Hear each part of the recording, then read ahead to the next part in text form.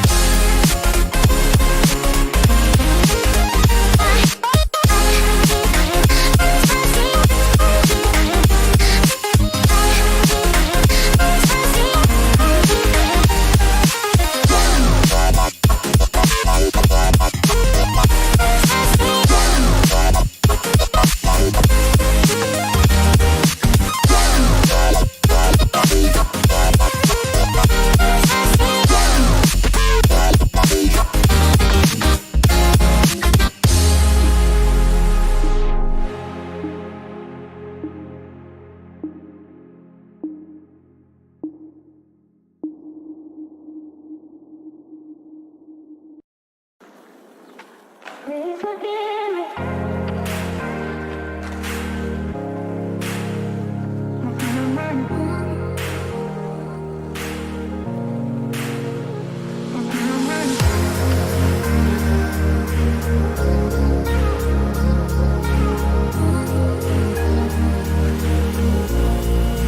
Please forgive me.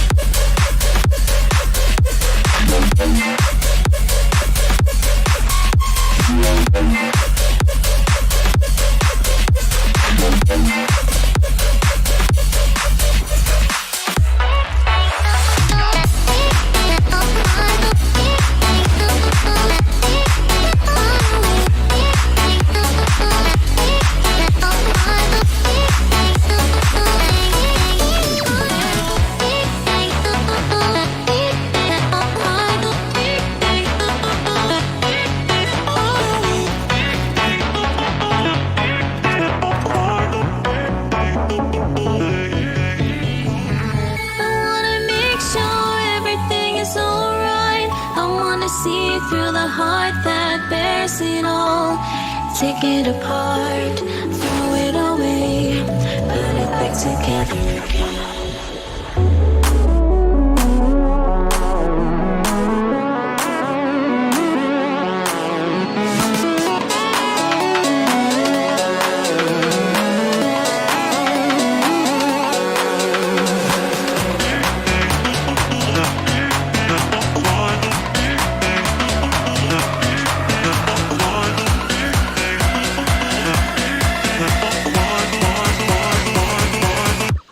Is modular.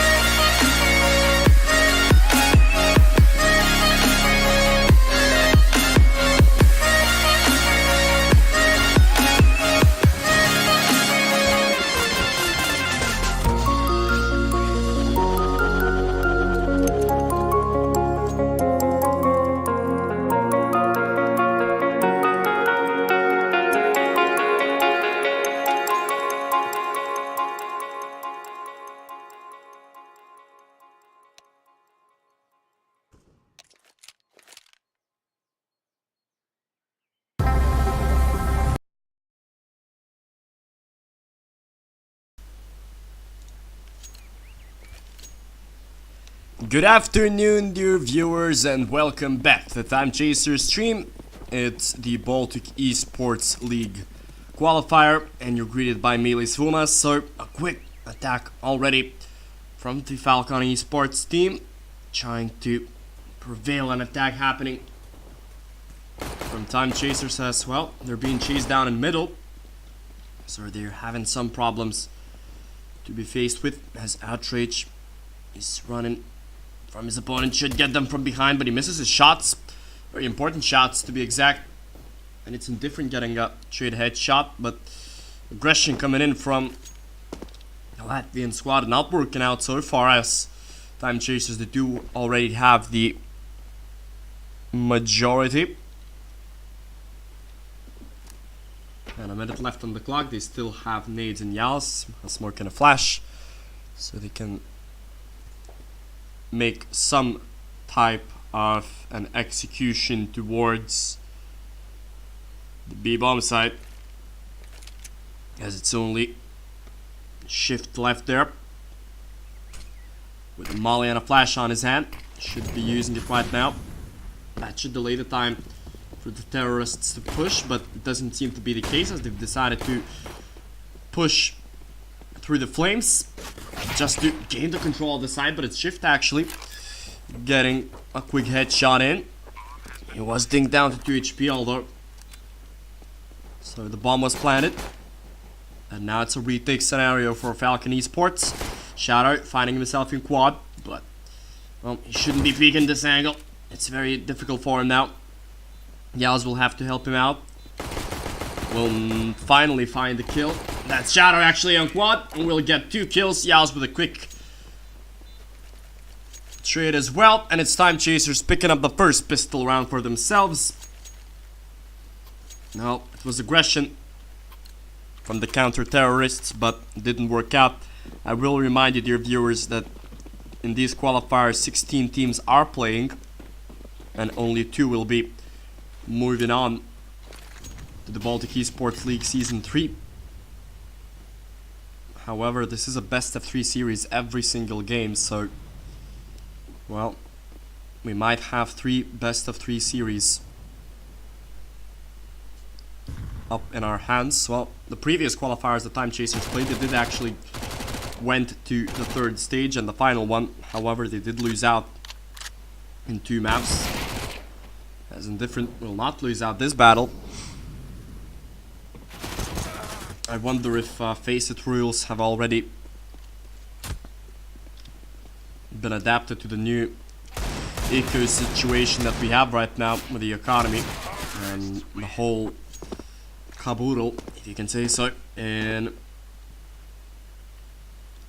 the round loss bonuses. We'll see if that's gonna be a factor in today's games. As well, teams didn't have much time to prepare their strategies and their buys and whatnot. But we're gonna see if that's gonna be a challenge for the teams or not. In the meantime, Time Chasers staying on their SMGs, while Falcon Esports have decided to buy fully in this round, and that buy might just pay off, as well the majority of them are sitting on the A bomb side with their M4s in hands and Different dying out. It should be a cleanup crew right now. We'll get another kill. That's Mayrel. Dan might finish it off. Yeah, he does with his USP. An easy cleanup in this round for Falcon Esports. The most important thing is that they do not lose a lot of weapons, meaning they can still buy properly. So that's good enough for Falcon Esports. However, Time Chasers, they still have enough money for a buy of their own. Trying to run down middle quickly once again, but the nade delays their ambitions. Time Chasers. Shadow stays himself in Mexico, but will not find anyone, as a smoke has been deployed in the middle. In the meantime, it's Yaz. He's going towards the apartments area, searching for a first kill for his team. Well, they do have apartments control now, Time Chasers. It's, well, one of the key areas in this map. Different China shoulder pick, will not find himself so far. Again, a minute left on the clock. It seems that they do have the map control, Time Chasers. They do have Banana and apartments taken. They do need to figure themselves out when they want to start the push. As Falcon Esports, they do have enough utility, at least on the bomb side B, to prevail a fast push. As Shift uses it, well, possibly at the worst possible moment for himself, because the smokes haven't come in just of yet. And Time Chasers now, they will set up their execution, but they're trying to play the contact. An interesting scenario for the terrorists. We'll see if that's gonna work out. Indifferent finding himself on the box, getting that opening kill.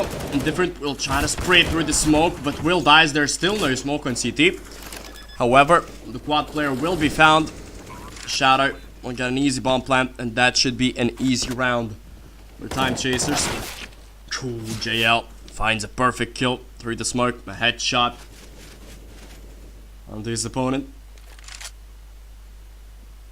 And now it's only Dan left with some hopes, getting one kill, might get the second one, finds himself in a good position. However, he peeks against two players and Shadow will get the final kill.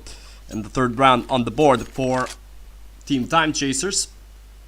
Well, Falcon Esports, they do have decisions to make how much money they want to spend on this round. If they save up to 2k, they will have enough money for the next round. Seems to be the case for Falcon Esports. They're not risking it. They're not buying FAMASs or SMGs or even M4s. Without head armor and without any nades, they've decided to stick it with pistols. Dan will be found by Indifferent once again. His work with Mac 10 so far, pretty good. Shift will throw down a smoke towards Banana. A minute and 20 left on the clock. Yas should be finding an opponent, but actually it's Peroxy who picks up the kill. But it's a quick trade-off from Indifferent, switching his Mac 10 onto his dead teammate's AK, and that should be a quick heading out towards the B bomb side. Shift misses his shot. JL with a beautiful headshot there. It's a fourth round on the board for Time Chaser, starting things off nicely. However, in this current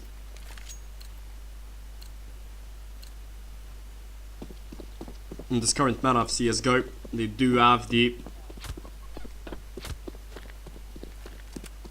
economic benefit, the losing team, so it will be interesting to see. We should be seeing more buy rounds in today's meta, so hopefully it's gonna be just more interesting to watch for all of us. As Time Chasers, well, they're playing interestingly, and middle at least. Shadow getting the early entry kill, Dan finding himself in a decent position with an AUG in his hands. Flashed off, but will not peek against his opponent. Now he decides to go into apps. He should find a kill because Indifferent, he was literally out with his knife. That's not a smart decision if you're Indifferent yourself. You shouldn't be peeking with knives out. But Shadow finds himself in such a good position. Oh, and he gets a headshot. Very important kill for Shadow. Opening up CT, and now it's Shift in a world of trouble. He needs to play off this one nicely. He needs to back away. Although his jump on the wooden box should be hurt actually, but it seems not, as Shadow will not assume the position of his enemy. And there we go. Shift gets the kill. Switches him to an AK, but his switch to the pistol was his downfall this time, as JL gets another headshot. Now he tries to fight before the smoke, but it's Askew actually bailing him out. After being full flashed, his teammate helps him get the kill, and Dan has nowhere else to hide, so he must save. And it's Time Chasers picking up the 5th round for themselves, starting off this T side beautifully. 5-1 will be the scoreline. And Dan will be able to save his AUG, so shouldn't be too worrisome for Falcon Esports. They will have $2,500 in their pockets.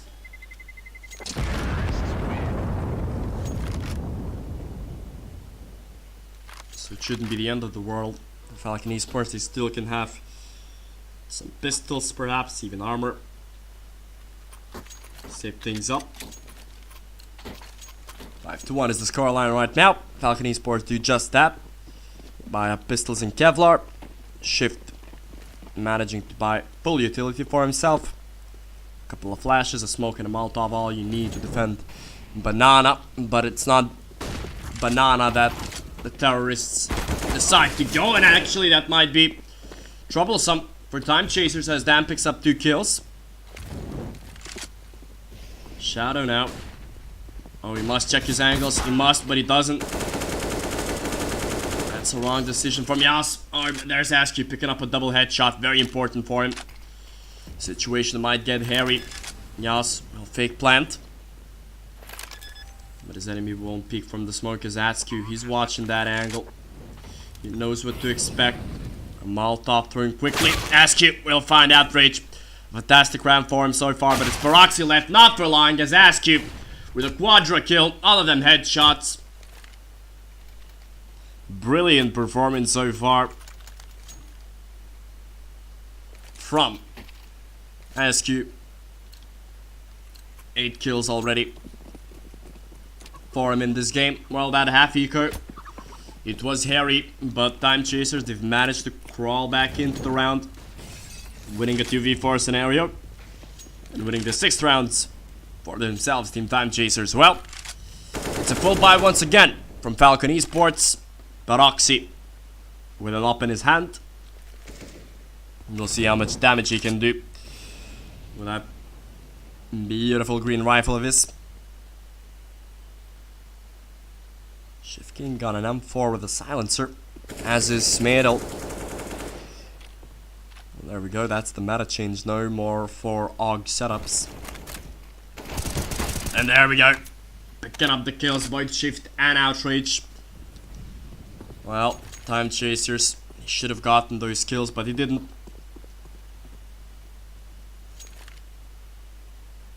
It's not good enough for them. In a double man disadvantage right now, Time Chasers having 50 seconds to play with. Indifferent. We'll try to shoulder peek this one out just before the smoke lines in CT. Will not find anyone so far because his enemy is playing in a deeper position. Oh, Indifferent doesn't find anyone. Shift will also actually die from Shadow's bullets. So it's a bomb planted once again for Time Chasers. So their economic situation is well enough. Shadow, a very important position for him to get those kills, but he will get dinged down. 60 HP left for him. His opponent running through the smoke. The pistol out in hand. Shadow gets a very important kill. Yaz as well. His position has not been compromised yet. It's very important now for Yaz to get the kill. He does get one. However, it's Meidel who gets a double kill and who gets the win for his team in this round at least. Well, a close round for Falcon Esports. Time Chasers could have won it. Askew played it nicely, but, well, Shadow played it nicely, I'm sorry, but not nicely enough as it seems for Falcon Esports, as they do manage to win that round. Getting a second for themselves on the board. But it's no worries for Time Chasers as they do have a decent bank for themselves. Should be able to buy in the other round as well if they lose this one. Well, it won't be the best of buys, but it will be something. As Indifferent right now, finding themselves in the balcony of apartments, getting the 1 kill. Quick headshot. Indifferent might peek before the Molotov, and he gets the second one. A very important double kill here for Time Chasers as Falcon Esports, they might find themselves in a bad scenario. But Oxy, he gets the 1 kill.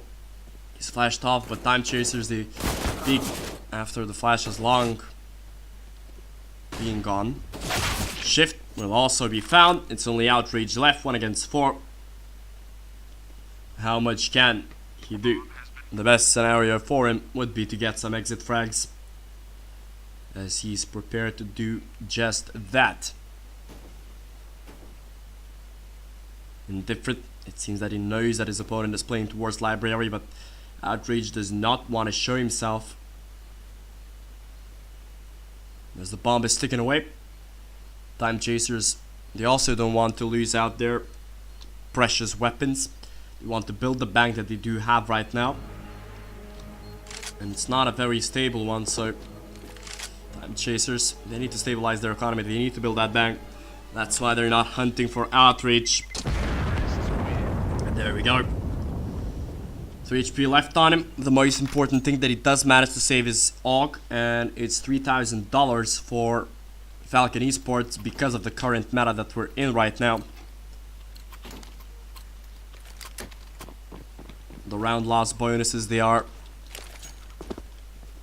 being counted in a completely different way, so they can buy themselves pistols and Kevlar as well. So they should have enough money for the next round to buy a fully Falcon Esports. And they do have enough weapons to cause some damage in this one as well. Time Chasers trying to run down from apartments, getting the trade kill is JL.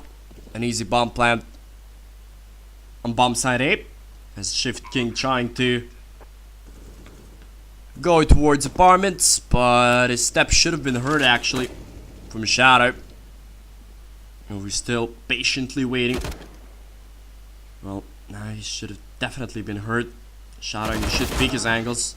Didn't even matter. JL gets the kill himself, leaving Dan and Shift King alive with their pistols and Kevlars. Won't really matter as much. Dan will get a headshot onto JL, but that's not enough to kill him. Shift also should die actually from the bomb radius. We'll get one trade kill on Diaz.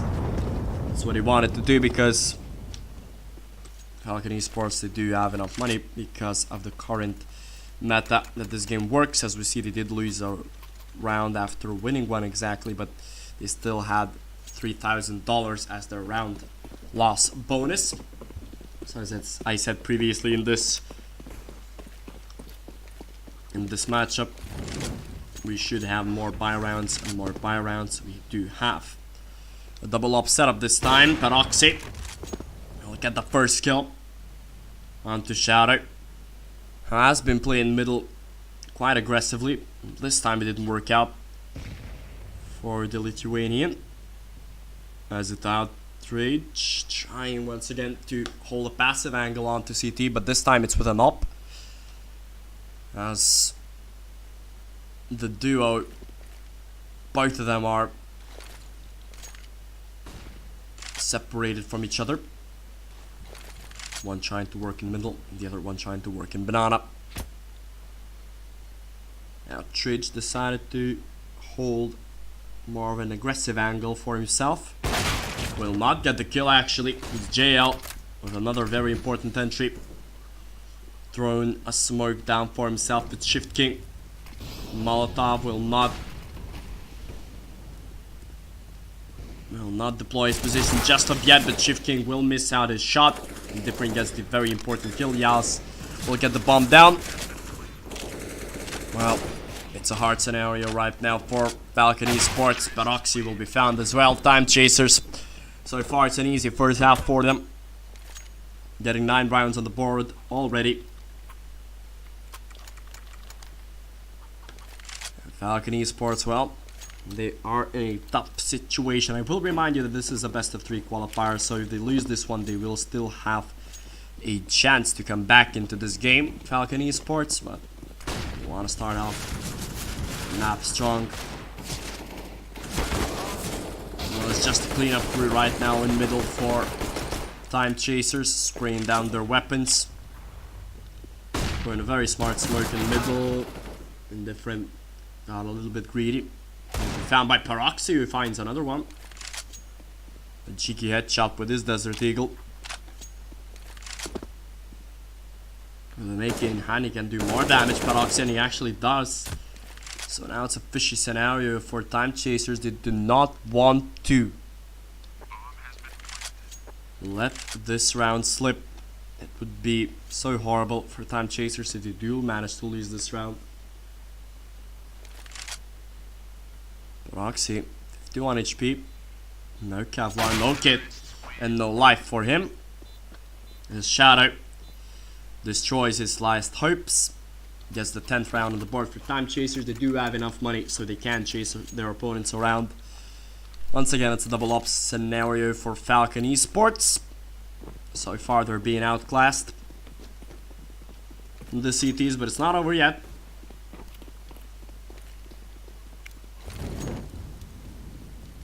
As in different misses a very important Molotov, actually. Will burn from his own flames. Actually, that's 8 HP down for him, so that means that if he does get dinked by an M4, he will die. So indifferent, well, not the best decision from him. In the meantime, it's Baroxy putting up the first kill on the round. Outrage down on 11 HP, still holding a passive angle for himself. Flash his opponent down, will not find anybody. Both Baroxy and Outrage, they are on the B bomb side, but not for long, as Baroxy has decided to rotate back. Shift gets another kill. It was at a very important angle, but it doesn't matter. This is the double op system that does prevail. Oh, but it's indifferent, putting up a nice double kill for himself. But it needs to get 3 more if he wants to do anything in this round. 30 seconds left, so not a lot of time. Indifferent has to hurry. Has to be with his knife out if he does want to have enough time to plant the bomb. 20 seconds for Indifferent. He has to hurry. There's nobody so far on the A bomb side. It's Baroxy making his quick rotation. Indifferent with not a lot of time, so he must hurry. He must peek out. Baroxy has to play it safe. He has to play it smart. And he does. He gets the kill onto Indifferent. 3-10 is the scoreline. Third round for the Latvians. As the Lithuanians, these two still have enough money to buy, so not a problem for them at all in these last 2 rounds, financially speaking. And they've decided to invest into a double op system themselves, both Shadow and JL picking the 2 ops up. It will be interesting to see how do the oppers battle it out. Baroxy once again. Aggressive position towards second mid, but will not find anybody, so he backs himself up onto a long. Shift King throwing down a molly near the old car position. As JL, his shot was baited out. And now it's a duel between Outrage and JL, who will get the first kill with their op. Outrage's shot was provoked, so he does have to make a quick rotation onto Ruins. Shift King, although he does find himself in an aggressive position. JL, he could be found, but Shift King, well, he sprays at the worst possible moment. He could have, if he just waited for a second, literally a second, that could have gone in a whole different matter. Falcon Esports, it's Time Chasers. They're still trying to play this one out very slowly. Indifferent. He gets the kill onto Baroxy. JL with another one. SQ will be traded off. JL now, he has to hurry because there's not a lot of time. He peeks from a different angle. JL misses his shot now, but it's Shadow finding a second kill for himself, leaving only Morel alive with his M4. That scenario for him is to save because, well, Falcon Esports, they will have enough money to buy next round because of the way that the economy is working right now. Well, again, a round which was, well, quite difficult for Time Chasers to win. They did have to rely on their aim a lot, but, well, they've seemed reliable so far in this map, at least on the first half. Time Chasers, as they will get the 11th round of the board for themselves. And Mayorel, he will manage to save his weapon. The financial situation is not the best, but Mayorel can still drop a weapon. And well, the CTs, they will still have a decent enough buy for themselves. There we go, switching up with the weapons. They can actually, a little bit too slow there with the switching of their weapons. Shadow, he does spot out his enemy, but decides not to shoot as Askew finally takes a weapon in his hands. Indifferent, lurking around apartments, trying to find the first kill for his team. Peek out but find nobody. Shift, where he's down an 8, leaving JL with 86 HP, but that doesn't scare him. Although Dan, he does get the first kill on Indifferent in apartments, finding himself in a good position even with an AK in hand as well. Yaz now, he has to be careful, but he's not. He will be found as well. Shadow doesn't manage to get the kill, and well, Time Chasers, they are in a very, very bleak scenario. 2 against 5. Askew, he will get picked from both sides. JL left all alone in this last round of the first half on this first map. In this first round, the Baltic Esports League qualifier for Season 3. 11 rounds on the board so far from Time Chasers after the first half. A well played first half from Time Chasers. Not the last round, but well, the story itself quite nicely told so far from the Lithuanian squad. And now on the CT side, which should be more favored on Inferno, if they do get the pistol round, well then the situation might look very difficult for Time Chasers. Let's see if that's gonna be the case. As Askew is the player with the kit and a couple of flashes. Will flash in JL and Banana. Finds himself with a quick headshot, but will not find anyone more. Oh, will he? He gets another kill, JL, but it's not actually enough, as there's still a 2v2 scenario right now. Shadow peeks, well, too quickly. And the round that seemed to be in Time Chaser's favor, well, it's quickly falling apart for the Lithuanians. Outrage, his position has been compromised. Yaz with only 4 kills so far. He needs to step it up right now. Outrage still in coffins. Indifferent has to peek, but he will die, and it's all up to Yaz. 1 against 1. He does have a kit, so he does have some time to play around with. He actually decides to just stick it, and it will be found by Outrage. A very important headshot. Yaz, if he just stood around, he might have gotten the round for his teammate, but it's actually Outrage with an ace for himself to let Falcon Esports get back into this game. So do find the 5th one for themselves.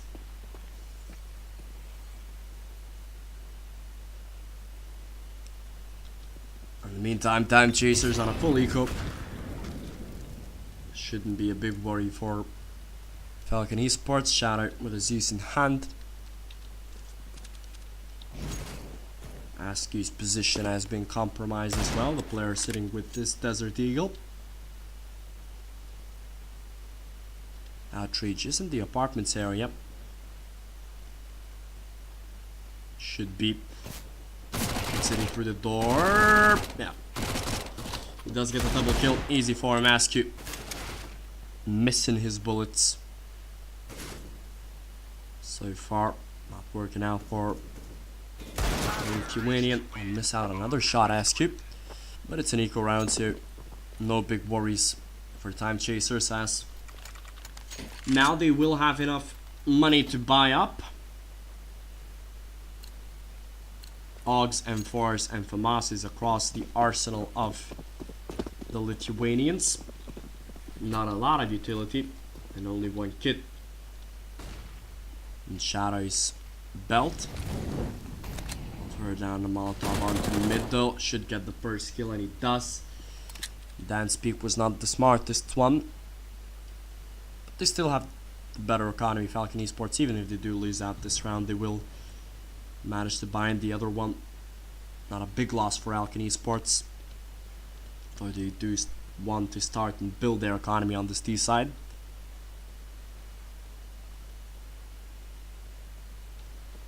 They're still lurking around middle.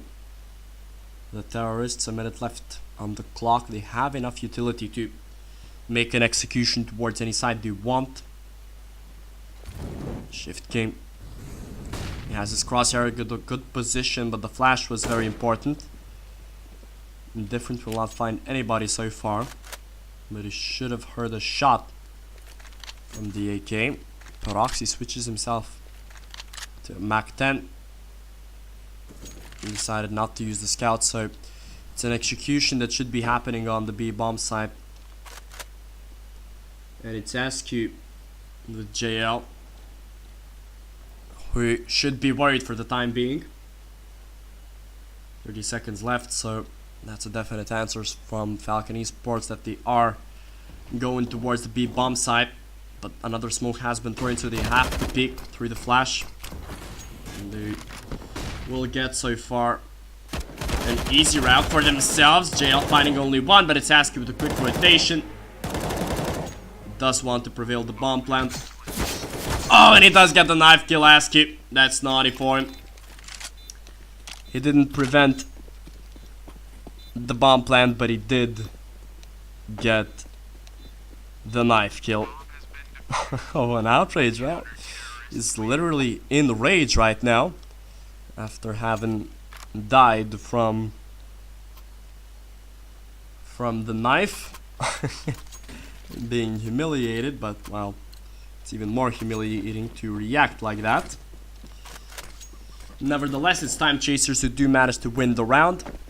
Although Falcon Esports did still have enough money to buy a pulley. 5 AKs across the board for them.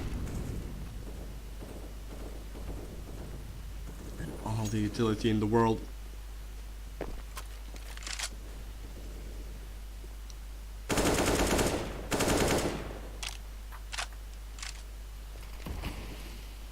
Time Chasers find themselves in a good position so far. Oh, but Indifferent actually, he will be found. Outrage gets the first kill in this round. Although ASCII is in a good position, but still the majority of the terrorists are near the A bomb site. Yaz's position has been compromised, so does have to make some decisions on where does he want to go. As Outrage is still playing towards the apartment area. And that's actually very bleak now. Dan will be found as well. The aggression in Banana, which worked out perfectly, but Falcon Esports, they could have just went towards the A bomb side, but they decided to play it in a different manner. Outrage will not get a knife kill on of his own. Decided to stick it with an AK, but well, he will lose out to Shadow. He gets the 13th round on the board for Time Chasers. Falcon Esports, he did not have enough money to buy up in this round. Meaning that they are forced to make an eco. Pistols across the board for the terrorists. 4 Desert Eagles. 1 Glock. For Mariel, as he didn't have enough money to buy any pistol he wanted to. Well, the thing is with this current meta is that even on an eco scenario, you can still invest into pistols. You can still make some godly plays. Obviously, if you're keen on the Desert Eagle itself, but if you do have the skills with pistols, then you can expect to see some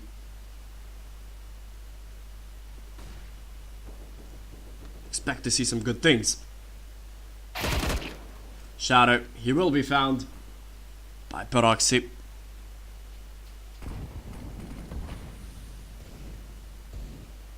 Although I'll not find anybody else. Outrage will be found by JL, who picks up a triple kill in this round.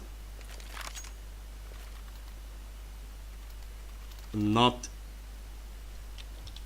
any damage being taken for Time Chasers. Still building up their bank, which is very important. However, Falcon Esports do have a chance to buy, and they do. 6-14 is the scoreline, so not a lot of hope is left for the Latvian side, but hope dies last. The Molotovs, they have been used quite nicely.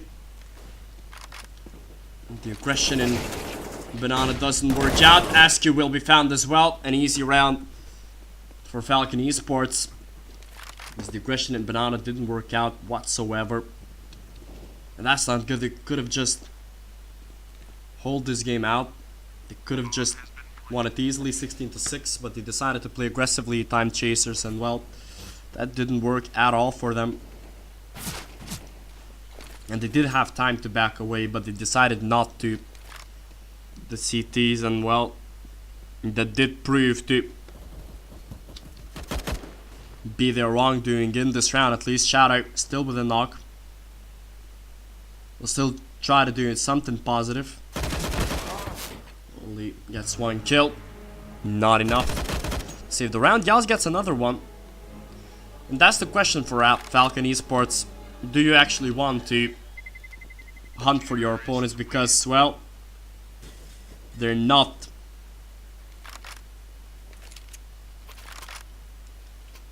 in such a good scenario. Falcon Esports.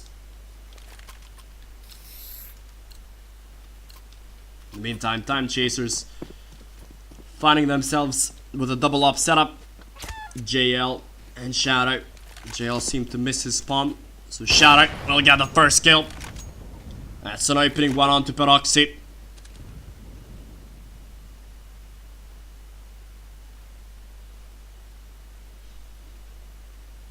There we go, backs himself up, the upper. JL. This time he's sitting in a passive position. Interesting from the Time Chasers leader. 24 kills so far on this game for JL. Decided to play it passively. In the meantime, Falcon Esports, they do have enough utility. They do have 4 AK, so we cannot ride this round just yet for the Latvian squad. JL, well, he has to be patient, and patience is a virtue, and that virtue can just pay off for JL if he does get a kill. Very important smoke was thrown, just delaying the execution from Falcon Esports. Although the area that has been chosen to push from the terrorists is a smart one. Damn, he might find a kill, and he does actually. Although JL, he does have to step up, and he really does. Gets a double kill already with the op.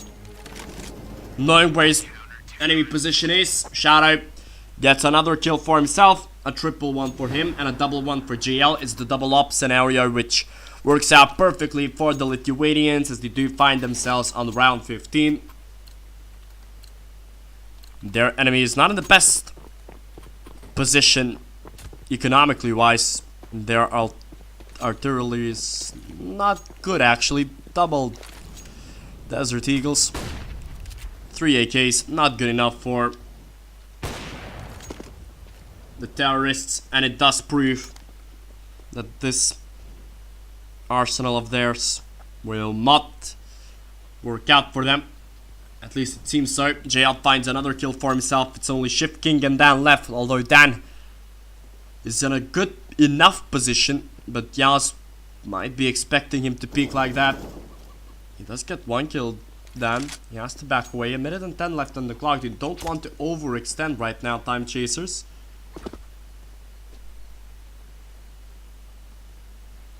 As Dan can still do some damage. I will remind you, dear viewers, that this is only the first map of this best of 3 series on this first round. The Baltic Esports League BESL Season 3 qualifiers. Dan will have to peek, and he will be found by JL. eventually. So that's 28 kills for the Lithuanian upper. Another good performance from their start player. And I'm not surprised really that Time Chasers find this map easily after having played such a good first half. It's no big surprise that they've managed to win this round and this matchup quite easily. 16-7 was the score on Inferno, but it's only actually the first map, dear viewers. The second one will be Cash, and we will be heading into that map after a short break, so don't you go anywhere because we will be right back.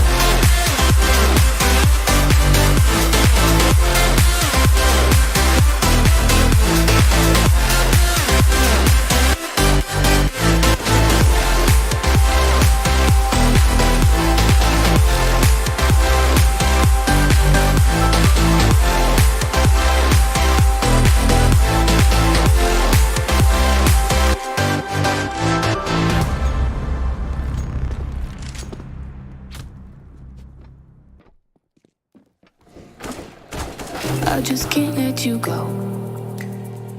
Lord knows that I've tried to. You said I was the only one. No one likes being lied to. You made this mess and left me with the pieces. Now I wanna burn all the bridges between us. I can't focus, I can't forget. I've been thinking too much lately. I just need to clear my, I just need to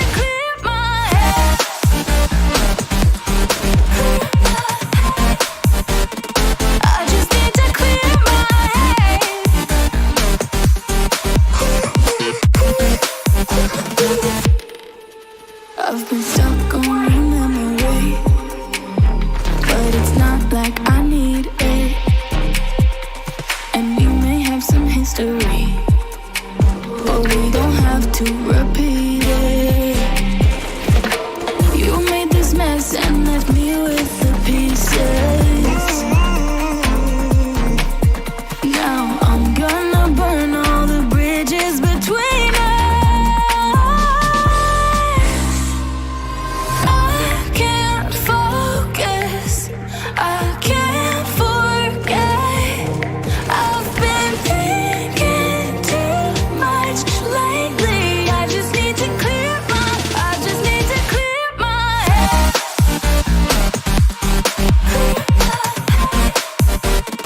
I just need to clear my head.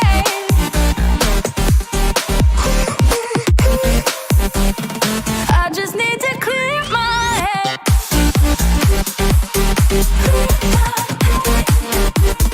I just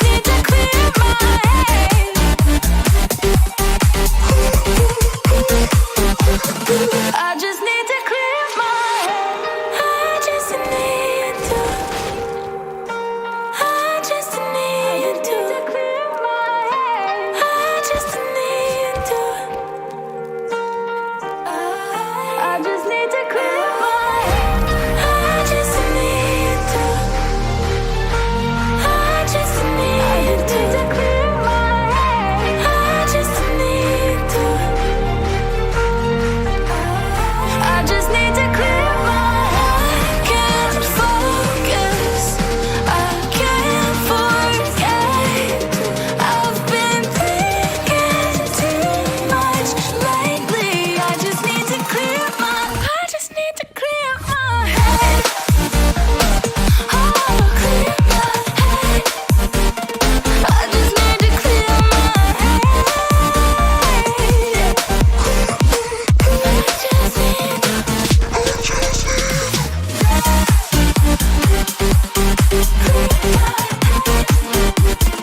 I just need to clear my.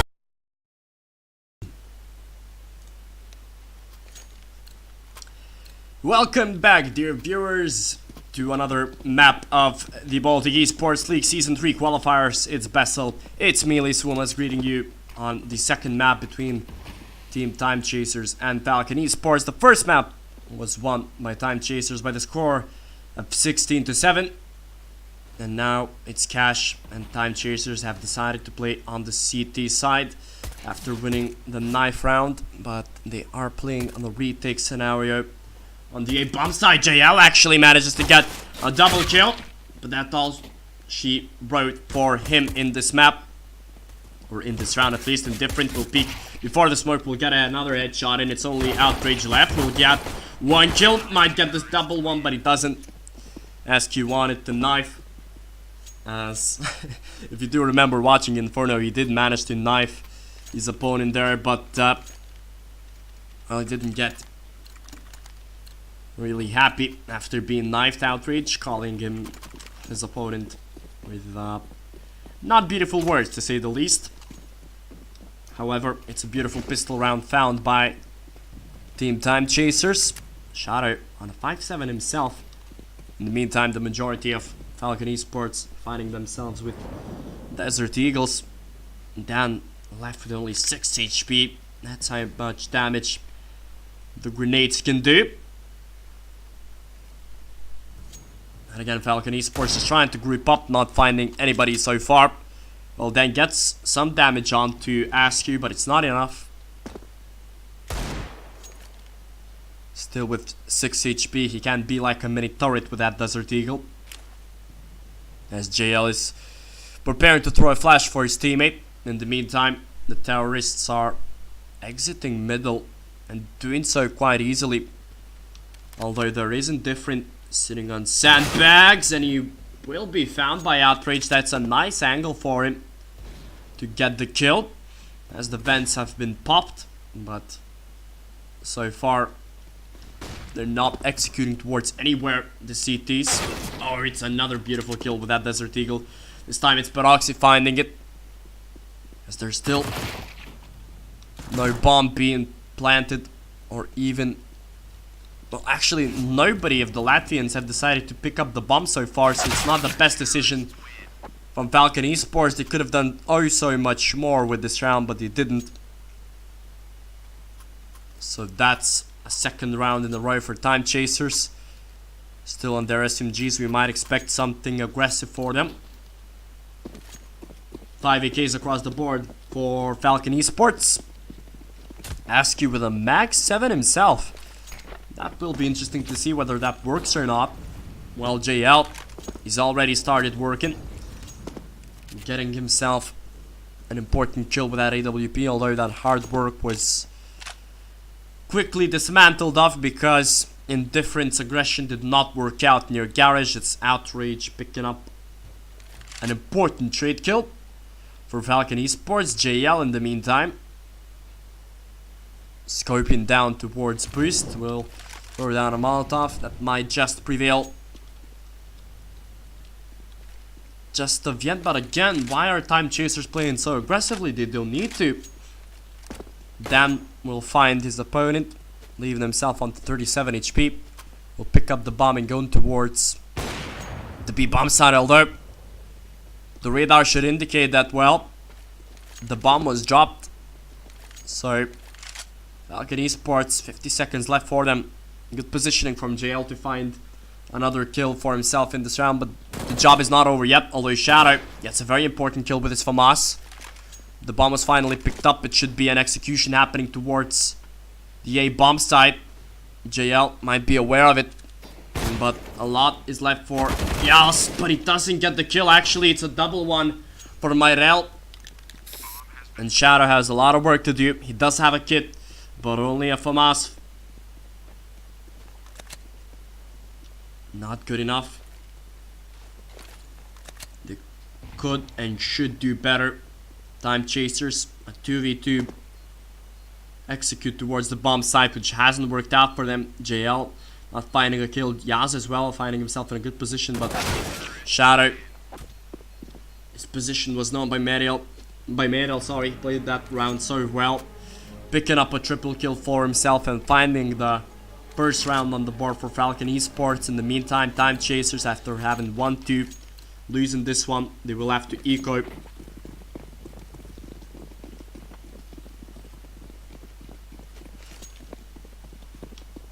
And now it's Indifferent throwing down a flash for his teammate, who will peek out as the majority of the CTs are moving on towards Sunny, and they've actually managed to pick up a double kill for themselves.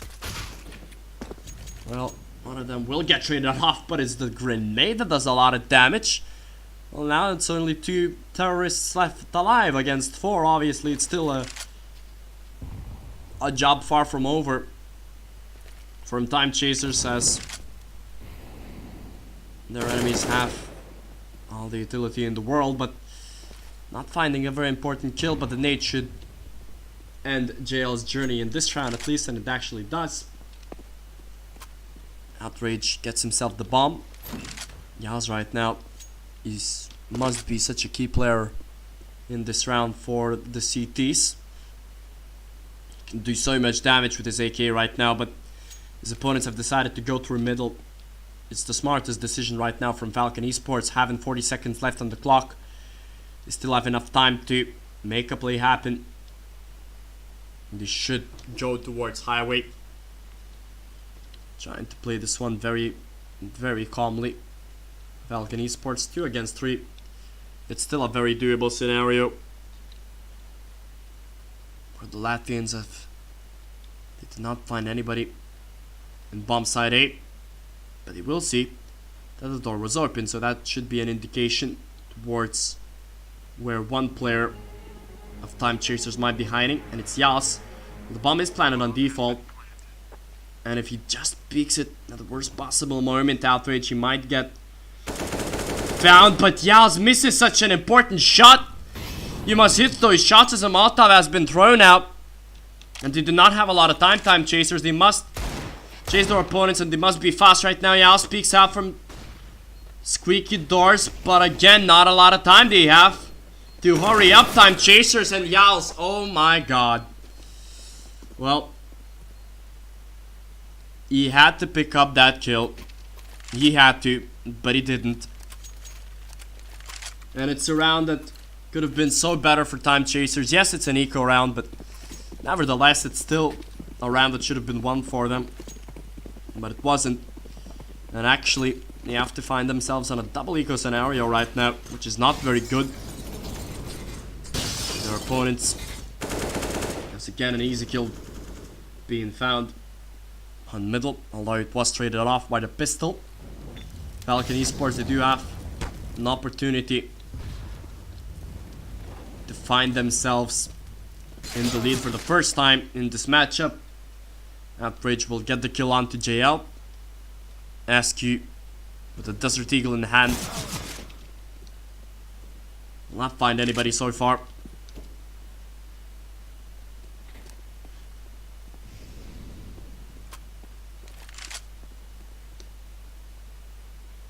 One against four, it's SQ. Desert Eagle in hand, no much time, not much things that he can do in this round, obviously, as the bomb is making its way onto bomb side B, so SQ will literally just hope to get some exits, maybe save an AK, that's the best he can hope for.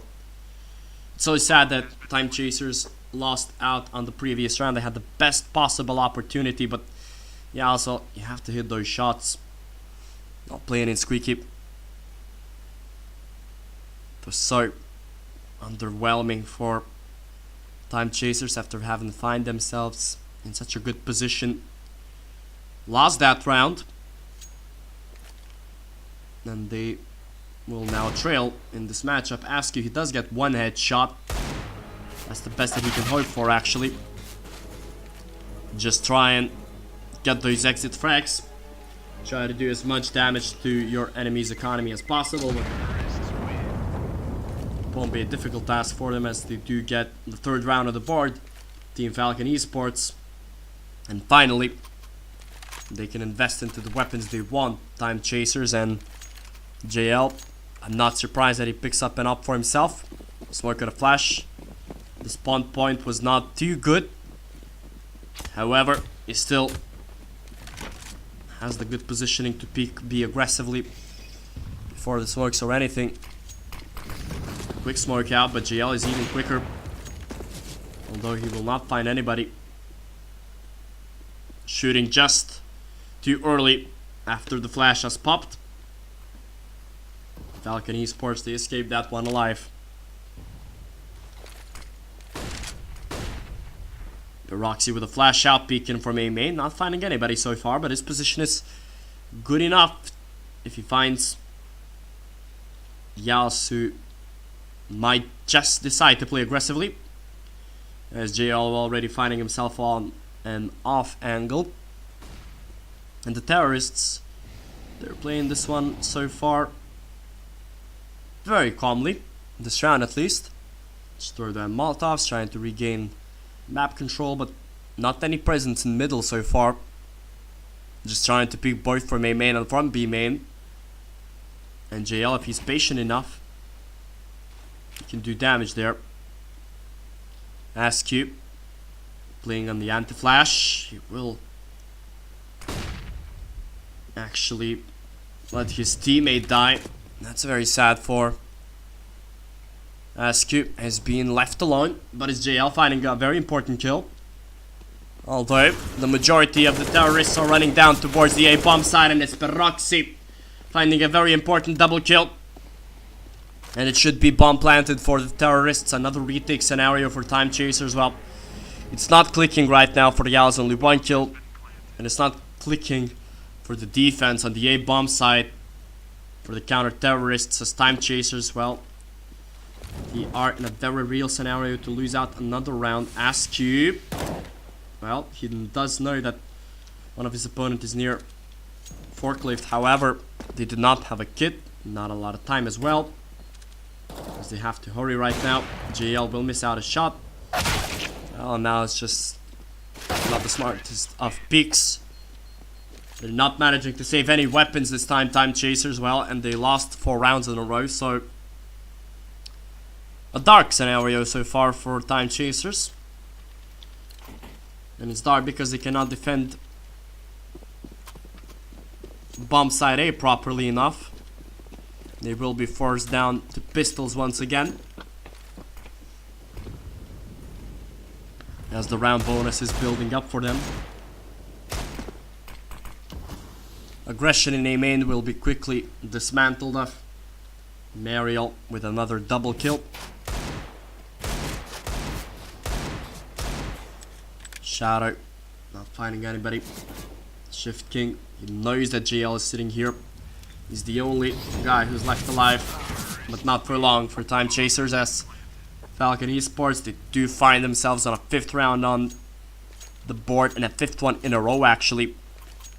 JL, he has a perfect spawn to peek with this AW peek, and he decides to invest into this big green sniper rifle of his.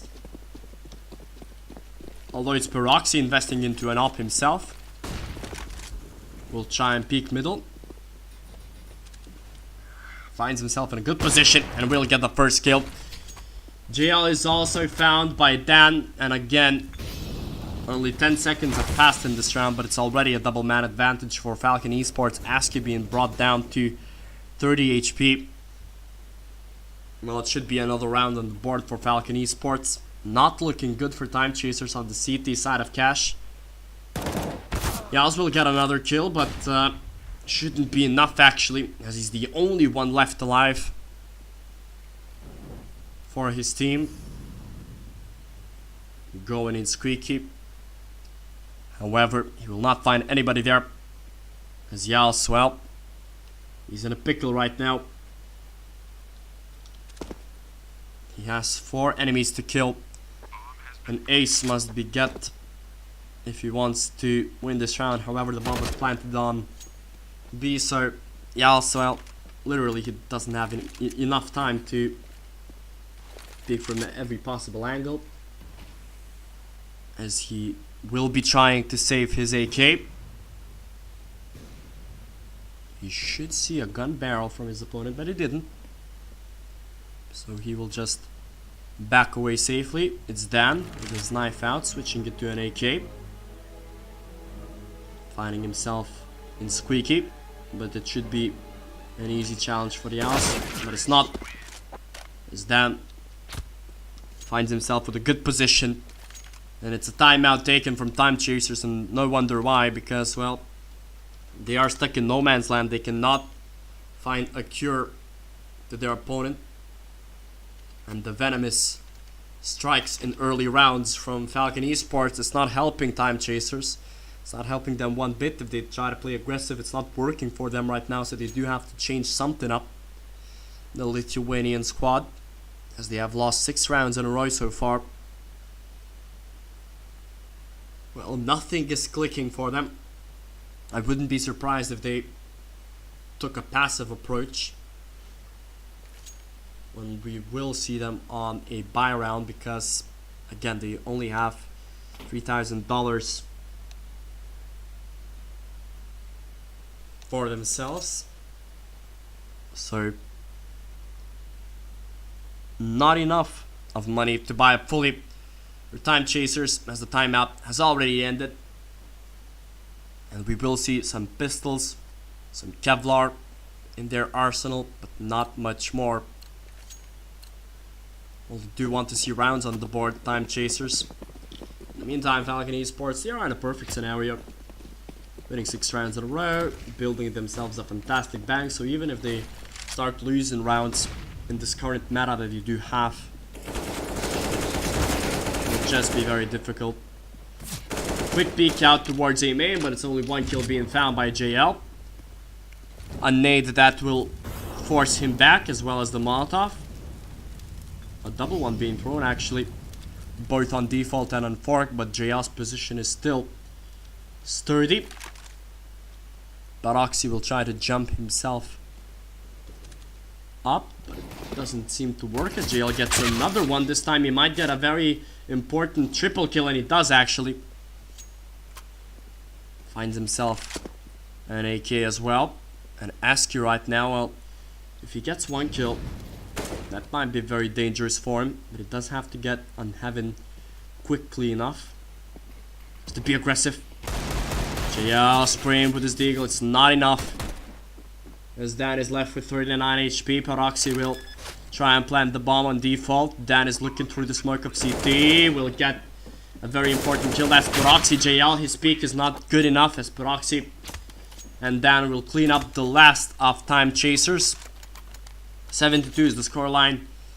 They did manage to do some dents in their enemy's economy, but that wasn't enough for Time Chasers. And now they're facing a dark scenario, 2-7. And we'll see what the Time Chasers have to offer in this round. JL finding a first and very important kill onto Outrage this time. It's a mad advantage for the CTs. You have to use it well. Dan left only on 6 HP.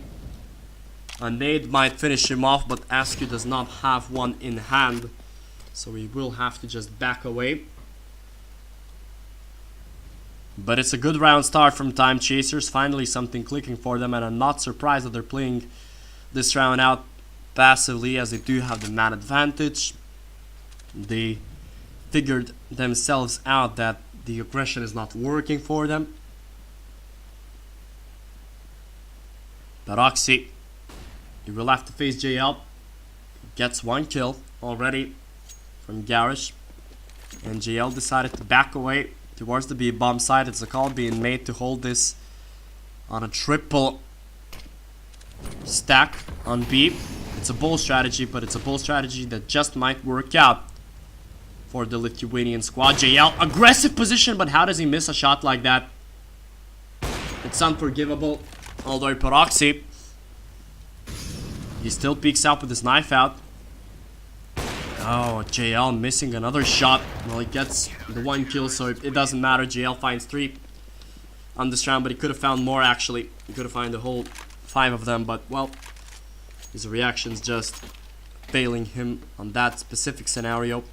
Nevertheless, it's Time Chasers picking up the 3rd round, although, well, Falcon Esports, they've just built such a good bank for themselves that it doesn't really matter for them, as they will have enough money to buy this round and another one and another one. So the terrorists, well, they have the best possible control of this first half of cash. Indifferent, what an aggressive position here actually. We'll see if that's gonna work out for him. His opponent shouldn't be expecting him to be on such an angle. Mayra left with 64 HP and a P250 only. I wonder where his weapon was dropped. And there we go, he switches up to the AWP. Paroxy finding himself on the boost. JL still in middle, but it's actually Indifferent who will be looking towards boost, and it's Paroxy picking up a kill. And now it's a double one for the terrorists, and again, they have no answers. They're dying one by one, Time Chasers, and that's sad to see for them. Yaz right now, he has to make something work for himself. He must get a kill or two. Shadow gets one, and that's an indication for the terrorists to move on towards bomb side A. Yaos gets one. Or is that a Molotov? Switches to a Nog, but he will actually die out from Outrage. JL, he needs to get more. It's a 2v2 scenario now. He's waiting for rotation of Shadow. And JL will be found. That's a very important headshot picked up by Shift. Throws down another smoke onto Cross. Shadow, he will manage to cross himself towards Forklift, but the Latvian is in A main, so Shadow, he's in the crossfire himself. He will get one, managing or not to get the second. Shift King will finish him off, and it's another round for Falcon Esports. Nevertheless, knowing today's meta, they still have $3,000 after losing the round, as their round loss bonus is, well, in a good scenario for Time Chasers. They decided to take a timeout for themselves. 3 of them have more than $6,000, so they can still drop a weapon or two for their teammates, or they can even play a double up scenario. It's just a matter of decision making right now from Time Chasers, and how do they want to set their team up.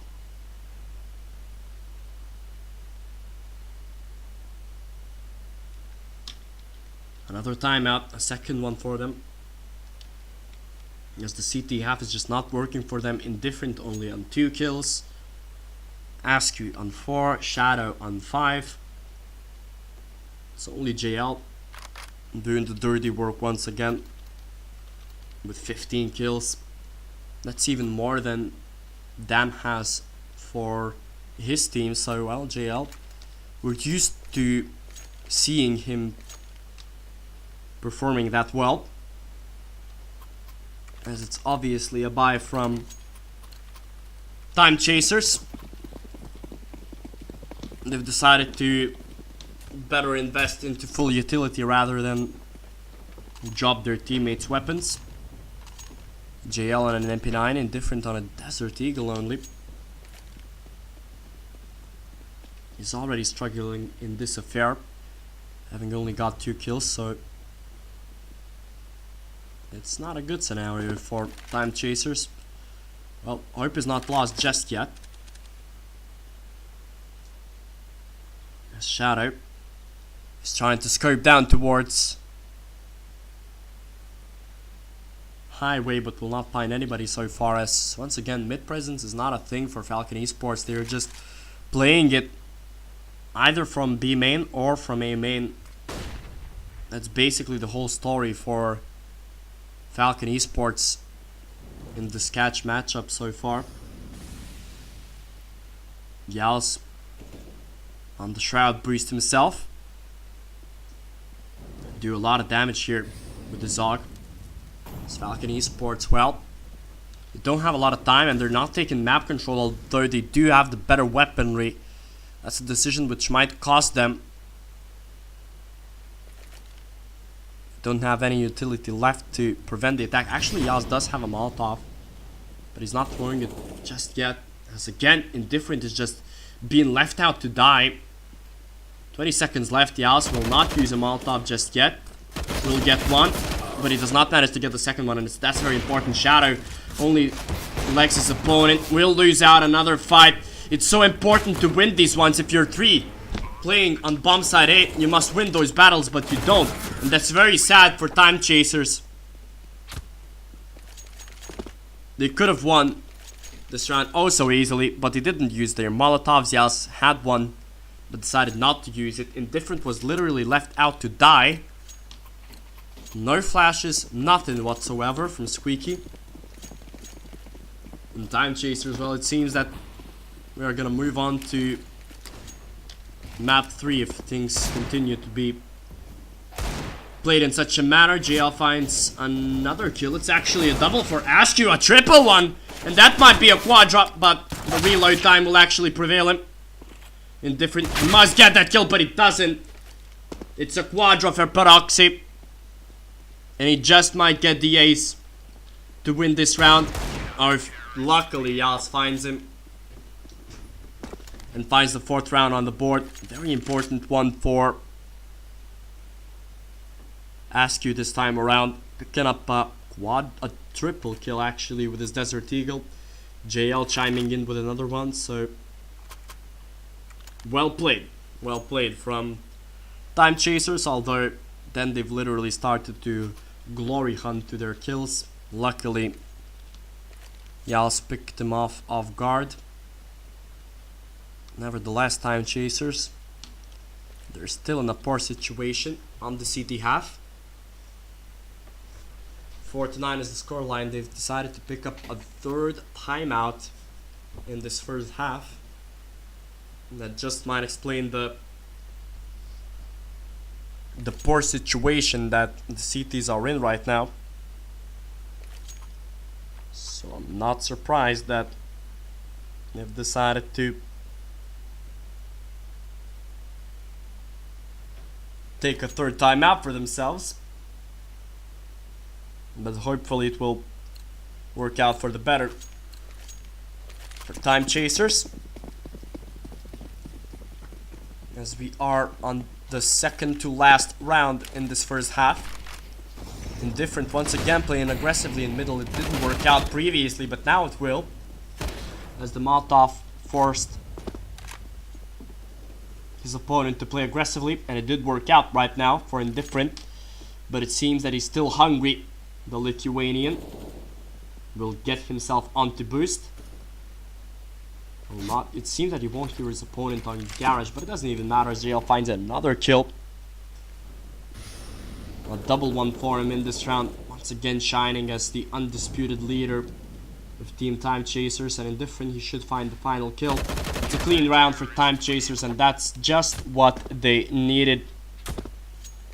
Saving up all their money, saving up all their weapons in this last round of the first half. 5-9 is the scoreline. They've actually managed to break the bank of Falcon Esports, so they have the best possible opportunity to get themselves onto 6 rounds, Time Chasers, and hopefully they will manage to do so, as Peroxy will actually burn down to 60 HP.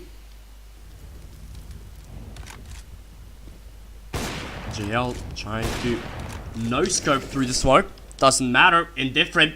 Picking up a double kill. Again, it's the aggressive boost this time that works finally for Indifferent. It seems that he managed to regain his confidence and regain his aim. That will be crucial for the second half for the counter-terrorists, as Indifferent will have to back away.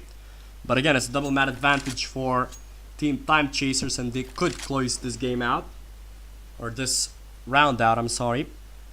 Then, oh god, well, that was a horrendous and hideous aim battle, and hopefully we'll not see anything of that caliber ever again. But 2 rounds in a row that have been actually a clean sweeps for the CTs. So Time Chasers, well, they did start off the first half very poorly, losing 7 rounds in a row, although they did manage to find themselves back in this affair and claw their way back. Well, this pistol round win might just do it for the terrorists. If they do find themselves winning the pistol round, then they could be officially back in the second map. I will remind you, dear viewers, that Time Chasers, they did win Inferno by the score of 16-7. It's a quadro boost actually, on a simple run out, even without a flash. Interesting. Oh god, Askew and JL leaving themselves with poor jumping skills and on 88 HP. Mayrel, in the meantime, picking up a very important kill, and now it's just a cleanup group for Peroxy and his teammates. And what a poor pistol round for Time Chasers. Not finding enough kills. Not good enough for the Lithuanian squad. They needed to play that round better. They literally picked up 0 kills. Such an aggressive approach for them in the pistol round after being confident from the previous 2 rounds, which have been clean sweeps. Well, now they've been swept on the pistol round. They did win their pistol when they were on the CT side of things, but that's a different story. A simple flash out trying to peek from main. If they do get the bomb down, that would be good enough for them, and actually they will manage to do so as JL plants it. Doesn't even matter if they win the round or not, as well, they managed to do their task. Indifferent finding another headshot actually. Askew will be found finally. It's in JL left, not for long. He will get 1 kill, but that won't be enough to win them the round. Although they did quite some damage to their enemy's economy, they've managed to plant the bomb themselves, and they can even invest into an op. I'm talking about JL, and he does. Will be interesting to see whether the CTs buy the op or not. And they actually do. It's being dropped to Peroxy, but his spawn is not that good, so he does have to back away. JL will be brought down to 56, deciding to drop himself from the boost. A smoke which was poorly thrown by the CTs on A main. Maybe, just maybe, it's a one-way smoke for Peroxy. Just to bait out his opponent for a peek. It's actually Shadow, the first one being dropped. Bomb side B. A good flash out once again. Good team play from Falcon Esports. And if Time Chasers lose out this round, well, then it's gonna be a difficult scenario for them. Oh, JL misses a very important shot, but will get a trade kill instantly, although it's not enough just yet. He won't find the head, but he will be found by Maydel. It's only asking left 1 against 4, not much that he can do. He will get a spray down. That's not enough for him. Oh no, and he misses a shot. That's bad for him. He must get those kills. It's easy pickings for him, but he just didn't find his aim. So 6-12 is the scoreline right now. Pistols and Kevlars across the board for Time Chasers, as they do have to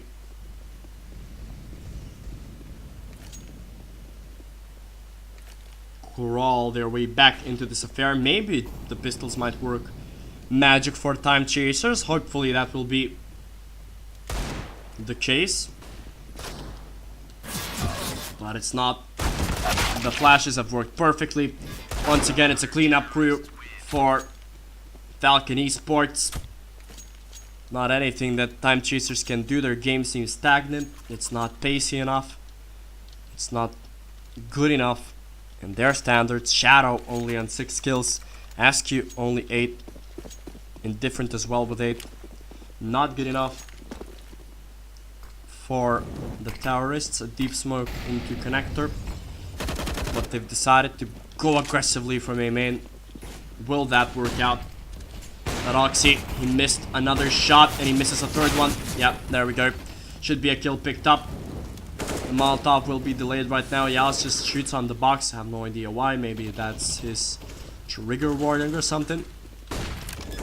Yalis will have to plant the bomb as in different dice once again, and the Molotovs pour in. The triple kill coming in from Falcon Esports. And they only have themselves to blame. Time Chasers, as the enemy Opper did 3 mistakes and they still cannot get the bomb down. Time Chasers, it seems that they have to be prepared for the 3rd map, because Cash is just not working out for them. They're losing rounds that they are supposed to be winning. Outrage will get the final kill. 14-6 is the scoreline right now. Time Chasers, they decided to buy AKs in this round. At least Shadow did. He's already tilted. But yeah, it's a call from the Lithuanians to buy up fully this round. 3 AKs, 2 Galils. We'll see if that is gonna change anything in this round. Time Chasers, well, they find themselves in a dark scenario. 3 AKs, 2 Galils, not a lot of utility, but they must put up rounds on the board. No AWP this time for Falcon Esports, so that might be a decision that might swerve the way around this round, as Time Chasers are starting to go through middle. Askew, oh, should have seen his opponent. He did, but he didn't get the kill, and that's so important. Down with 12 HP, but he does get a very important kill. JL finds himself with a bomb. Only 2 smoke grenades left for Time Chasers, so not a lot that they can do. A minute left on the clock. Time Chasers, nothing seems to work for them, it seems. JL as well, not finding anybody. It's a very deep and good position from Falcon Esports to be in right now. They're not expecting their enemy in deep checkers. And that just might be the wrong doing, yes. Shift King, he already finds one. Finds another one as well. JL has to pick it up, but he doesn't. As it's Dan and Mayrel finding the other 2 kills. It seemed to me that only for a second we could have thought that could have played this one out better, but they didn't. And it's Time Chasers who have decided to lose out another round And now they have nowhere else to hide. They have to win 9 rounds in a row to force this game into overtime. We're gonna see map 3. Such a disappointing performance for Time Chasers.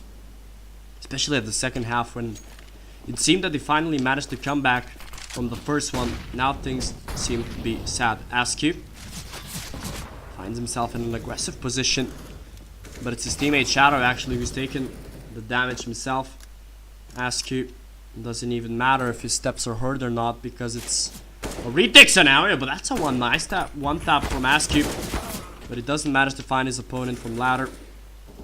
Although the bomb should be planted for the terrorists, but it doesn't matter, they have to get the rounds and they finally just will. Outrage 1 against 3.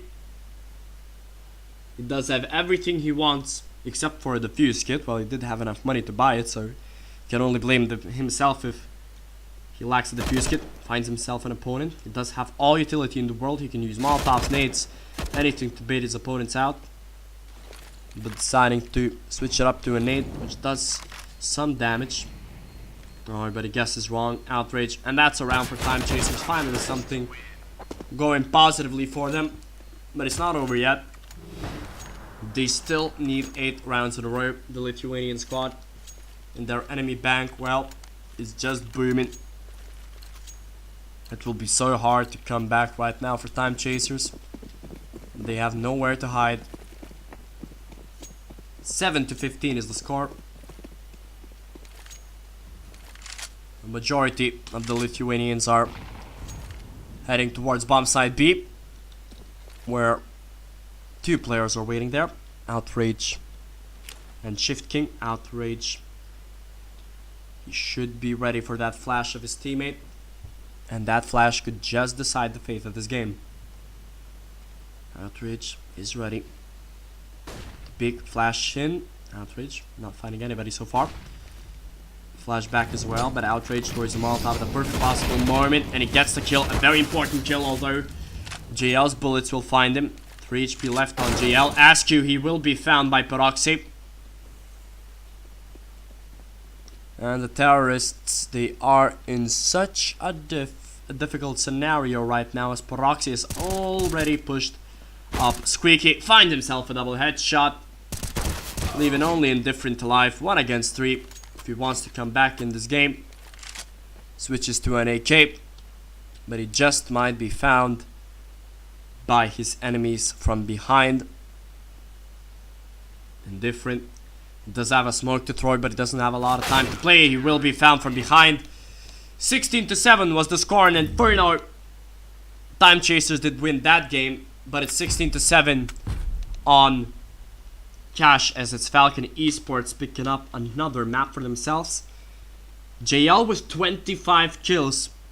That was the most out of anybody, but it wasn't enough for Time Chasers. And well, we did see 2 weeks ago that Time Chasers, they managed to go into round 3 of the qualifiers, the last rounds to qualify into the Baltic Esports League, but they did so when they played 3 maps in every single qualification round. So maybe they're used to it by now.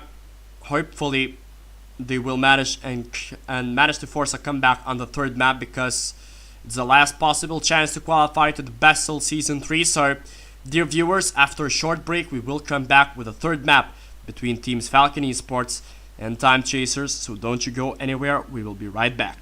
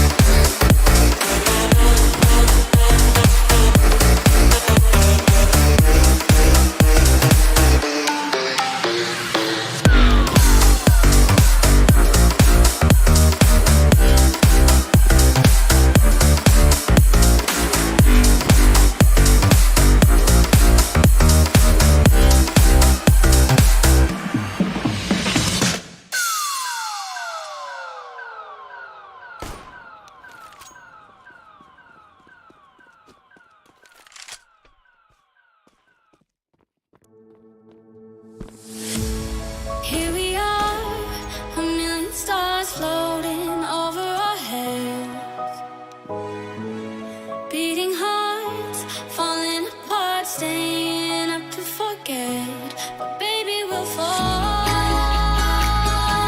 We all go dancing down, and paradise is found. We're shaking up the ground, 'cause there ain't no stopping love. So there ain't no stopping love. No, there ain't no stopping love. There ain't no stopping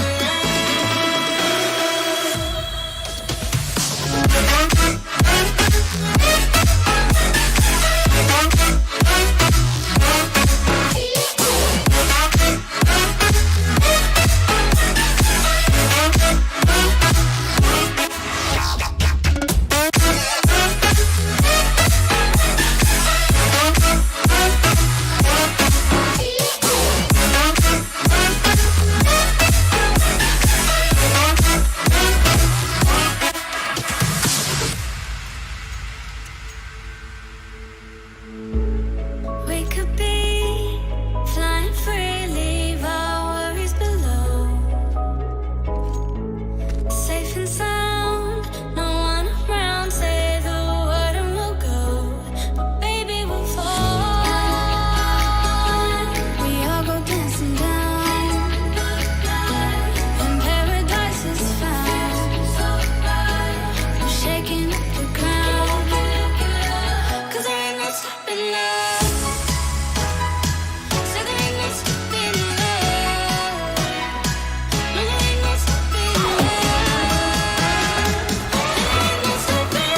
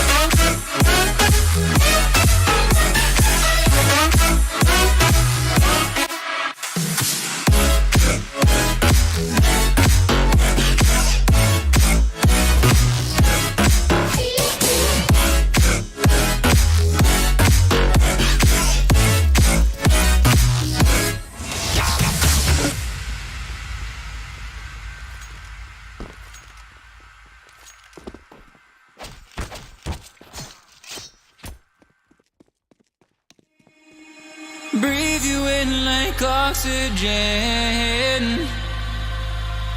Oh, in an otherwise suffocating world,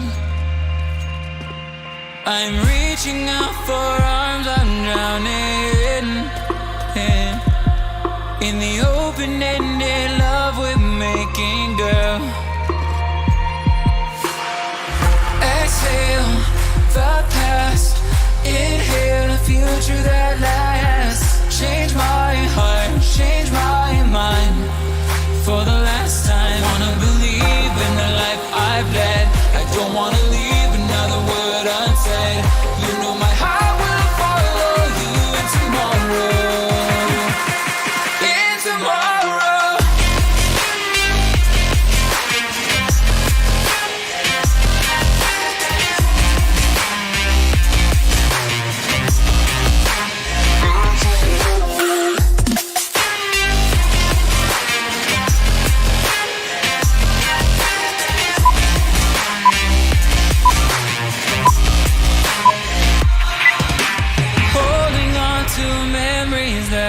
Shared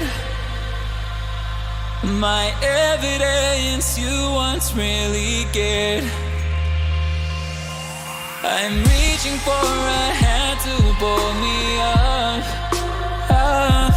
One open to an everlasting love. Exhale the past, inhale the future that lasts. Change my heart, change my mind. For the last time, wanna believe in the life I've led. I don't wanna leave another word unsaid.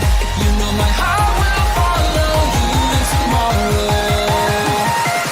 In tomorrow.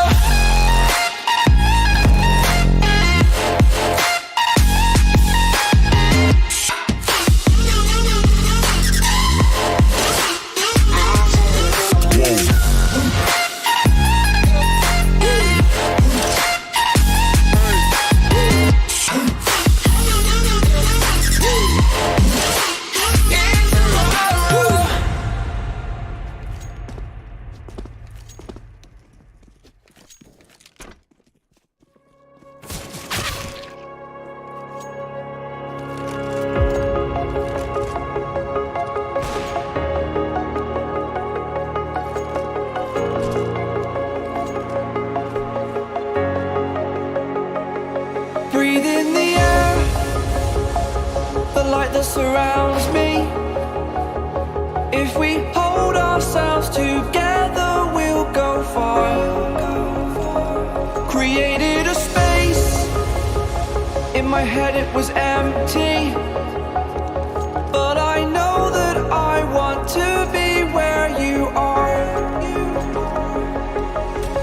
I was denied. I had spent those years, did not recognize the person that's inside.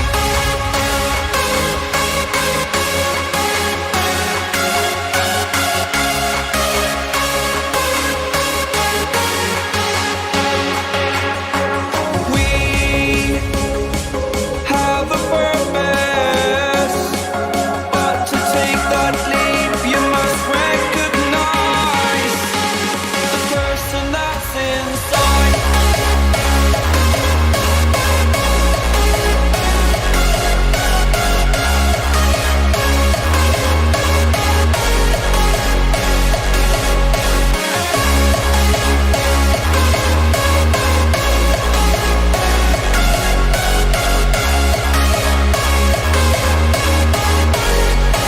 The person that's inside. Believe me, I swear, the story's not over. As I fall, I will continue to get up. I cannot stop because it is over. Live in the moment, living in a quiet place. To be everywhere, to be without a care.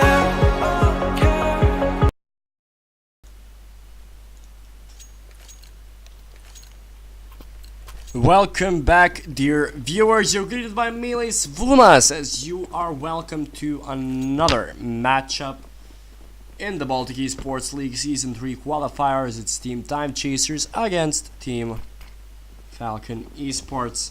Both of the teams have one map apiece, and both of them were actually 16-7. Inferno was won by Time Chasers, and Cash was won by Falcon Esports. So now it's the third and final map to decide which team moves on to round 2 of 3 rounds in this qualifier, as Falcon Esports do start off overpass on the terrorist side. The CTs do get 1 kill, however the bomb is planted, so it will be a difficult retake for the counter-terrorists. They do have a smoke and a flash, not a flash, sorry, the fuse kit, and the smoke was already used, and Yalskin stepped on the defuse as they will get 1 kill. They're trying to spray through the smoke and they will actually get the kill, so they have to be careful. Indifferent will only get 1. He must get another one. He must get this kill down, because if he doesn't, that's a round 1. Oh god, what happened there?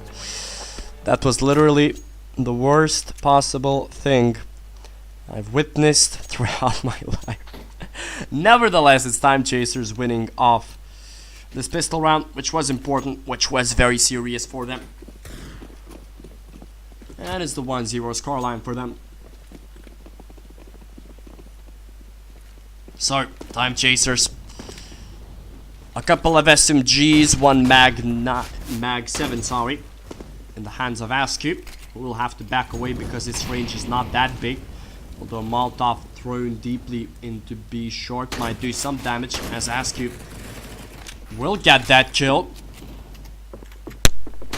Askew actually with another one. That's a headshot from the Max 7. He gets himself $1,800. That's what he wanted. Although it is only a pistol round. But just an eco round for Falcon Esports. Although Askew finding himself with a triple kill with his Max 7. And that means that he does have $6,900. So just $6,900. So his Max 7 really proven to repay itself. Even dropping a knock to stay making different. In the meantime, it's Falcon Esports with the 5 AK setup. The flash thrown. Askew will not get a kill. Although it's Shatter stepping in, getting a couple. But that'll be all she wrote for him in this round. So It's a 3v3 scenario once again. JL is stuck in a difficult angle because he must find both his opponents. Now he decides to switch it up, and he might get his opponent with an AUG. However, he only tags him down to 71 HP, and that's Mayrel. JL throws down a smoke towards B short. He has Indifferent thus helping him out from heaven. In the meantime, it's Dan just slowly and methodically running towards A long. Although they still have Yaz on there, so just for information gain can do a lot. But that player in A long, it just might be a decoy to force rotations from time chasers because they do not have a lot of time left. Although GL, he might be fan actually, and there we go. That's the over rotation from the counter terrorists that has proven to be fatal for them in this round actually. As Mayrel is still sitting on B sharp, but not for long, as they have finally decided to move back. But it's JL finding a beautiful headshot there. 10 seconds left right now for the terrorists to plant the bomb, and they've managed to do so. But it's only Outrage left, not a lot of HP on him, 27 to be exact. And Indifferent, as he can just spray down the smoke, to be fair, as he's not seeing his opponent. He's on 2 HP. Indifferent, hello, you need to spray down the smoke. He decided not to, but it doesn't even matter, as he will get the kill finally. And the third round on the board for Time Chasers. JL with a quick defuse on his kit. There we go, the third round for Time Chasers. Falcon Esports, they did not have a lot of money. They can buy AKs without utility, but they decided to stick with pistols and upgraded Kevlar. As Askew, once again, he's with that cheeky Max 7 of his. He did like that weapon. Well, its price has been reduced to $1,300, so if you got a couple of kills with it, you've already repaid it. So, you know, why not? Why not for Askew? Because Overpass, especially on B short, is so keen on those close angles and close encounters. So perfect ones for his weapons. In the meantime, action happening down in middle. A Tech 9 headshot for them, who puts Yals out of this picture. So now they do have to make some rotations towards bomb side A. Askew in the meantime still trying to make something happen for his team. Sitting with that Max 7 and on B short. In the meantime, the majority of the terrorists are lining up towards A long, but it's Askew's first real test, and he will not manage to get a kill. He will be found from different angles, but it doesn't really matter at the end because it's a quick rotation towards A long. And again, they overextend on bomb sites, Team Time Chasers. I have no idea what they're doing, so it's another easy take this time around on bomb site A. You have 3 players and you're facing pistols. I mean, you shouldn't be letting your opponents plant the bombs so easily. Mayrel with a scout in hand. 2 of his opponents are on low HP and he can do some damage with it, but it wasn't meant to be. As Shadow puts him out of his misery with a headshot with his MP9. It's a 4th round in the row for Time Chasers. And Falcon Esports, they will have a lot of money to buy, as they were already on 4 round loss bonuses, and now they have planted the bomb, so they have a lot of money and they can hopefully use it well. An AWP in the hands of Peroxy. And Indifferent actually buying an op for himself, as he does have a good spawn to peek middle, and he will do just that. It's a duel between Indifferent and Peroxy, who will win this one out. Shoots after the flash and will not find anybody. Oh, Askew. He must get that kill, but he doesn't. So disappointing. The nade doesn't do anything actually in Mayrel. Well, he's very lucky to be alive right now. And it would be oh so disappointing if he were the one to shape this round up for Falcon Esports. Askew is playing with fire right now. He wants to pick this one out aggressively, but But Oxy will deny him. Shadow. I have to use the smoke as JL picks up another kill for himself. Peeking from Monster and not finding anybody right now. But he gets the kill on to Shift King. Very important one. Mid out. Will not be able to find JL. But it will retrieve the bomb and go back towards middle, where a couple of them are already waiting for their opponents. Yas scoping towards a long and different, literally scoping with his op towards toilets. The shoulder peek didn't work from Outrage. A double kill from Indifferent, nothing difficult for him. Only Mirel left with 22 HP and 22 seconds on the clock. A timeout will be taken by Falcon Esports. In the meantime, Mirel will flash and Peep will actually get one kill. And will they save the op? Yes, they will. Team Time Chasers. There we go. It's being dropped for Indifferent. It's a double op setup actually for the CTs. While Falcon Esports do have decisions to be made whether they want to buy or not. They do have enough money for another full buy. Falcon Esports, at least the majority of their roster does.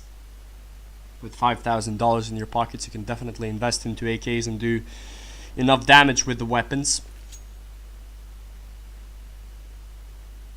We'll see if that's going to be the case for them or not. 5-0 is the scoreline. JL with an AWP of his own. Will be interesting to see where he spawns. It's a decent enough spawn on middle, so he can pick connector or middle aggressively. But Falcon Esports, they haven't played connector yet, so it's up to JL to think whether his opponents will try and play connector this time around, or will they still peek middle. And JL, he has a perfect spawn for both of these areas, but his op was dropped in a bad scenario. Well, he did decide to drop it for himself onto B, meaning that he will go and try and take that bomb site, throwing down a quick Molotov, trying to prevent the fast push from the terrorists. Although it's a fast push from connector, and I did say that they haven't played from there, so I'm not surprised that Falcon Esports have decided to go towards that route. JL with an op. He can scope out the legs of his opponents. He does. He gets a leg shot. And he obviously knows that that is as much as he can do in that scenario. Although Askew is left in no man's land, he will have to back away. Indifferent us not finding any kill. The bomb was planted on A. And once again, it's the struggling of trying to hold down bomb site A for Team Time Chasers. Again, a very important Molotov. Askew, 10 seconds on the clock. Not much that he can do. They have to hurry up right now. Time Chasers, as the Opera in JL is actually down. Shadow. He will get a trade kill, as the Deagle player will not find a kill, although not much time is left. So they have to defuse the bomb, and it's actually Askew on that defuse. And it will work out for Time Chasers, as they will pick up round 6 on an overpass. Well played from Time Chasers. As it's Team Falcon Esports, which seemed to work out for them, but it didn't. Alas, it was the Smokes who have proven to win them the round once again for Time Chasers. A quick smoke down towards the Molotov and B short, and Paroxy now will find himself in an aggressive position, but he will be flashed down. His teammates coming in from connector, and again they're trying to take control of B short, which hasn't really worked out for Falcon Esports so far. That's Paroxy, at least his teammate, will find Indifferent, who has to back away right now, but it's a quick trade from Yaz, at least that. So they regain the majority, Team Time Chasers. As Falcon Esports, they're running around. This time around it's from Banana, as they will have to pick aggressively. Yaz though, he's in a good position, although the nade will do some damage, but Not enough, perhaps, but that kill from Mariel will surely be enough. It's a headshot. And now it's only Shadow left on the A bomb site. He has to be a very important anchor towards this bomb site. They don't have any flashes, so they will just have to peek raw. Well, they did find one kill. Askew, he gets a double. That's a spray down, and that's the 7th round on the board for Time Chasers. They're playing this one out perfectly, as they did play Inferno in such a good manner on the first half on that CT side. Well, their CT side on Cash had definite flaws in it, but at the end of the day, it's Time Chasers who have 7 rounds on the board. Falcon Esports, well, they're forced back, at least the majority of them, on pistols. A couple of Tech 9s, one CZ, a couple of AKs in their arsenal. And now they're running down middle. Now they're trying to do damage towards that A bomb site, which has actually worked most of the time for Falcon Esports. It's just the retakes that they can't handle. Well, yes, he cannot handle the pressure as well, as he will be picked off. And again, it's a bomb site 8 being taken. Falcon Esports, JL, will he expect his opponent? No, he will not. It's only Askew left, and it's a half buy that will be lost. Most certainly for Time Chasers. And their bank is not in the best actually position, so... Oh, there we go, that's an easy kill for Roxy. Yeah, and as I mentioned before, their bank is not in the best of position right now, Time Chasers. So if they lose this round, they might find themselves on an eco. After winning 7 rounds in a row, you expect to have a better bank. But nevertheless, still not over yet, obviously. 7-1 is the scoreline.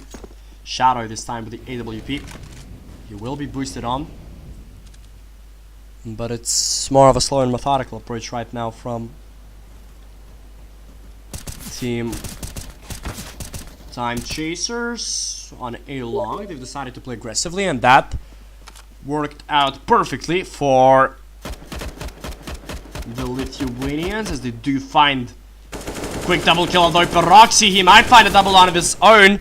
Yaz will just escape, or not, as he falls onto the bear trap. And once again, Time Chasers, after having played well, they've given away this round. It's not supposed to happen, as Askew lines himself a smoke.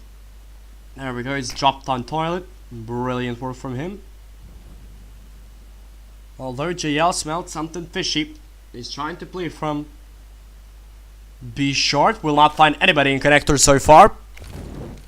But Oxy throwing down a Molotov, trying to bait out his opponents, but that's the importance of JL right now.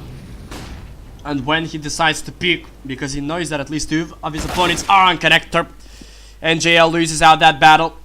Askew, he knows that his opponents will not come from bomb side 8. Shadow, he won't get a kill, and that's a very, very, very important round for Falcon Esports to win, because they still have the opportunity to build their bank. They have broken the economy of Time Chasers, so everything is coming up the way of Falcon Esports. Askew, the best thing he can hope for is to save that AWP, but it will not be that easy. Although Askew, the nade will finish him off. It's brutal, but it's the way that things are being handled right now. And it's a timeout being taken from Team Time Chasers, as they do not have any money. They will have to save up. Question is, how do they approach bomb side A, because so far it has been the Achilles heel for this team as well. They're just not managing to hold that side properly. At the start of the round, they got a double kill, but then it was Peroxy who was just so easily let in the bomb side itself from middle. They had no controls of toilets whatsoever. Time Chasers, they did not even expect that, it seemed. And that was poor from the CTs. When you're taking double long control, you must expect at least one of your opponents to come from middle. And that's disappointing from Time Chasers, that they're letting their lead slip away, because it just might have been an 8-0 scoreline. But as we do see, one kill can really turn it around. And we saw that was the case for Falcon Esports in that particular scenario. In the meantime, 5 AKs in the arsenal of Falcon Esports. Time Chasers, well, they are on an eco right now. Not a lot that they can do. It's only one, or actually a couple of pistols being picked up. JL with a Desert Eagle. Gals with a P250. It seems that they do not want to invest fully into the other round as well. Time Chasers. They want to have double ops. They want to have proper utilities. So that's maybe the reason why JL invested into a Deagle.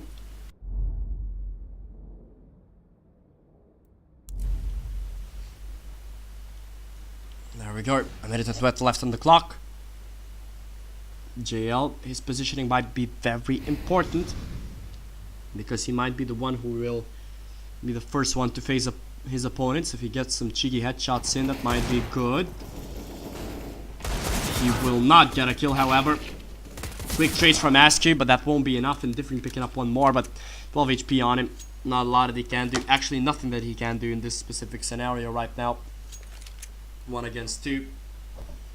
With 12 HP left. No Kevlar, no weapons whatsoever. Indifferent, just hopefully he can try and save an AK.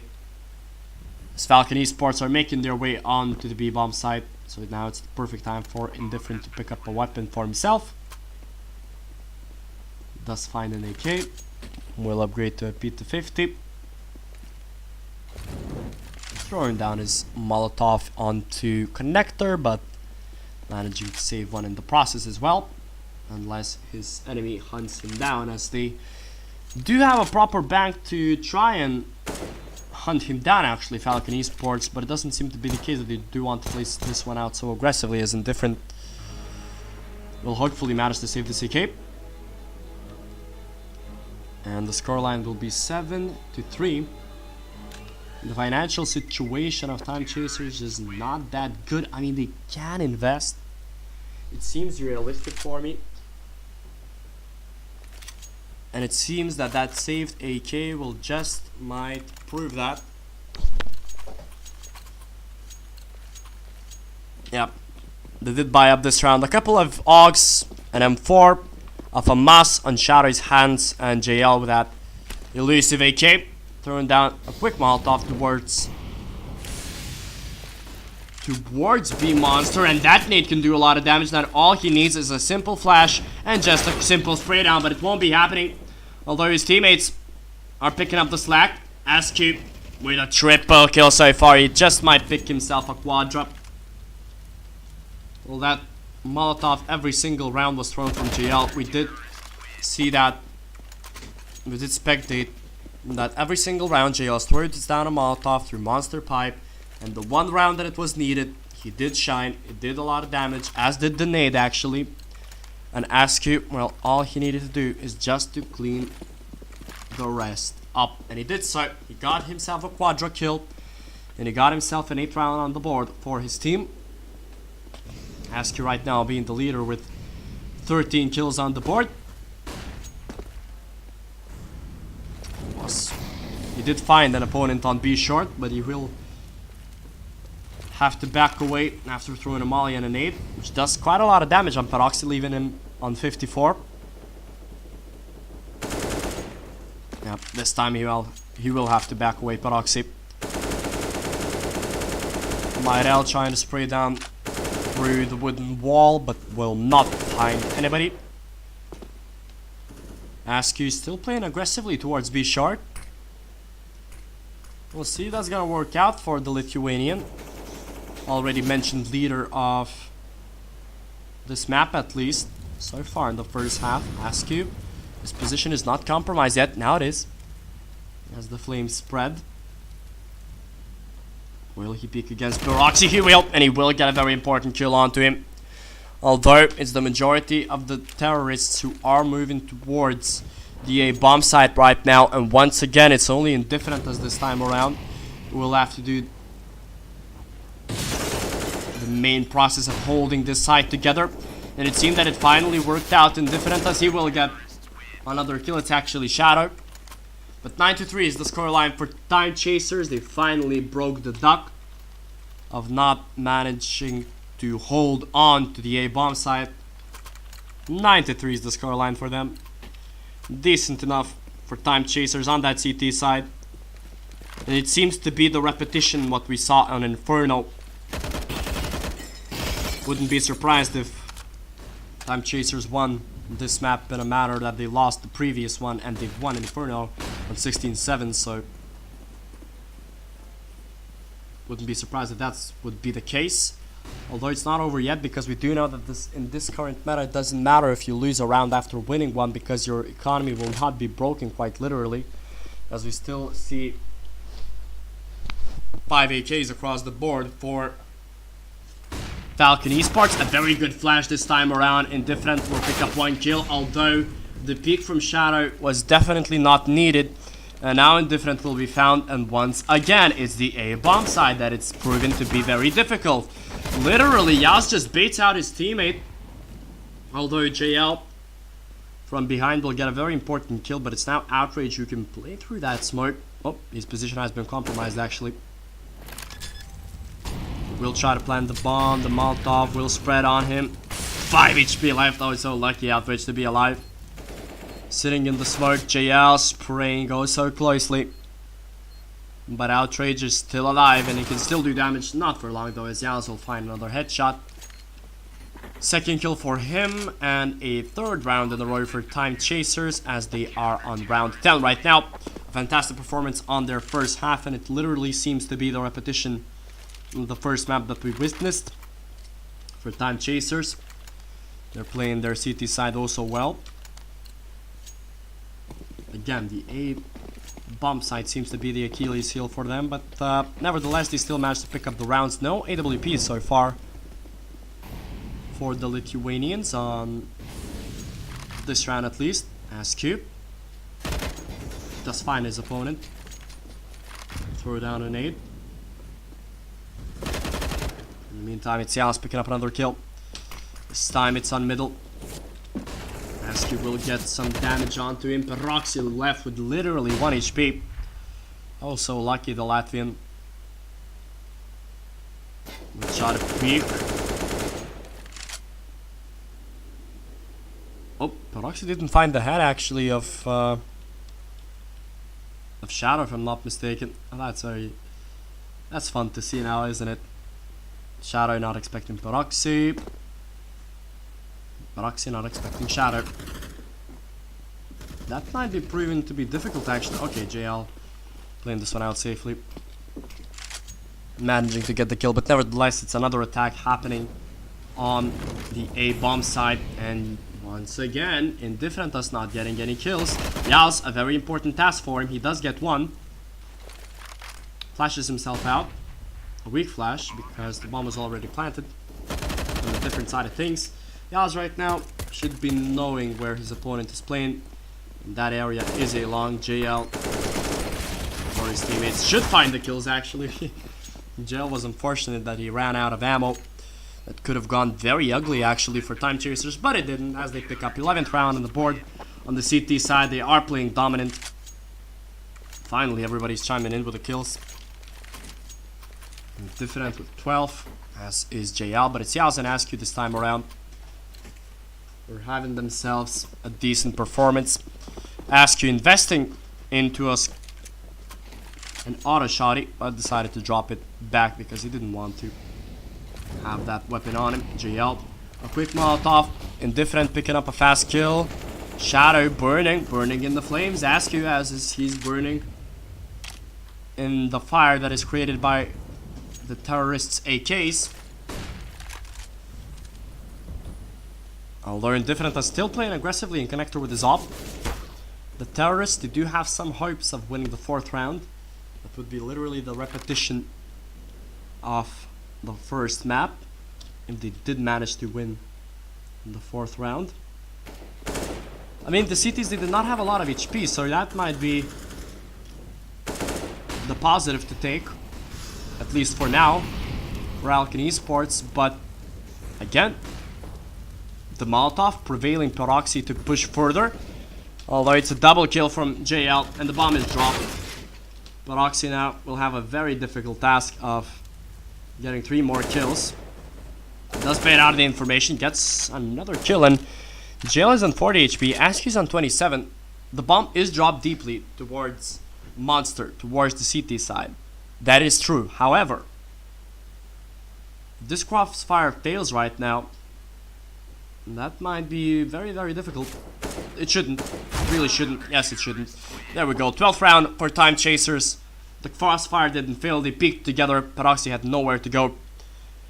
He did try, but again, it didn't work out for Team Falcon Esports, as it didn't work out for them in their T half. It was quite ugly to see, quite ugly to witness, and only 4 rounds separate Time Chasers from playing in the second round of the BESL Season 3 qualifiers. I will remind you, dear viewers, that these are 3 rounds to be played, because only the top 2 teams will finish off against in BESL Season 3. And Time Chasers, they are in the top 16 stage right now. Then we will see top 8, and then it's the top 4 which will be the deciding one. So, Time Chasers on pistol round right now. Indifferent with a smoke and a flash. In the meantime, a couple of players from Time Chasers, they are in connector. They are starting to push towards Banana. We'll see if that's gonna work out. The toilet push. Peroxy, we do know that this guy has aim, but this time he will lose out the battle. Mariel, he does have to find a kill, but he does not, and it's a clean round, so it seems, for the terrorists. Dan and Outrage on quick rotations. Oh, got a kill from JL. Only Dan left, but not for long, as JL is on fire with his aim today. 13-3 is the scoreline right now. Overpass is working perfectly for Time Chasers. A job well done for them. As Falcon Esports, well, they have found themselves in a very difficult scenario right now. As Peroxy, he does get a Desert Eagle for himself and Kevlar as well, leaving himself in $700, meaning that, well, he invested basically everything into this round. 4 Mac 10s for Time Chasers and only 1 AK on JL. It will be interesting to see whether the Mac 10s will shred apart their opponent's defense or not.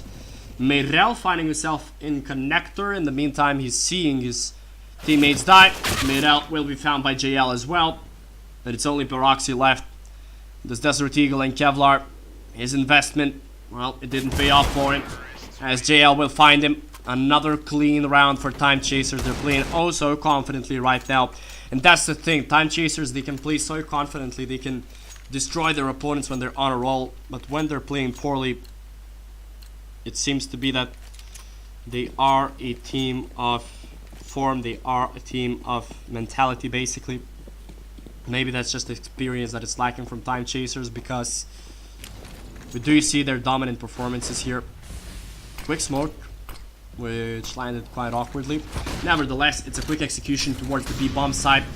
They want to end this one quickly, Team Time Chasers, and it seems to be just the case because, well, they've invested Falcon Esports. They've invested every single dollar into this round. FAMASs across the boards, but it's not working out once again from Falcon Esports. Smokes have been thrown. A retake will be proven to be so difficult, but they're deciding to just go for it in this round. I guess they don't have a kit, so they don't have a lot of time. So if they do decide to go for it, they have to do it right now, or they want to save or something.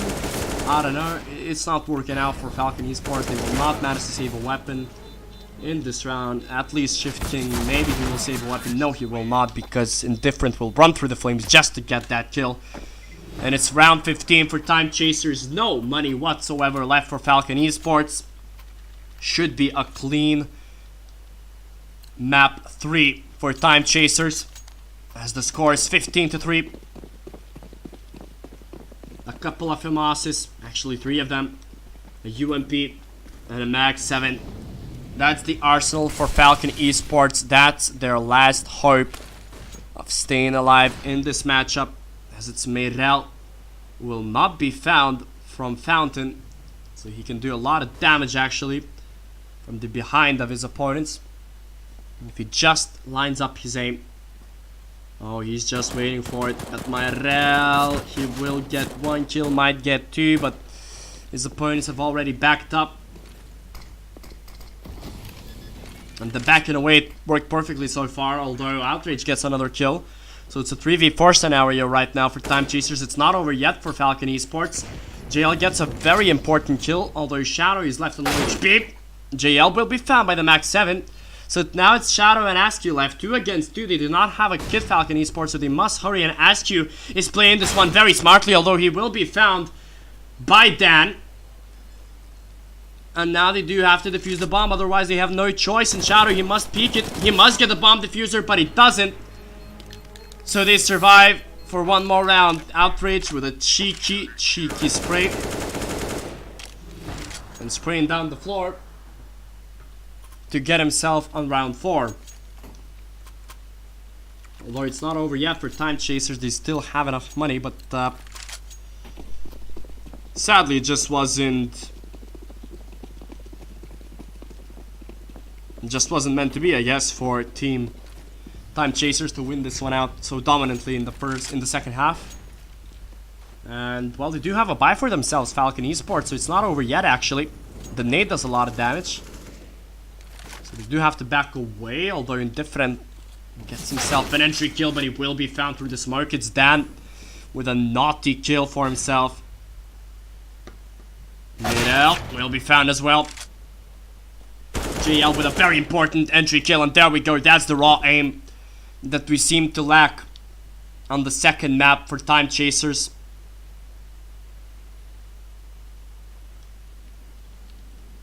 Two against 4 right now. It's all up to Dan and Shift. Shift is in a good position.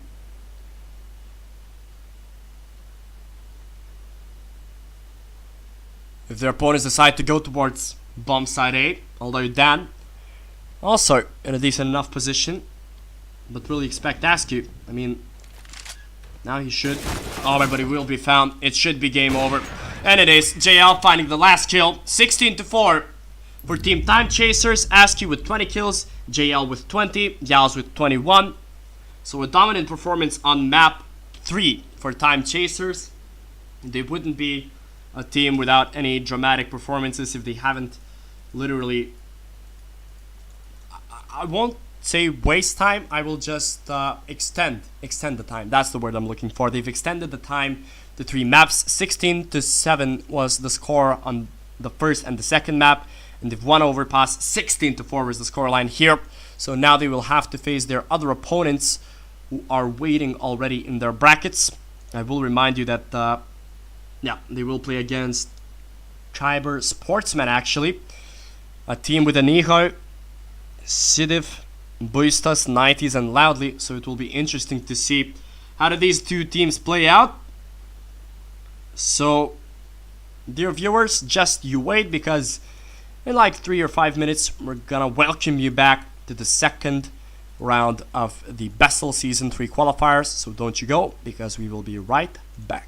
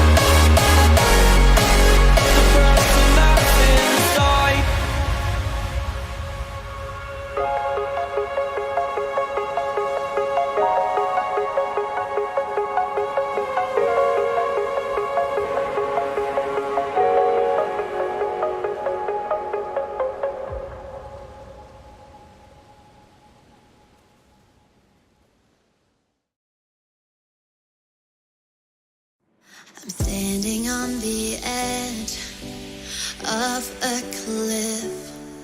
Realize there must be more to life than this. Reaching for the stars, traveling so far, like a dragonfly.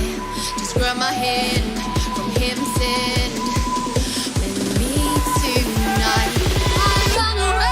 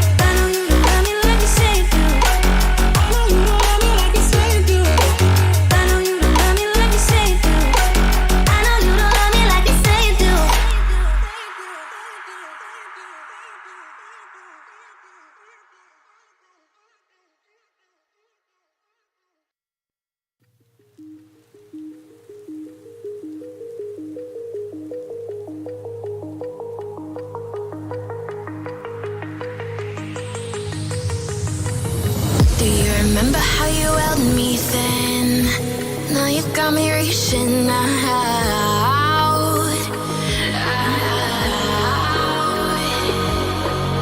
And do you see you got me falling in more times than I can get out.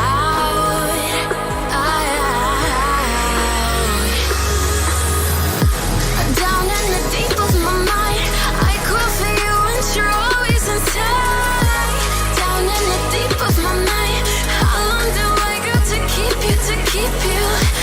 Down in the deep of my mind, I crawl for you and you're always inside. Down in the deep of my mind, trying so hard not to keep you, to keep you.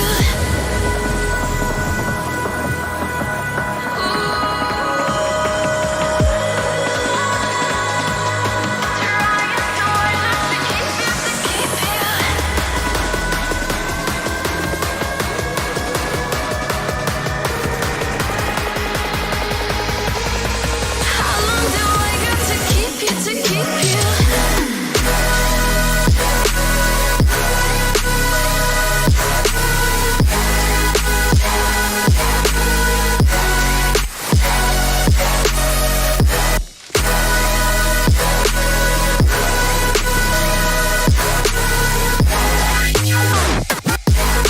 Trying so hard not to keep you, to keep you.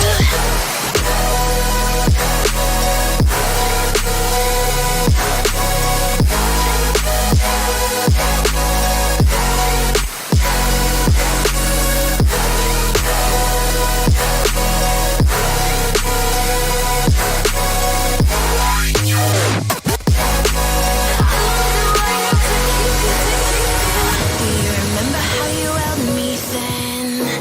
Now you got me reaching out.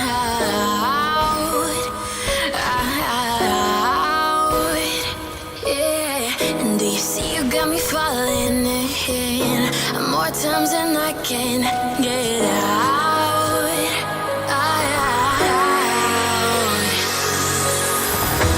Down in the deep of my mind, I crawl for you and you're always inside. Down in the deep of my mind, how long do I got to keep you, to keep you? Down in the deep of my mind, I crawl for you and you're always inside. Down in the deep of my mind, trying so hard not to keep you, to keep you.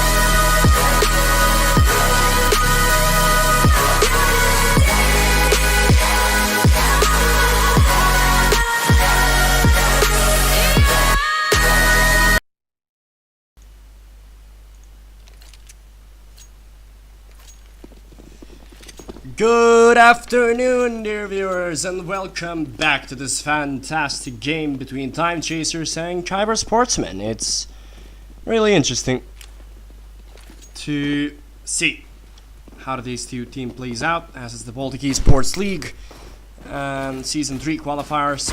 Time Chasers, well, they're switching things up on Mirage, planning the bomb easily on bomb side B. Nightus. Hello, Nighty, what a fantastic headshot that was. Indifferent, well, he has a challenge on him. He's getting gunned down from kitchen as a Nihart will pick up to JL starting to beast, but it won't be enough. JL will not be able to carry on his own. 1 against 3, not enough. 2 kills for JL, but it's a retake for Kyber Sportsman, and it's a pistol round for the CTs. And we'll see if this mixed lineup can do and how much damage they can do, and will they qualify for the board for the Baltic Esports League. I will remind you, dear viewers, that you have just tuned in. Time Chasers, they did win against Falcon Esports, the Latvian side. 2-1 was the scoreline there. 16-7 the first and the second map, and 16-4 in favor of Time Chasers, obviously, in map 3. So this time around it's Mirage. They're trying to peek out a Palace, but it didn't work out for Time Chasers. Only 1 kill. Not a lot of it, not a lot of financial damage actually. As an Ihor, well, he saves up a lot of money, and he will manage to get himself an AWP. And we know what this guy can do with his naughty weapon. In the meantime, Time Chasers, they have invested into 5 AKs. We'll see how well does their Mirage T side plays out. A quick smoke on towards short, then Niho will shoot down the smoke, but he will not see anybody. Sitting calmly near connector, together with his teammate. Shoots just for fun, but again, will not find anybody, as Time Chasers, they have decided to play this one very cautiously in middle. And it's actually Askew picking up the entry frag there, and Niho, he overextends. And that's a mad advantage for Time Chasers.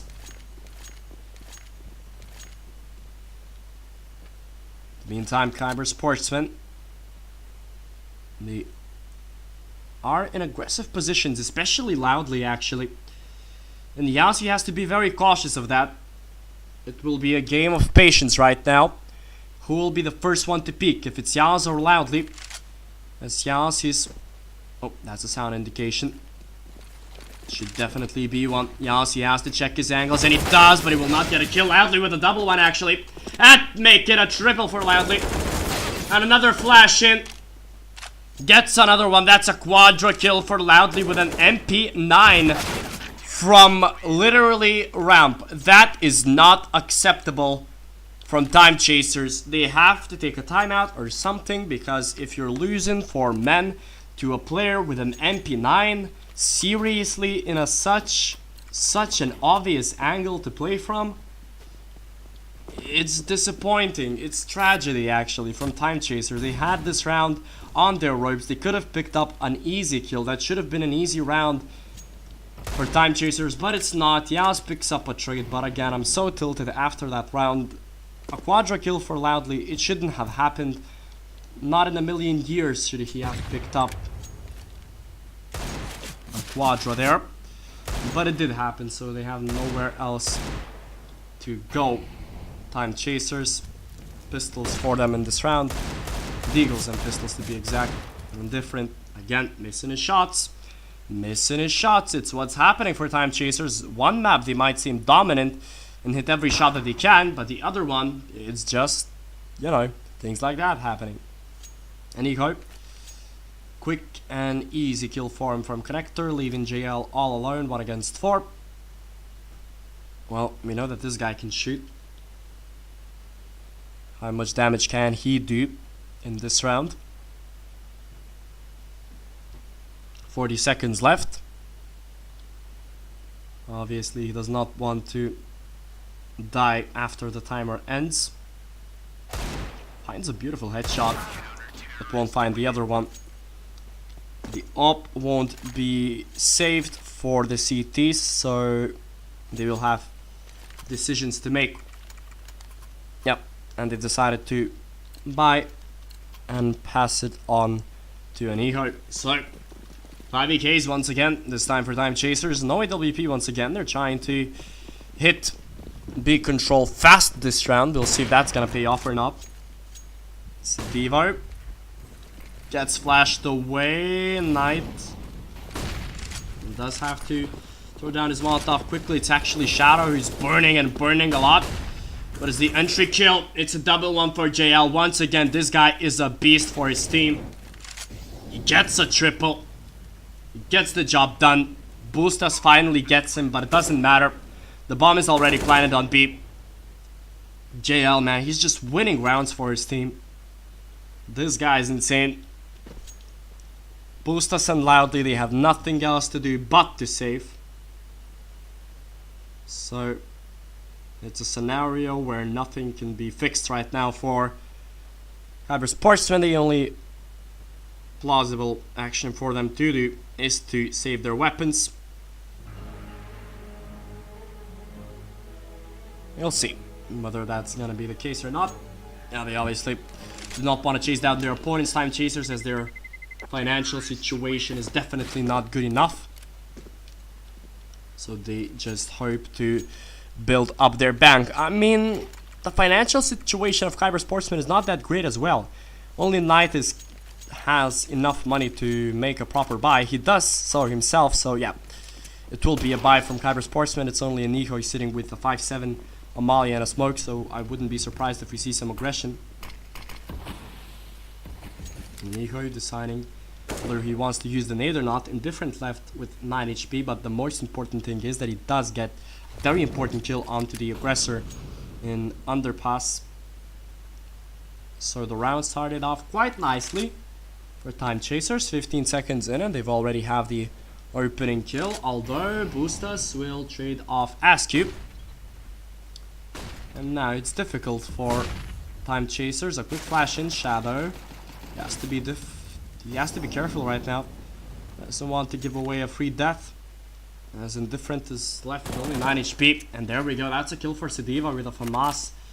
He will quickly find himself back on the other angle. And will quickly find himself on a double kill. And he just might find Indifferent as well if he peeks against the smoke like that. Well, he only has himself to blame. Yaz will lose out the battle, leaving only Indifferent left again. That's 1-1 from Time Chasers. Shouldn't be happening for them. Really, no trades whatsoever. Sad scenario. Sediva with a triple kill this time around. Very important that he did get those 3 kills for his team. Time Chasers, obviously, they do have enough money to buy for this round. JL invests into the AWP as he does have a great spawn for ramp and he will go there. He decides not to shoot. Doesn't see his opponent from the Molotov flames, actually. From the smoke the Molotov flames make. So again, 10 seconds have passed. Trying to take middle control, Time Chasers. Shadow once again moving towards that elusive area under window. But it's not working out for Time Chasers now, is it? 5-1 is the scoreline. It only seems that if JL shines, then Time Chasers can win. If not, they have no other options. Double setup. Near connector. They're just expecting that middle push. Shadow playing with his destiny right now. He does get some damage in now. It's time for Shadow to bounce. And he did. That was wonderful team play to try and break up the crossfire. And he peeked, but he peeked too soon. And it was just easy pickings for Shadow. His positioning was really good on this round. And it proved to be just that. 5-2 is the scoreline for Time Chasers. They have managed to crawl their way back in. But it's not over yet, actually. As Kyber Sportsmen, they still decide to buy an Igor with that AWP, but without Kevlar. So no surprise that he managed to go aggressive this time around, as JL is left with only 11 HP. He has to be careful here. And Iniho, oh, we know what he can do. And he doesn't miss those shots. He just doesn't. He's just that good, Iniho. JL is found as well. And now it's difficulties for Time Chasers. They do not want to lose this round when their opponents are in such bad financial situation, when they don't have a good arsenal. They need to win these rounds, Time Chasers. They just must. The bomb was planted. 3-on-3. It's not over yet for the terrorists. Indifferent. Oh, Shadow. His position has been compromised, but he does get a very important kill, leaving it on a 2v2. Indifferent now. He has to shine. He has to shine for his team. He does see his opponent. Will be flashed, but he still prevails. Sedivo, 1 against 2. No kit, no smoke, nothing. Well, he has to play this one carefully, Sedivo. He can still win the round. Will that literally be a full defuse? That would be crazy. It won't be. Even if he did have a kit, he wouldn't have had enough time. 3rd round for Time Chasers. They're trying to crawl their way back into this game. Kyber Sportsmen, they are on an eco right now, so it's not over yet. Time Chasers, they're still trying to step their foot on the gas pedal not their gas on their foot, because that would be wrong. In the meantime, it's a full eco for the counter-terrorists. They do decide to push from a ramp, but the Molotov prevailed them. And now it's an easy rotate from Time Chasers to bomb side B. Yaos throws a quick smoke onto Market, if I'm not mistaken. Yes, it's a smoke on Market. Sedivo, you will have to peek from doors, but they're not Molotoved off or anything, but it doesn't matter. He's only on a USP. Not for long, even that, as Yaos gets a training headshot in. Shadow applies the bomb. We're trying to build the bank Time Chasers, which is also very important. Yaos now has an opportunity to find his opponent. Flash in, but not finding anybody so far. Oh, there we go. He sees the leg and gets the kill.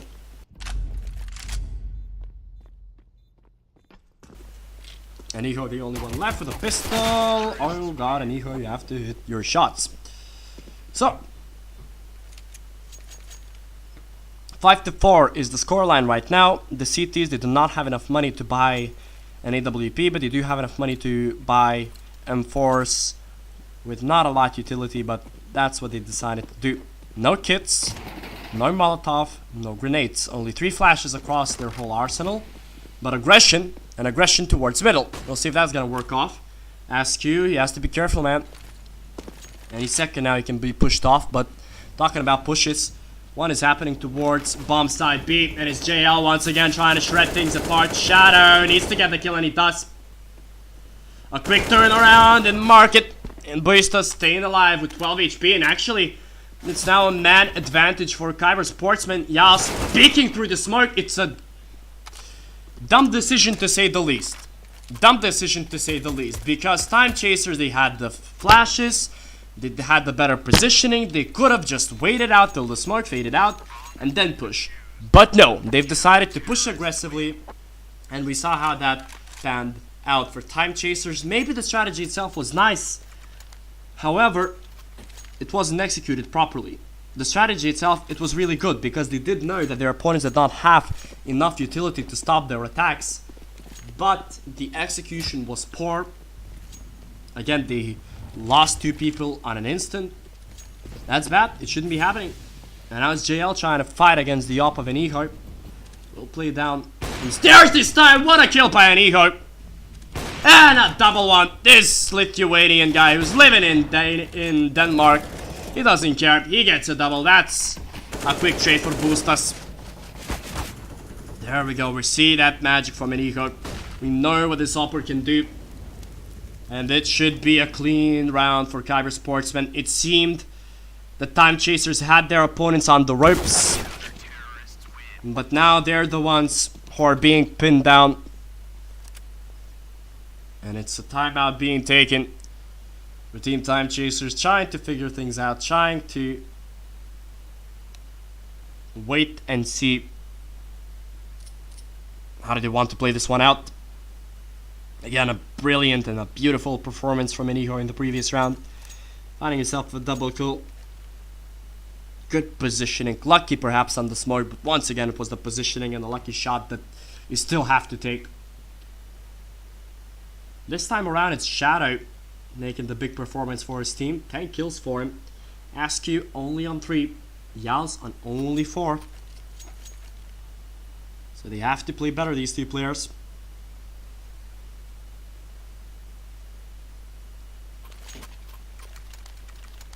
So we'll see. 4-7 is the scoreline. Time Chasers have decided to invest into this round. 5 AKs across the board. All utility in the world.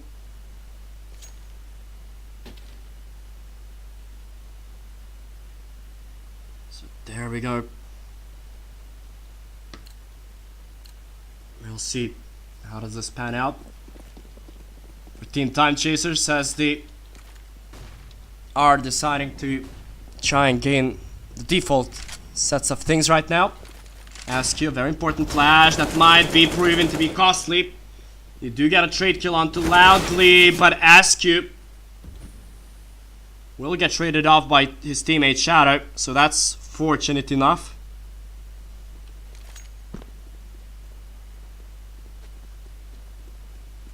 There we go. But again, it's a kill by Boostas. He's just literally pushing from ramp, and they're not expecting that Time Chasers. It's the classic Lithuanian puggy strats that you see in every Lithuanian battle. Boostas is in a good position on Palace. Can do damage from here, especially if he sees his opponents right now. Alright, buddy. Yep, beats the best time, but switches to a pistol. Oh god, that was a mistake, and now he will curse, and now he will break his mouse. I betcha. Yeah, it's really disappointing. Shadow will jump through. We'll get the bomb down 2 against 2. These are the rounds that are must-wins for Time Chasers if they do want to survive. If they do want to win this map. Oh god, no, Indifference position has been compromised. Now it's Shadow's turn to get things done right now. Indifferent. He has to back away, but Shadow, he will get only one. Although Nightus, he does know his position. He will throw down a flash. Will not peek aggressively. Indifferent, he has to play this one. He must win this one. Oh, his position was compromised. Now he must stick to the defuse. And he does so actually. Nightus, he might do it, but he doesn't. Indifferent with a very important headshot. And that's the 2v2 that is a must win for Time Chasers. And they actually managed to do so. Great round for Team Time Chasers. Finally back on winning ways. Obviously, it's not job done for them yet, as they still squeeze out one by Kyber Sportsman and Eco. Oh dear goodness. I just loved it. I just loved it when he literally gave away. He missed his shot and he's like, nope, I'm just not moving. I'm raising my hands up in the air. But what is happening?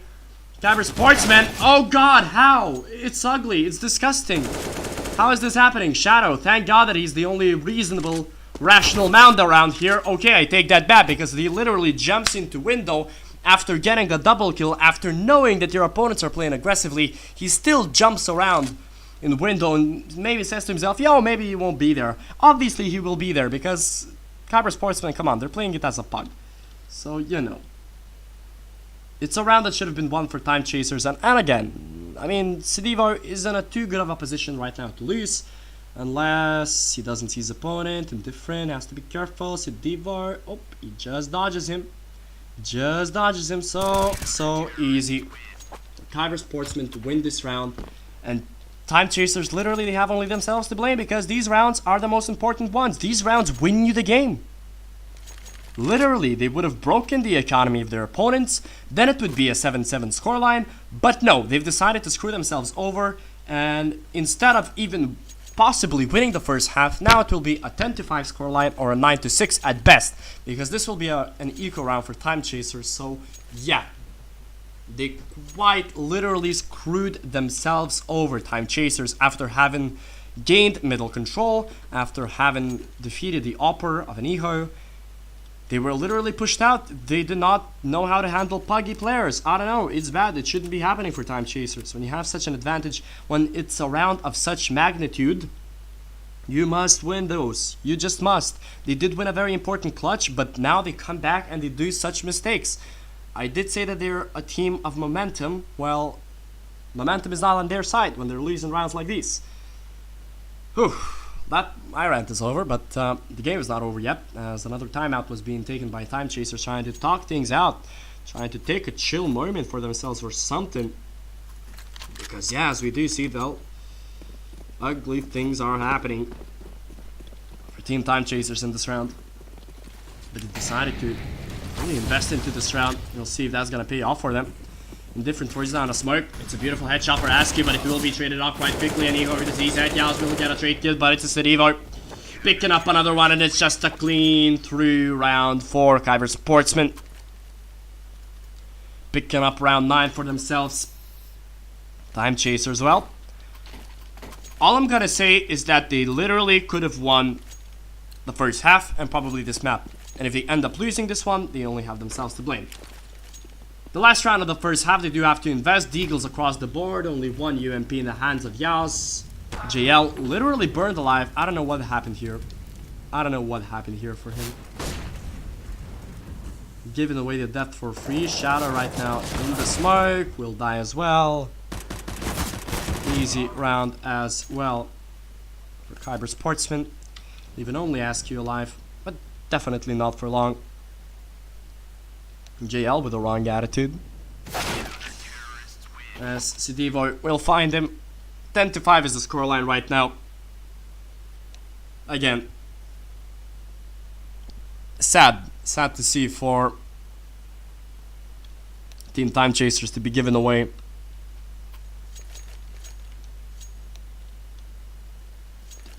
Rounds like that. Obviously, it's not over yet.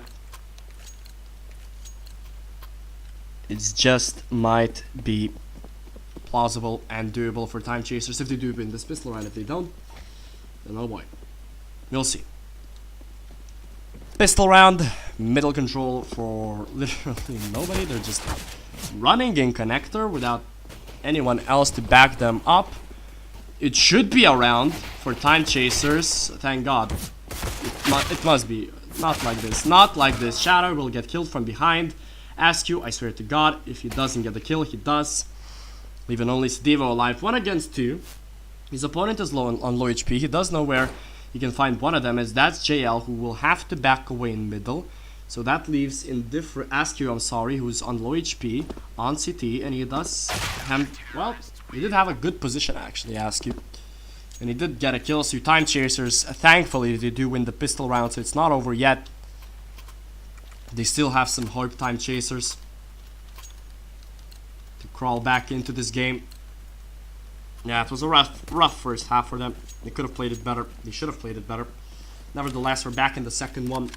A couple of UMPs, a couple of MP9s, and M4 in the hands of Askew. Shadow throws down a Molotov just to delay that inevitable B push. First kill in middle. Meantime, Shadow finds himself in a very acute angle here. He'll have to back away. His teammate will help him out. Shadow.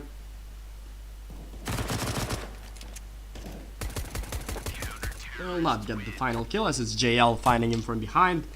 Easy pickings from Team Time Chasers, and they've decided, most of them, to stay on the SMGs, as it's only JL upgrading to an AWP. 5 AKs across the board for Kyber Sportsman. JL, a good spot in middle. Can actually play this one aggressively if he chooses to do so. And he does actually. Oh, JL! That's what we want to see from you. That's what we want to see from you. Such a good play from JL. Such an aggressive angle to peek, and he did so perfectly. Uh-oh. Loudly, he might get a double, and come on! Rounds should be in the hands of Time Chasers, and I just imagine how JL feels. I literally imagine. I mean, I'm getting you an opening kill, and then literally every single one of you dies. That shouldn't be the case. That shouldn't be happening. In 15 seconds, the members of Time Chasers died. It's just... it's a headache. It's honestly a headache. Again, they had a double man setup on ramp.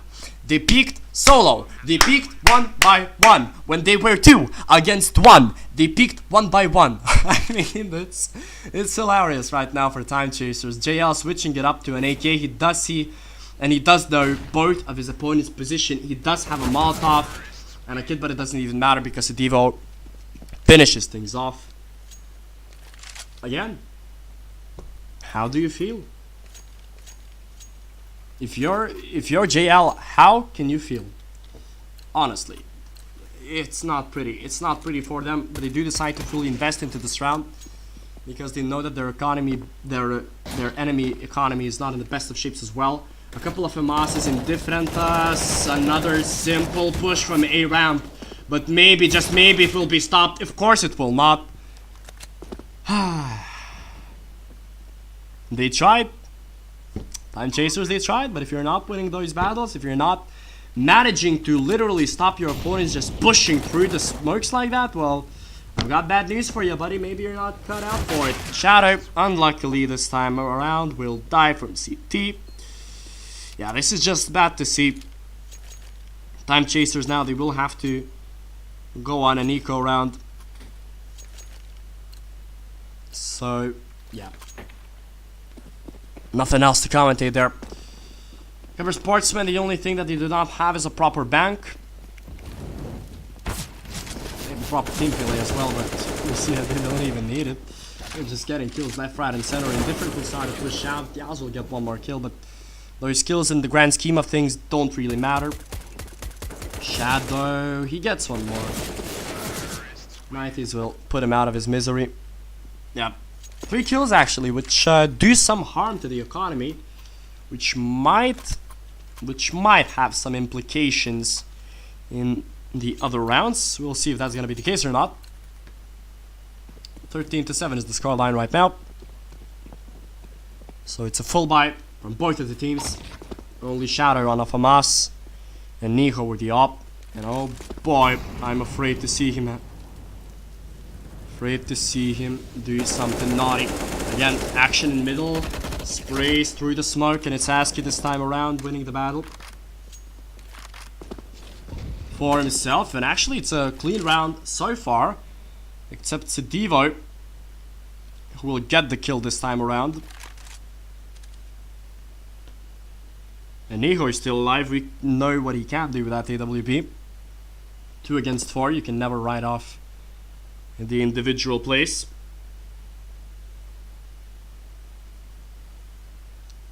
Let's ask you, our boys, is he in a difficult angle right now? Trying to play it passively. Time chasers, they are. Oh god! Oh no. Oh no. A 2v4. I mean, okay, never mind. Eniho is still left alive. He can still do something for his team. 30 seconds left on the clock. Oh, that was awkward. That was awkward, Shadow. Why? Oh, why did he have to peek? He didn't have to peek. Literally, Eniho is left 1 against 1 after a 2v4 scenario. So yeah, 1 against 1. Yas against Eniho is up. And let's guess who's gonna win this one out. So Eniho, he does have a smoke left, but it's not good. Oh, Eniho misses a shot. That's impossible. Oh, Yas gets the clutch. He actually gets the clutch. How did that happen? In what world is that gonna happen? I have no idea. Eniho, you have some explaining to do. How do you miss shots like that?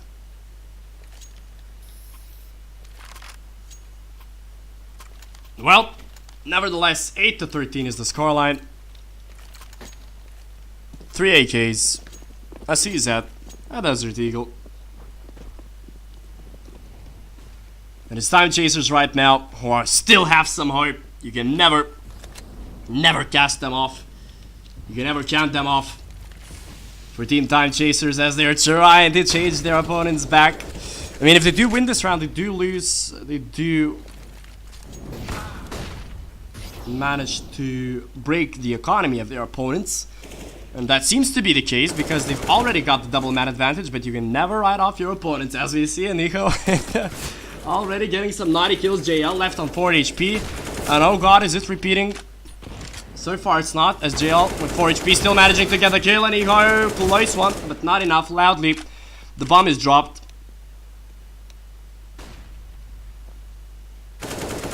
Loudly, oh god. Shadow is just hiding right now. He has nowhere else to go right now, for obvious reasons.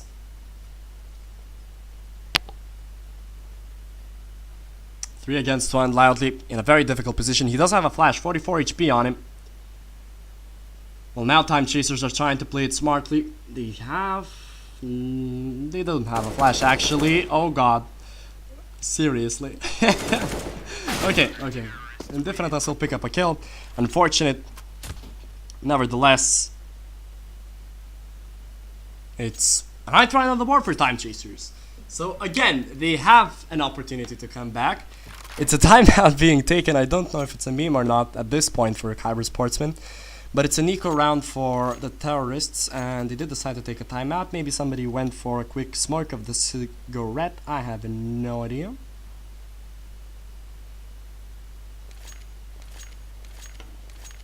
So, 9-13 is the scoreline. Time Chasers, they're trying to play it cool.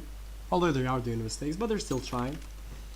Shadow on 19 kills, JL on 18 kills. No big surprises there. Let's look at Kyber Sportsman. 90, well, he's only got 10 kills, but I didn't see him play Counter-Strike in like 2 or 3 years, so that's, you know, that's basically explainable for this team. Nevertheless, the timeout should be already finished. Drinks should be gathered, snacks as well. Maybe they just wanted to eat. I don't know why the terrorists took a timeout. Nevertheless, Time Chasers, I still believe in them. I still hope that they can crawl their way back into this map. Shadow, he buys himself a Mag 7. Interesting to say the least. Not a UMP, not an MP9. Oh god, what is happening? Will it be the Glocks? Okay, it will not be. It's an easy round for Time Chasers. Boost us. He does do some damage to the economy itself. He gets another kill, but he will be brought down from Askew. You know, for Glocks, they did a lot of damage. They got 3 kills. Nevertheless, it won't be enough to break the spirit of Time Chasers.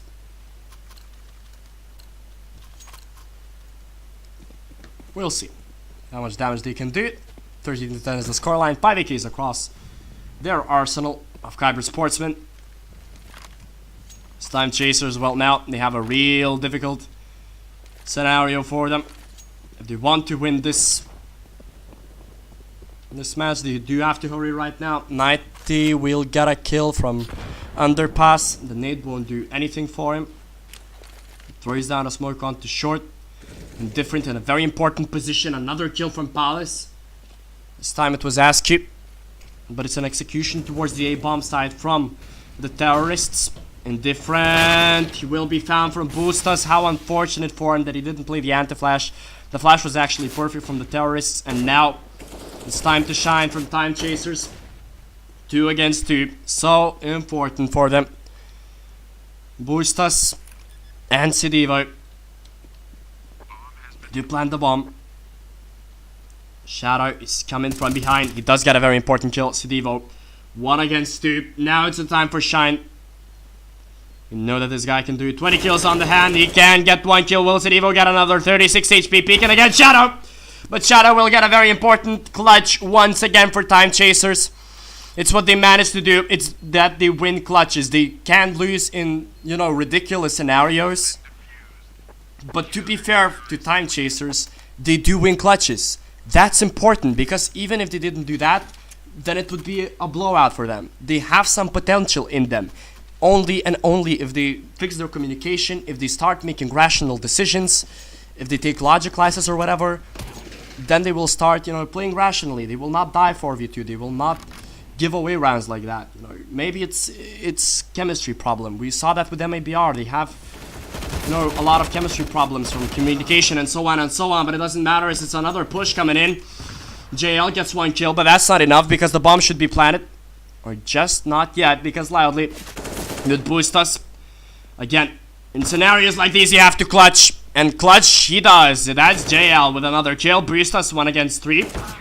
He will not be alive for a long time as JL puts him out of his misery, and Time Chasers, you can meme them all they want, but they're crawling back in this game. 12 to 13 is the scoreline right now. Kyber Sportsmen, they're forced on an eco. Pistol Kevlar buy for them. And these are the rounds that are must-wins for Time Chasers. These are the rounds that if you lose, you have nothing to explain. JL misses a shot. Oh god. It's actually happening. Or it's not, because Yaos is coming in with clutches of his own, and he has an op in his hands. And now it can get naughty, but it doesn't. As Askew picking up a very important kill, but he will not get another one. It's Sidivo. We'll have to back away. The Deagle player dies. It's only Sidivo. 22 HP on him. Oh, he gets a brilliant one tap.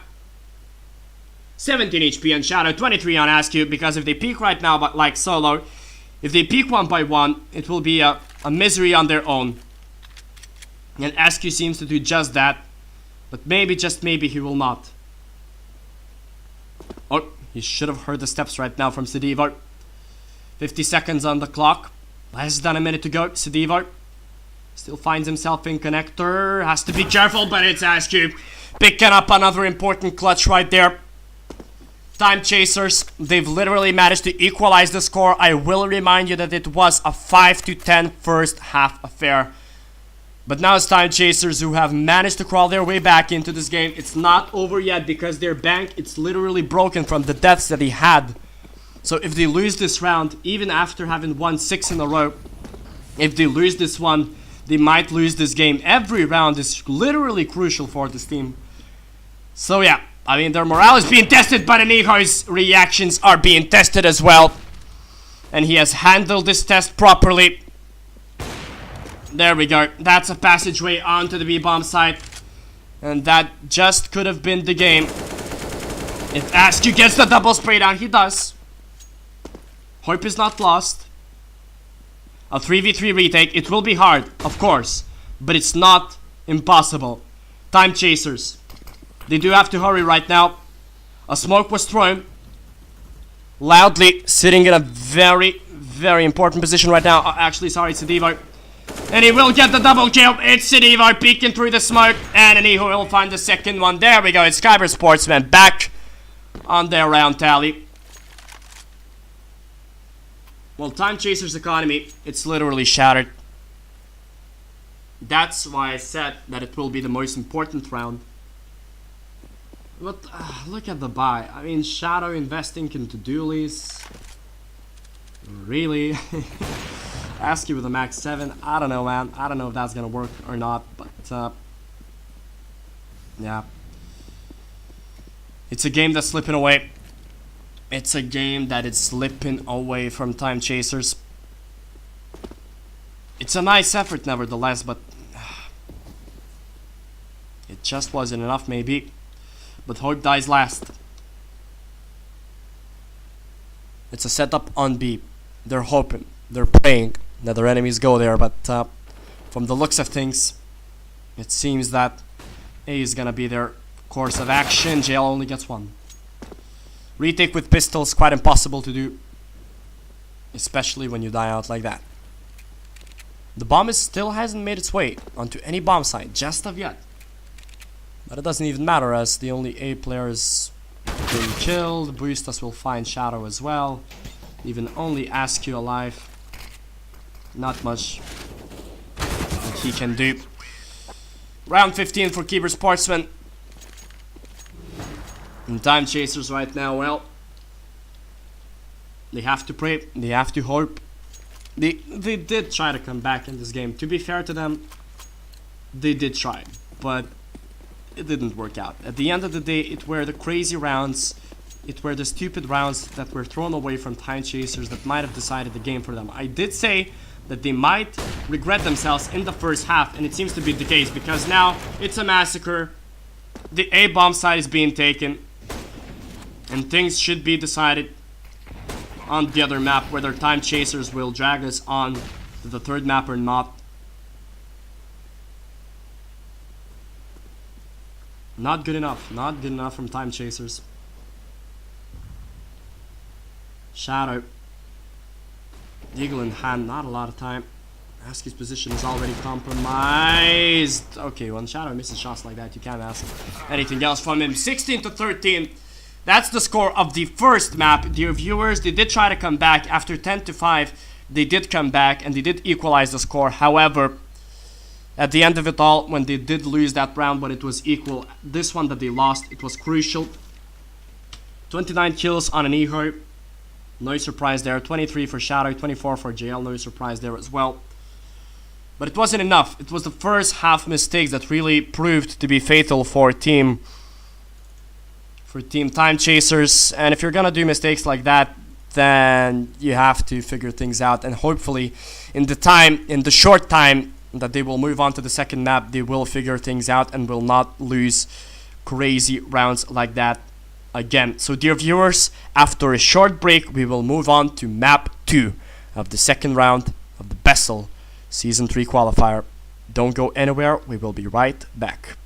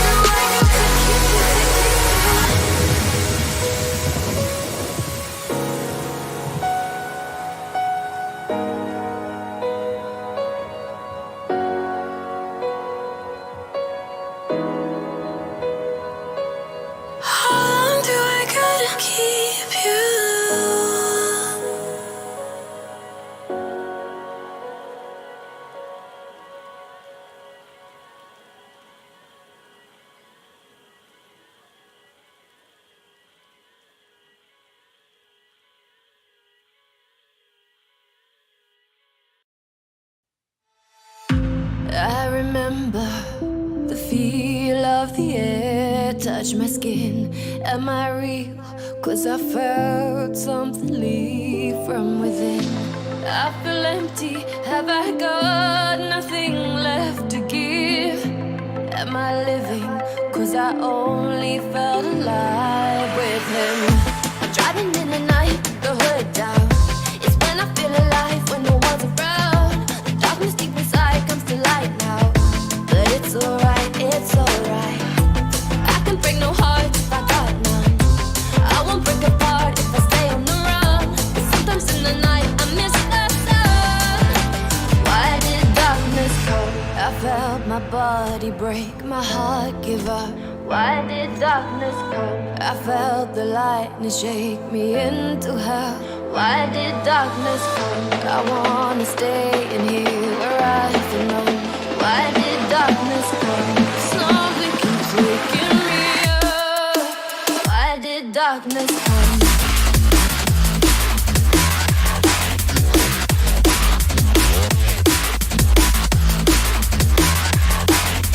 Why did darkness come?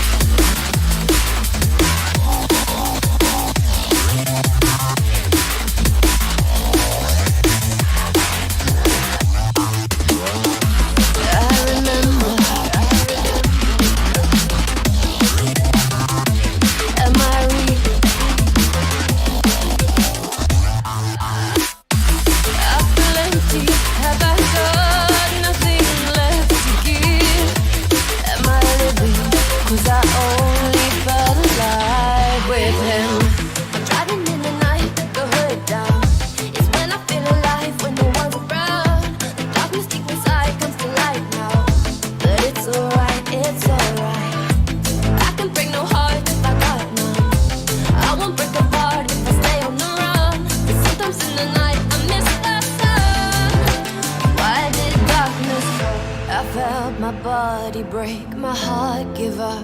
Why did darkness come? I felt the lightning shake me into hell. Why did darkness come? I wanna stay in here where I belong. Why did darkness come? Something keeps waking me up.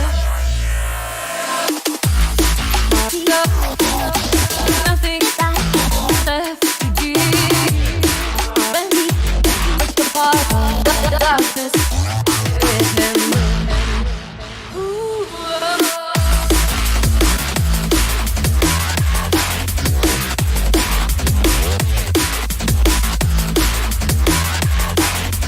why did darkness come?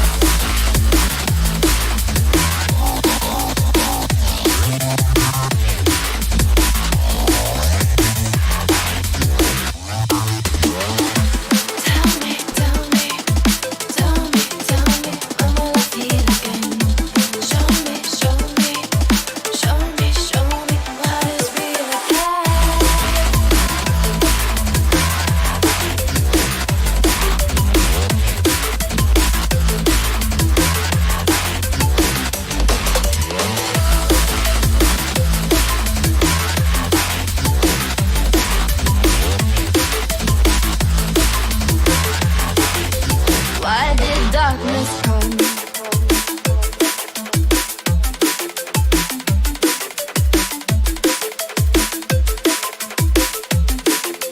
Why did darkness come?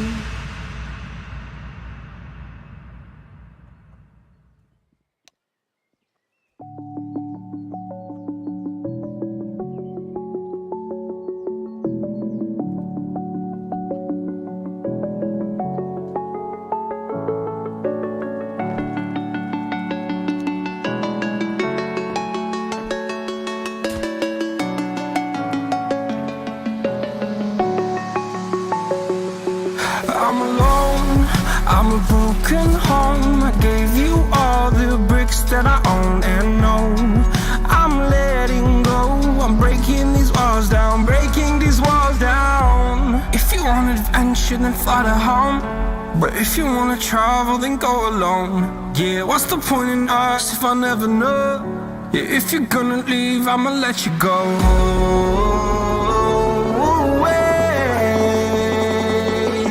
I'm tired of the pain.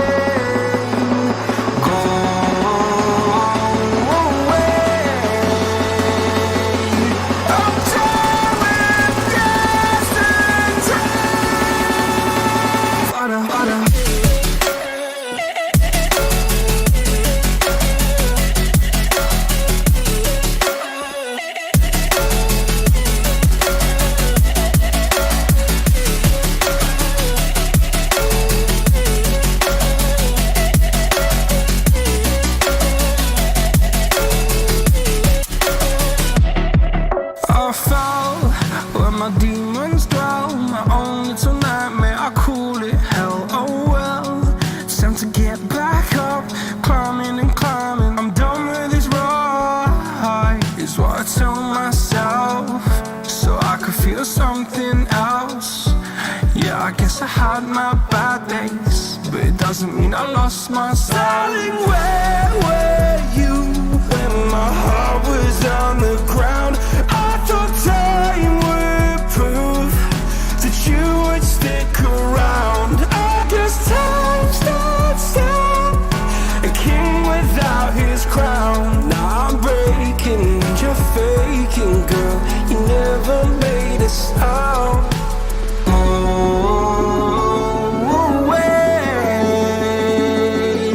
I'm tired of the pain. Go away. I'm tired of yesterday.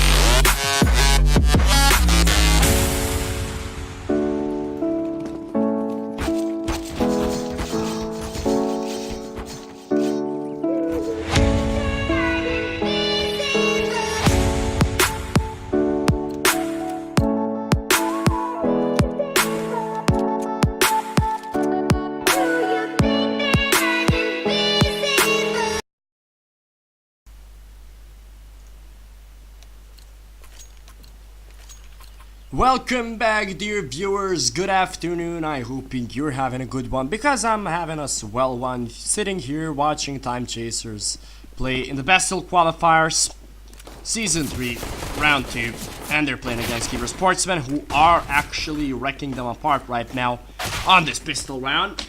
Although I take that back, ask you with a quick trade-off. This will not fun anybody more. Let's quick headshots chime in once again from the terrorists. Time Chasers, they did lose Mirage by the result 16-13. Yals, well, cannot get a kill onto an Eho. Finds himself in a better position, and there we go, the first pistol round coming in for Kyber Sportsman. Well, to be fair, Kyber Sportsman is difficult to retain their pistol rounds when they do have the better aim than their opponents. So yeah, it's not a big surprise there. Nevertheless, it's a round to move on for Time Chasers. This one I'm talking about because it is only pistols for them. So not much that they can do, only a couple of P250s in Yao's and Indifferent's hands. I will remind you that in the first game that they did play was Mirage. This is Inferno, and if we're gonna see a third map, that's gonna be Train. Yao's, hello. We got Swankin, so that's good enough, I guess. And that actually a second one, or Shadow. So why not? Things are not that bad for Time Chasers in this round. At least they're doing some economic damage, which is good. And it's only SQ and JL left. But yeah, reminiscing of the first game. The first half was really difficult for Time Chasers. They've lost it 5-10, although they did lose some rounds in a matter that they really didn't want to lose in it. But that doesn't matter now, does it? As they are back on Inferno. I mean, they did mount a good comeback. It was 13-13, but then they lost literally the most crucial round, and we all know how that went. So yeah. All in all, a good performance on Mirage for Time Chasers. Not good enough, obviously, losing the map, and a very tilting one, to be fair, because they did lose rounds where they could have easily won. Askew actually managed to save a Galil for himself, and well, there we go. That's good. That's nice. Even managing to grab an Eho as well. Obviously, only the terrorists can only blame themselves in this scenario. Literally peeking in like that, knowing that you do not have good enough economy. It's only yourself to blame, really, for Kyber Sportsman. You know, glory hunting, that's the pug mentality. I mean, I'm so used to it by now, and I've commentated for like 2 or 3 years. Didn't change. It's like the same people playing, but the maturity level stays the same. It says a lot about the people themselves, or their vision to Counter-Strike as a whole. Nevertheless, we're back on round 3. Kyber Sportsmen are still trying to just quite literally easily walking in towards the bomb side, but as Time Chasers do not have enough utility themselves, they cannot allow their opponents to pick so difficult. Nevertheless, they should be ready for an execution on towards the B bomb side. Kyber Sportsmen do only have one smoke left. Do they have a Molotov? No, they do not, so it will have to... Oh, they do actually, NJL, never mind. Which he does use right now. Oh, ask you, dear God, do not pick a flash right now. Because I do know that your opponents are just literally running down like wildcats or somebody. And just running and gunning. That's the pug mentality. Ask you, will get a kill right here. Should be an easy round to pick up. Boost us life with 6 HP or 8 HP, doesn't matter. You will die. And that's the first round for Time Chasers. There we go. That was nicely played. They did have Molotovs. They prepared for them. You know, not overextending on the nades. Hit their shots. Time Chasers. There we go. You still have hope. Wouldn't be surprised if they managed to grab Inferno and win the map itself. So, back on round 4, pistols and Kevlar for Kyber Sportsmen. They've actually decided to invest fully into this round.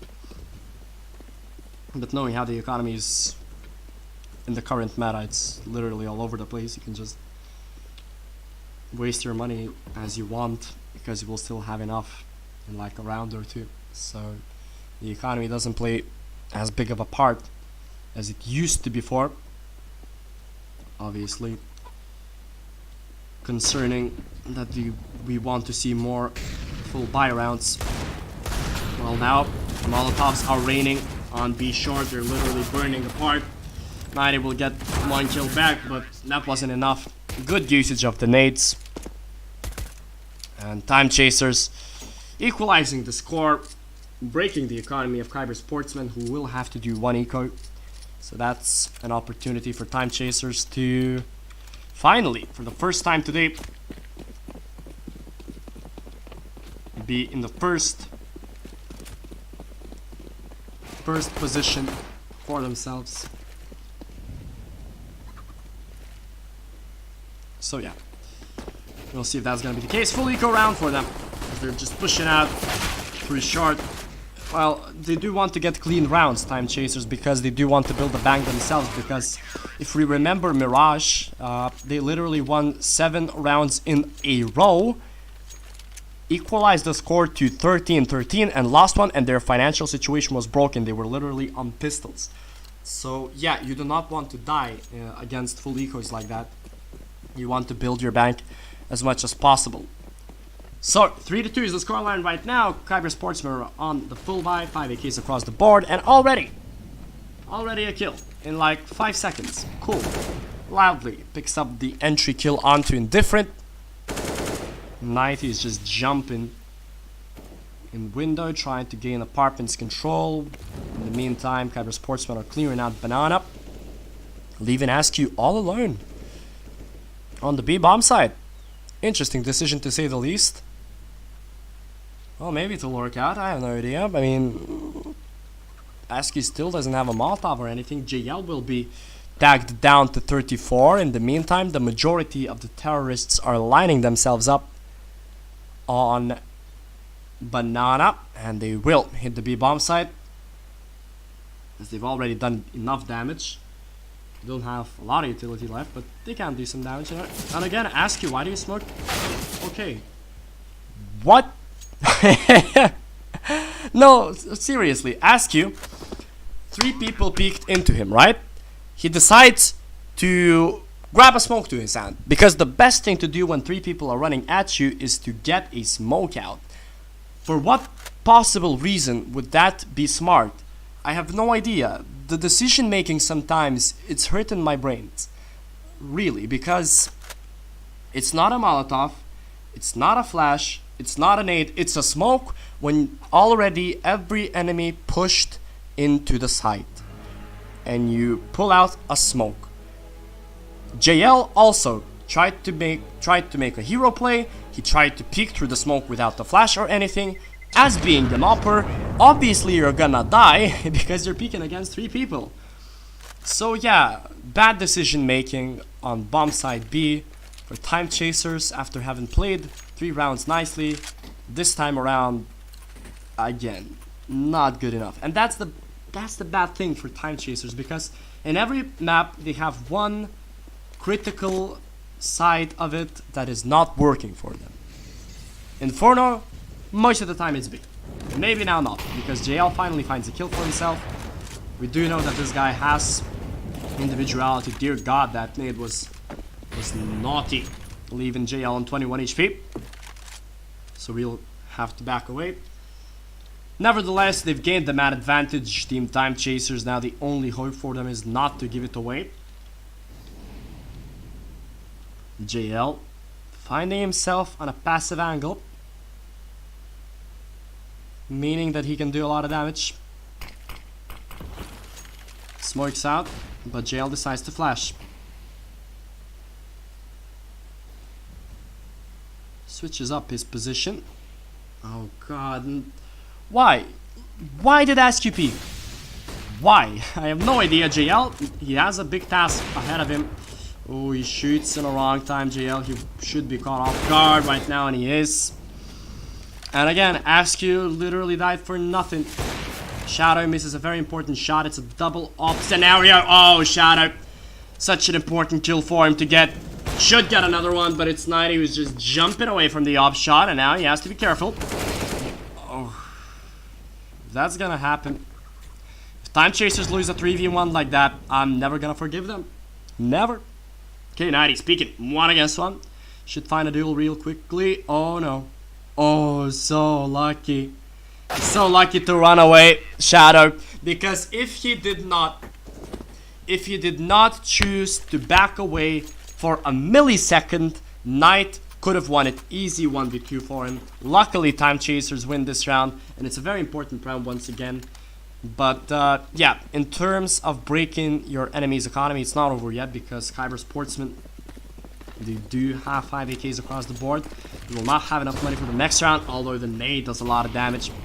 And the smart Molotov being thrown. Now this is smart usage of utility, right? This is the brain that we're supposed to see from this team. To use the utility at the best possible time before your enemies push into you. But nevertheless, it's just raw aim. You can't commentate on that. Raw aim. Again, 3 people on bomb side A. You used smokes, you used Molotovs, you even threw down an aid. Nothing. Because your aim didn't get your kill. Ask you literally peeked in the flash of JL. He has to get a kill here. He does. But that might not be enough. They do have a defuse kit. Both of them do actually. They do have all the utility in the world. So they must hurry. Time is of the essence right now. JL gets a very important kill. And JL, well, he has to help his teammate win another round. JL! How was that not communicated? Sitivo gets an ace. And a 1v2 ace, in fact, to win that round for his team. How on earth they do not win this? I don't know. I'm lost for words once again. Yeah, it's the miscommunication problems, I guess. Not calling exactly where your opponent was, so JL wasn't really sure where his opponent was if he just said side. Now they decide to buy Askew with a beautiful level kill, actually.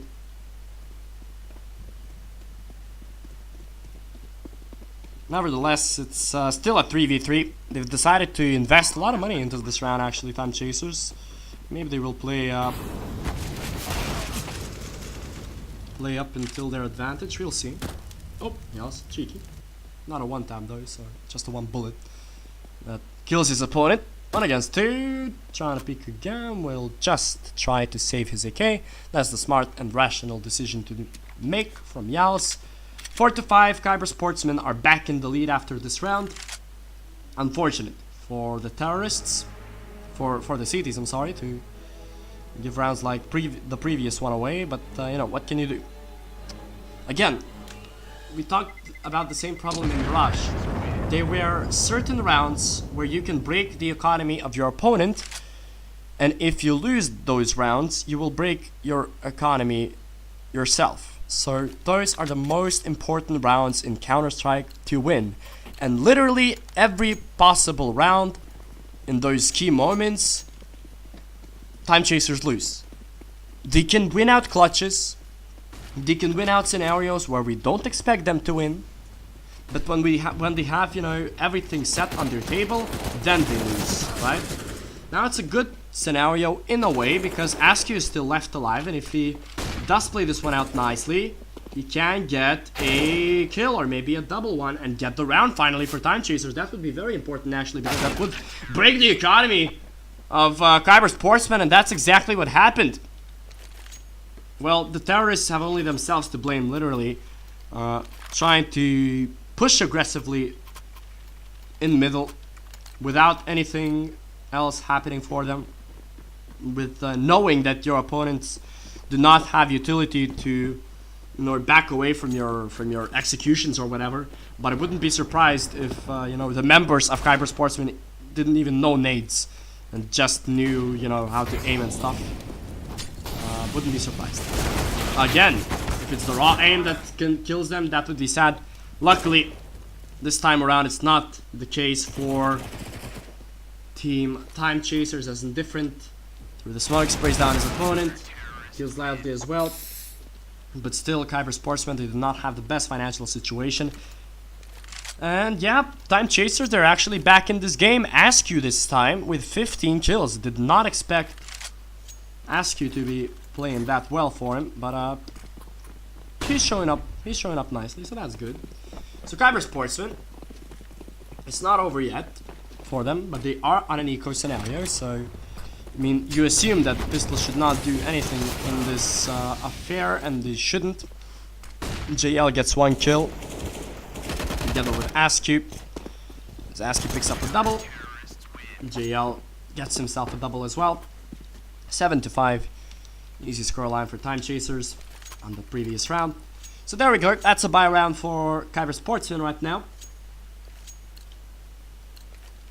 5 AKs across the board. No AWP once again. No op for Time Chasers as well, but they've already managed to build a very impressive bank that should last them through this first half. Again, aggression towards Banana from 2 of the players. That's just literally stupid from Kyber Sportsman, and you can say whatever you want. Being so individually good, slaying and face it, then doing decisions like that. Peeking through Molotovs. Rushing through Molotovs, to be fair. I mean, Time Chasers are not that bad, so come on. 98 will be found as well, as the double flash actually works out, leaving only an Ihor alive, who will turn around. And now Yas has to play this one out smartly. He doesn't have to peek, as doesn't Shadow, who's playing from A long. So now they just have to play it safely. Now they just have to know when their opponent should peek. And Ihor is actually completely lucky that the Molotov doesn't finish him off. And Ihor, I swear to God, if he clutches this will be insane. No, he will not. The Shadow will put him out of his misery. 8-5 is the scoreline for Time Chasers. Finally something going in their way. A very fast first half, to be fair. A very pacey one. Obviously, because Kyber Sportsmen, they don't have any strategies or something. They don't even know how to throw smokes on this map, I bet. I just guess because I didn't see a simple smoke being thrown on this one. So wouldn't be too surprised. Nevertheless, Kyber Sportsmen, they're on a half eco. Pistol, Kevlar, all that good stuff. They're running down apartments, and I just hope that it won't be the worst for Time Chasers. Yals now, big task ahead of him. Will it be the simple flash that destroys the hope? No, it will not. Finally, decent play from Time Chasers, winning a 9th round on their CT side. A very fast-paced one. 5 rounds in a row for the CTs. Maybe, just maybe, they will finish it off with a 10-5 scoreline. As Kyber Sportsmen, they do invest in this round. An op in an Eho's hands and 4 AKs. So both of the teams, they do have full buys in this round. We'll see if that's gonna work out for them or not. In Eho, why? Okay. I don't know. They try to play aggressively in the middle. I don't know if I want to see that from Time Chasers, knowing that you're playing against Puggers, because I know that it's a strategy call. I know that it's a bold call. It's very much a 50-50 call, but when it doesn't work, it seems horrible. And I don't know if I wanted to see that, knowing that your opponents have the full buy, knowing that they have the perfect opportunity to just flash in the middle, or just to, you know, have an op, basically, because you know that your opponent is definitely one of them, cough cough and Eho ops. So yeah, not good enough on that round for Time Chasers. They tried to do something new, I guess, but it didn't work out for them. Sadly, hopefully the pistol round will. 9-6 is the result. We're going into the second half. I will remind you, dear viewers, that Team Time Chasers, they must win this map in order to bring it to a third, where they would face off in Inferno. I will remind you that Time Chasers lost Mirage by the scoreline of 13-16. So that was a disappointing scoreline. Nevertheless, it's not over yet. Oh, Shadow, you must get a kill. Thank God he does. Thank God he does, but he lags out for a moment, and that lag might just, you know, kill the hopes for him. Although JL, that's a very important kill, but he might be found by 90. Oh, he does get dinked on the shoulder. Why does he try to burst JL? Oh, he's trying to be chased down, and he is. Finally a double kill coming in, a double mad advantage coming in for Time Chasers, and this should be home and dry for them right now, as it's only an Eho left. It's the closest one, but not for long. JL destroys his head. Boostas left, should be killed real soon as well. Well, they should just make him double. Doesn't even matter. JL picks him once and gets another headshot. A third one on the pistol round. 10-6 is the result. For Time Chasers, they are starting to run away in this matchup. Maybe, just maybe, the first map will be a fluke because Enijo is already losing hope. He's already losing hope. Nevertheless, it's JL who picks up another kill. Actually, a triple one, and Askew with a double, cleaning things up. Our sportsman, not surprised that they just ran down Banana. I wouldn't even be surprised if they ran down Banana with M4s as well. Hopefully that won't be the case for them. Well, we'll see. 2 MAC-10s, 3 AKs for the arsenal of Time Chasers as they are starting to go aggressively towards middle. That's JL. We know that he's cocky. We know that he does have that individual agenda that he wants to be the best. He needs to be the best for his team. They do get the double kill on middle. It should be an easy way to plant the bomb on A, but it won't be a easy retake or an easy hold of the site itself. That's a fact. But Askew picks up another very important kill. It's 24 for him. Great performance. JL gets another one. Spraying down in the smoke. Will not get Enijo this time, but Enijo will try to get it away safely. He does throw it out of smoke. Enijo, he wants to play with fire, man. He wants to be naughty. Enijo will get the kill onto Shadow. Trying to spray down with his USP. Will not work. JL will get another kill. 12-6 is the scoreline right now for Time Chasers, and they're starting to run away on Inferno. A big surprise is here, actually. Third map just might work out for them. Hopes are still not lost for Time Chasers. Well, aggressive pushes from both sides of the map, from Banana and from middle. Loudly. Oh dear God, you have to hit those shots loudly. That's unacceptable. It's a good strategy to push from both of the sides of the map, but sadly, it didn't work out for Esports. It should be an easy 13th one on the board for Time Chasers, as it seems that they've already prepared themselves to play the third map, which would be Train, dear viewers. Sidivo must get that kill, and he does. On to Shadow. It'd be even better if he saved that AK, but he wants to play it or not. That is the question. A minute left on the clock. Sidivo has time to make up his mind, and he chooses to save, I guess, I assume. Yeah, he chooses to save. Again, another round on the board for Time Chasers. They do want to build up that bank though, so knowing that your enemy will still buy in the other round, it doesn't really matter as much whether you want to push or not, whether you get the kill or not. I mean, unless it's, you know, glory points or whatever, but that don't really matter in the grand scheme of things. So Time Chasers, they will get round 13 on the board. They're starting to crush their opponents, actually, after having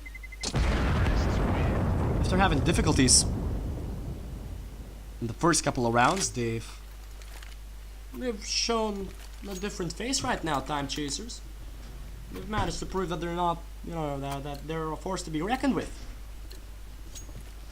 Not that big of a meme right now. 13-6. They're already waiting for the third map, it seems, Skyver Sportsman, but all hope is not lost as Loudly will get the kill. Oh, that's a double one for Loudly with his op.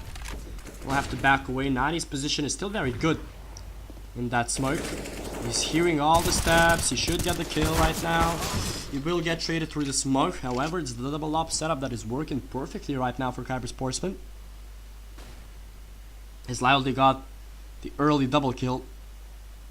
Middle. JL. That's a very important kill on to boost us. But Loudly trades him out. It's indifferent. Once again, it's 3.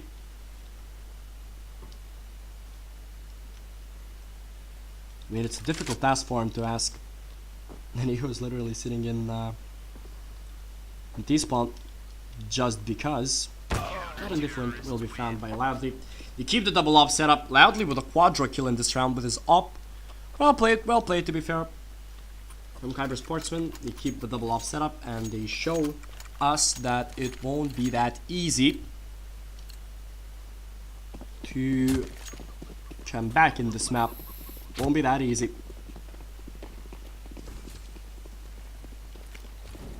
So, time chasers. Their hope is still not lost. There we go, Shadow. Wins the first battle against one of the two oppers. Kyber Sportsman. That Aniho is still alive. Well, has been actually quite blank in this this affair. Only 10 kills for Aniho. You have to step it up, buddy. And now is the perfect opportunity for you to do so. Actually dies from 90. Oh, and he will be found by Shadow. So boost us and 90. The only two left. 90 actually getting 2 kills. Never mind, it's actually JL killing one of his own. And Askew finding another kill.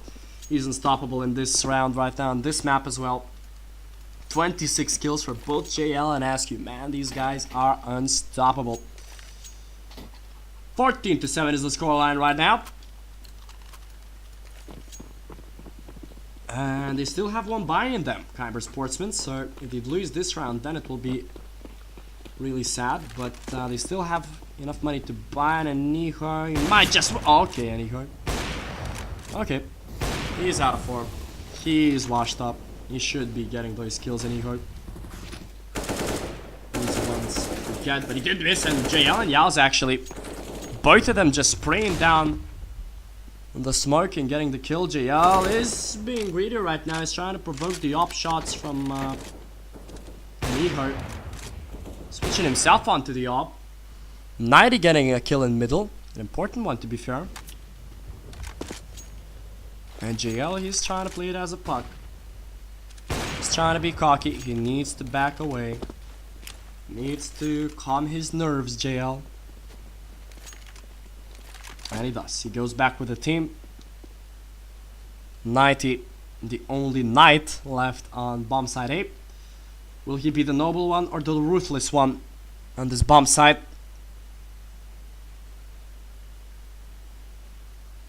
As he's 1 against 3. There's a big task against him. Will he manage to complete it? As the bomb should be planted. 90 should have heard it. Oh, but he was spotted out, so should be an easy one. Oh, actually it's not. 90 left with 5 HP, but he's still alive. Not for long though. And everything falls on Niho's shoulders. Well, let's see if he manages to push off this clutch or not. Wasn't in form. Oh god, why do you jump around like that, JL? Come on. Not good enough, and Aniho now he can clutch and he can do so, but he doesn't. Askew, he's got the better of him right now. 28 kills for Askew. Nobody expected for him to shine brightly as he's shining right now. 15 rounds on the board for Time Chasers. Now is the best possible opportunity to close things out, as their opponents do not have a good buy. 2 FAMAS, 1 MP5, 1 M4, 1 XM, Aniho running down, but he will be full flashed. There you go, those are the flashes that save you the game, man. Well, it's not over yet. XM in Loudly's hands can still do damage, and he actually does. He gets the kill. Onto Indifferent, but will get traded out by us quickly enough. Now it's important for Shadow not to give away the op. So important for Shadow. He has to back away. He has to play this one out passively, but he doesn't. Yals hears the information that Knight is hiding, and he gets a very important kill, Yals. And that's the other one. Askew with a 30th, if I'm not mistaken. Never mind. It's only 29, but it's not only 29, right? 29 kills for Askew, 27 for JL, 16-7 is the score on map 2.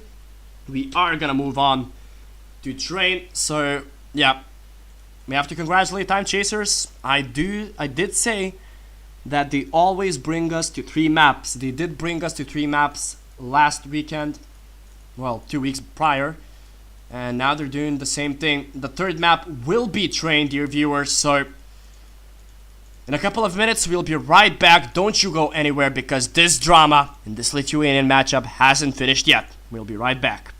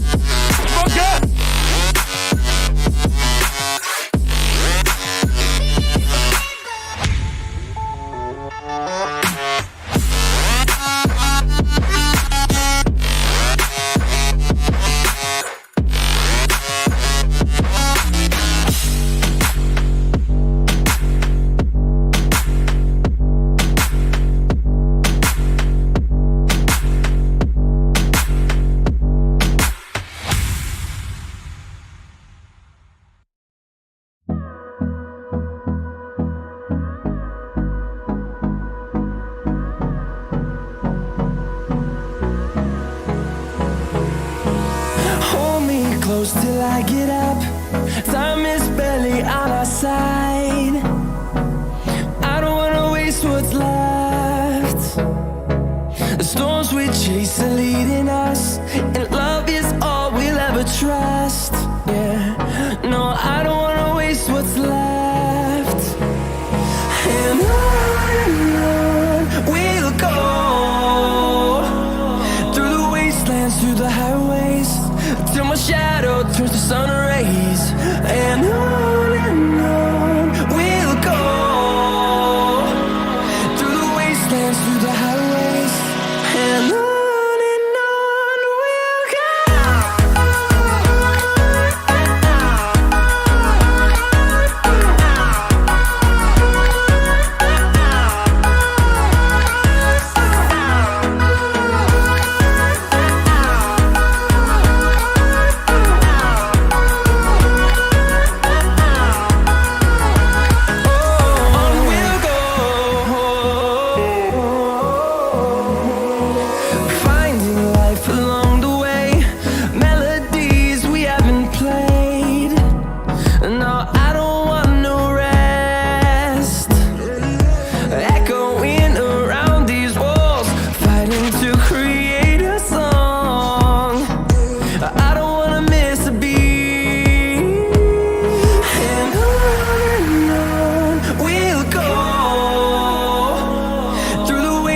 Through the highways, till my shadow turns to sun rays. And on we'll go, through the wastelands, through the highways, and on we'll go.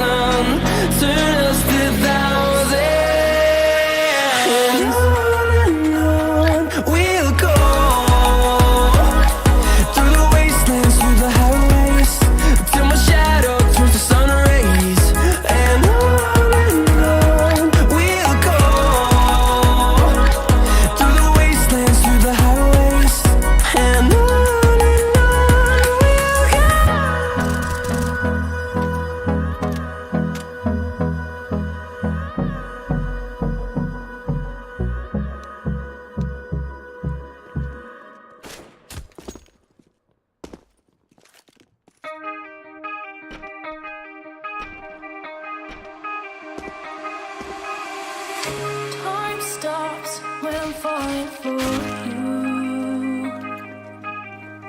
The world stops spinning. My head is spinning too. Time stops when I'm falling for you.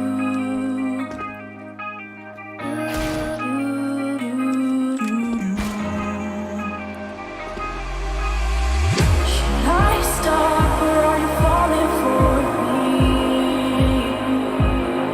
Is your world stop spinning? Is your head spinning too? Should I stop or are you falling for me? Is your world stop spinning? Is your head spinning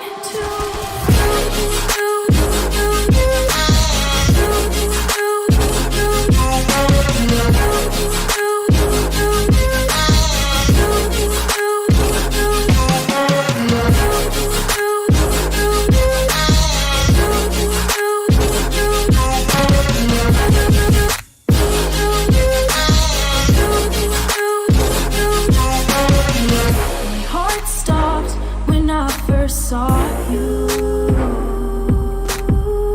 My world stopped spinning. Now my world revolves around you. Did your heart stop when you first saw me? Did your world stop spinning? Does your world revolve around me? Me too. Me too.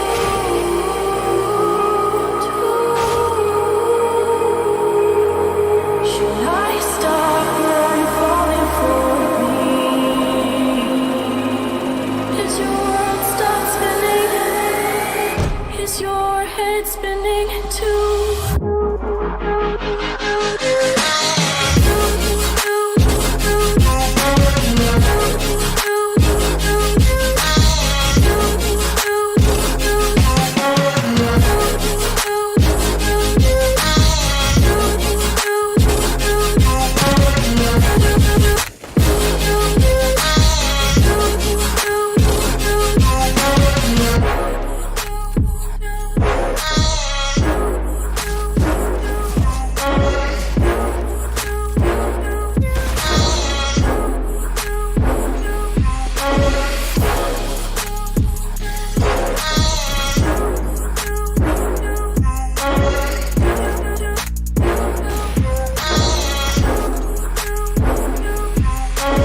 Did your heart stop when you first saw me? Did your world stop spinning? Does your world revolve around me? Me too. Me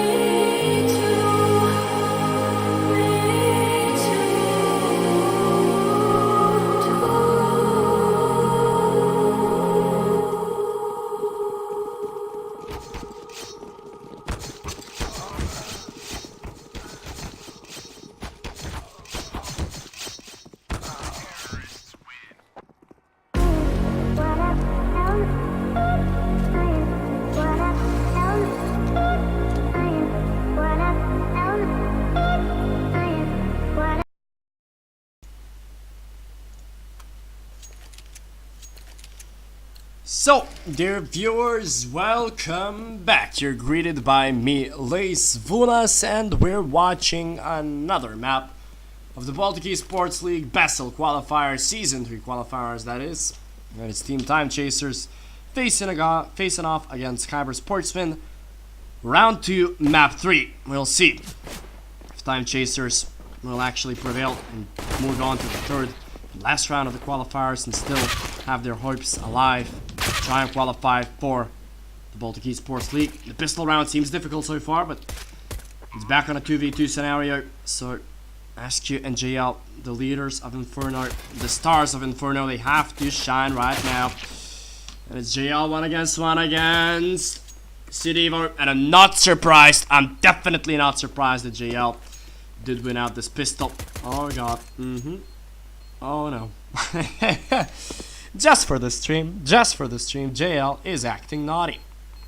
There you go. So, Needs to defuse the bomb right now, but he's just playing with time. Being, you know, being funny, I guess, if that's funny. So, 1-0 is the scoreline for the pistol round. JL clutching it out. And again, it's actually rare that time chasers do win those pistols, because most of the time time chasers do lose those pistols, especially against the T side of Kyber Sportsmen. So that's unfortunate.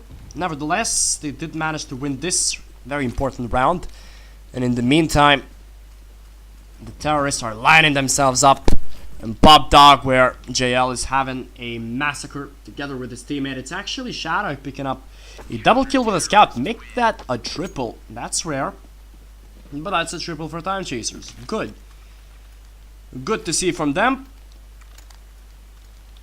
as they are only 2 rounds ahead still. About a decent start already, as the bomb was planted, so Aniho will have enough money to buy an AWP, as he will run down towards A main, and he can start catching his enemies off guard, and nade will slow him down just a bit.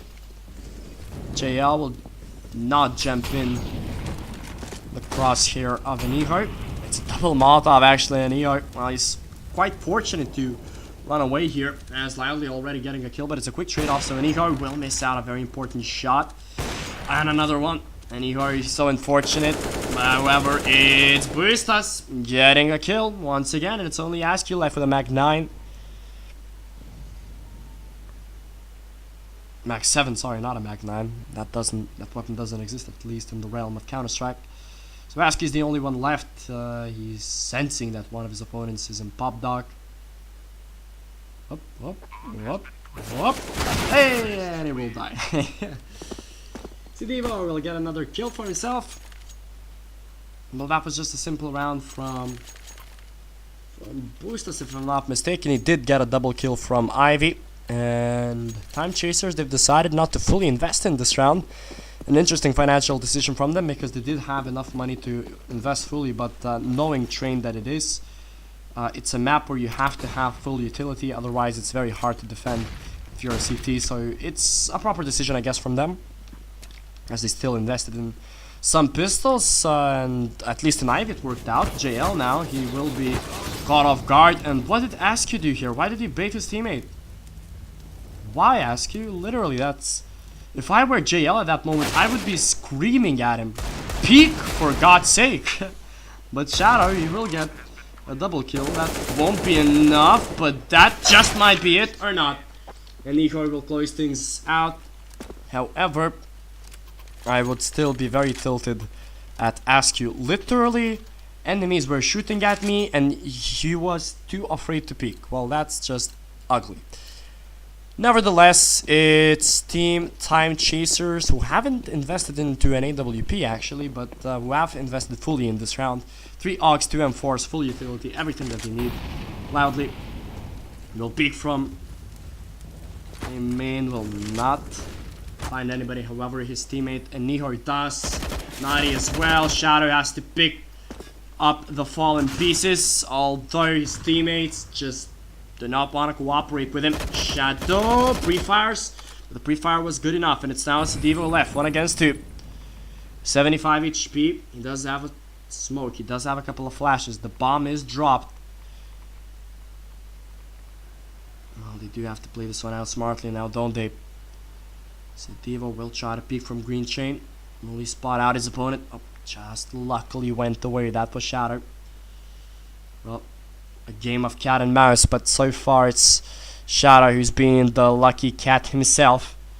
But Sidivo's trying to chase the mouse. Oh god, he misses his shot. So important not to miss these if you're Sidivo. Unluckily he does, and Askew, he will get the kill. Third one for him in this game, and a third round on the board for Time Chasers, as Kyber Sportsmen, they've decided to invest fully in this round, although their economy situation is not that good, but they still decided to do so. A couple of CZs, a couple of AKs, and a Desert Eagle in hand. Although Yalz is only on a CZ himself, so if they do win this round, Kyber Sportsmen, they will have themselves a good time. However, JL will only get 2 kills. And this is an execution towards the B bomb side. And an Ihor, he's actually carrying his team. He's actually getting the kills. Let's shout out with the Yogg, trying to prevent that from happening. Even an Ihor in low HP right now. He will be picked off. Boostas.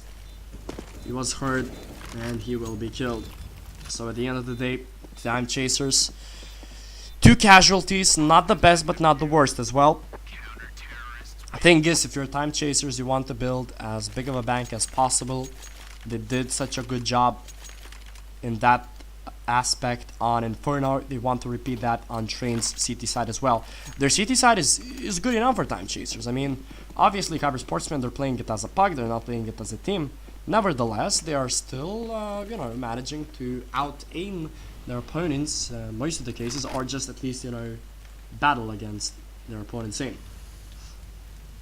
So, Desert Eagles across the arsenal of Kyber Sportsmen, as Knight is trying to push away, but will not find anybody. Indifferentus will get another kill for himself, will get traded off. Boostas gets himself a double because JL was a naughty, greedy little guy, and Boostas 1 against 3. The Molotov won't actually burn him, sadly for Time Chasers. There we go, that's the proper flame, and that's a proper kill for Shadow. Shadow, yeah, as expected, 14 kills and 3 deaths. Good for him, to be fair.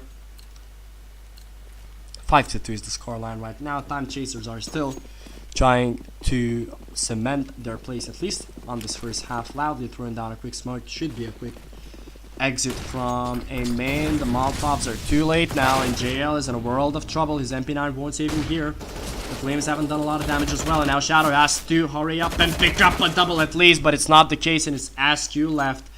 1 against 3. Unlucky for Time Chasers that they did decide to play it in aggressive areas. SQ will throw down a flash, but before that, Loudly will just get a simple kill on him. The financial situation of Time Chasers is still good enough to invest fully. Even a knob can be bought in their scenario, but they've decided not to. At least JL can buy one without Kevlar, but he decided to stick it with Yogg. Yas is still on 0 kills, by the way. And yeah, 4 Augs for Time Chasers, 1 and 4, and a quick execution from Team Kyber Sportsman once again, but they're just being run down really. From Time Chasers, Devo does got a double, leaving himself on a 1 against 2 scenario. He can get himself in a 1v1, and again, if Time Chasers lose this one, and oh god, it almost happened. Like it was Shadow, right? But still, you're breaking your economy like that. Ask you literally played from Pop Dog every possible round. Every possible round, he did that. He played from Pop Dog, and obviously, Steve is already like pre-firing that angle. He knows that. He knows that's gonna be the case for him, so that's unlucky. Unlucky for Aski, he needs to have better decision making on train. He also have a difficult task ahead of him, but he gets a triple kill. The spray down worked for him. Loudly will die from Shadow. Even only City are alive. The CZ and a Kevlar will die from JL as well.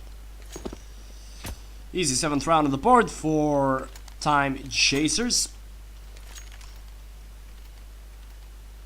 Well, their economy is still not in the best of shapes, as an Ihoi buys himself an AWP. Will be interesting to see where he uses it, as Time Chasers have decided still not to invest into the big green sniper rifle. Shadow having a fantastic performance on train, 17 kills already and only 4 deaths. And Ihor the Flames and the nade trying to prevent his aggression. Indifferent will be found in B halls. JL! Oh, that's beautiful, baby. Neho is getting triggered, man. But JL, that was a fantastic peek from him. You can't say anything about it, but now he's being greedy. He's being too greedy. Maybe as Boostas is going to war, and JL was found. Yeah, again, playing too greedy, playing dumb, giving away the advantage. And I wouldn't even be surprised now if they lose this round. But yeah, it was unfortunate. It was unfortunate. JL's death. Nevertheless, loudly. 1 against 3. Not a lot that he can do in this scenario. Will be found. Eventually, a double kill from Askew, a double kill from Yalis, and it's JL opening things up with a beautiful kill onto an Ihor, just jumping out like crazy, man. Beautiful. Beautiful, beautiful from JL.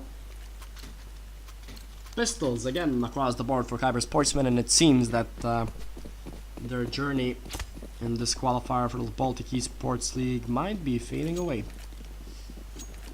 as they have lost, well, 3 rounds in a row right now, but still 8-3 after 11 rounds, not that good enough. JL, he's acting crazy. Seems to work for him. Got a double, and his teammates are cleaning things up.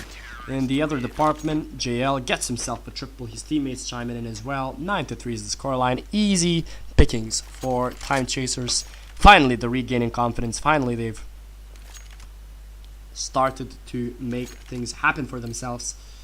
Skyver Sportsmen, they do pick up the double op setup this time around. Boostas and an Ihor.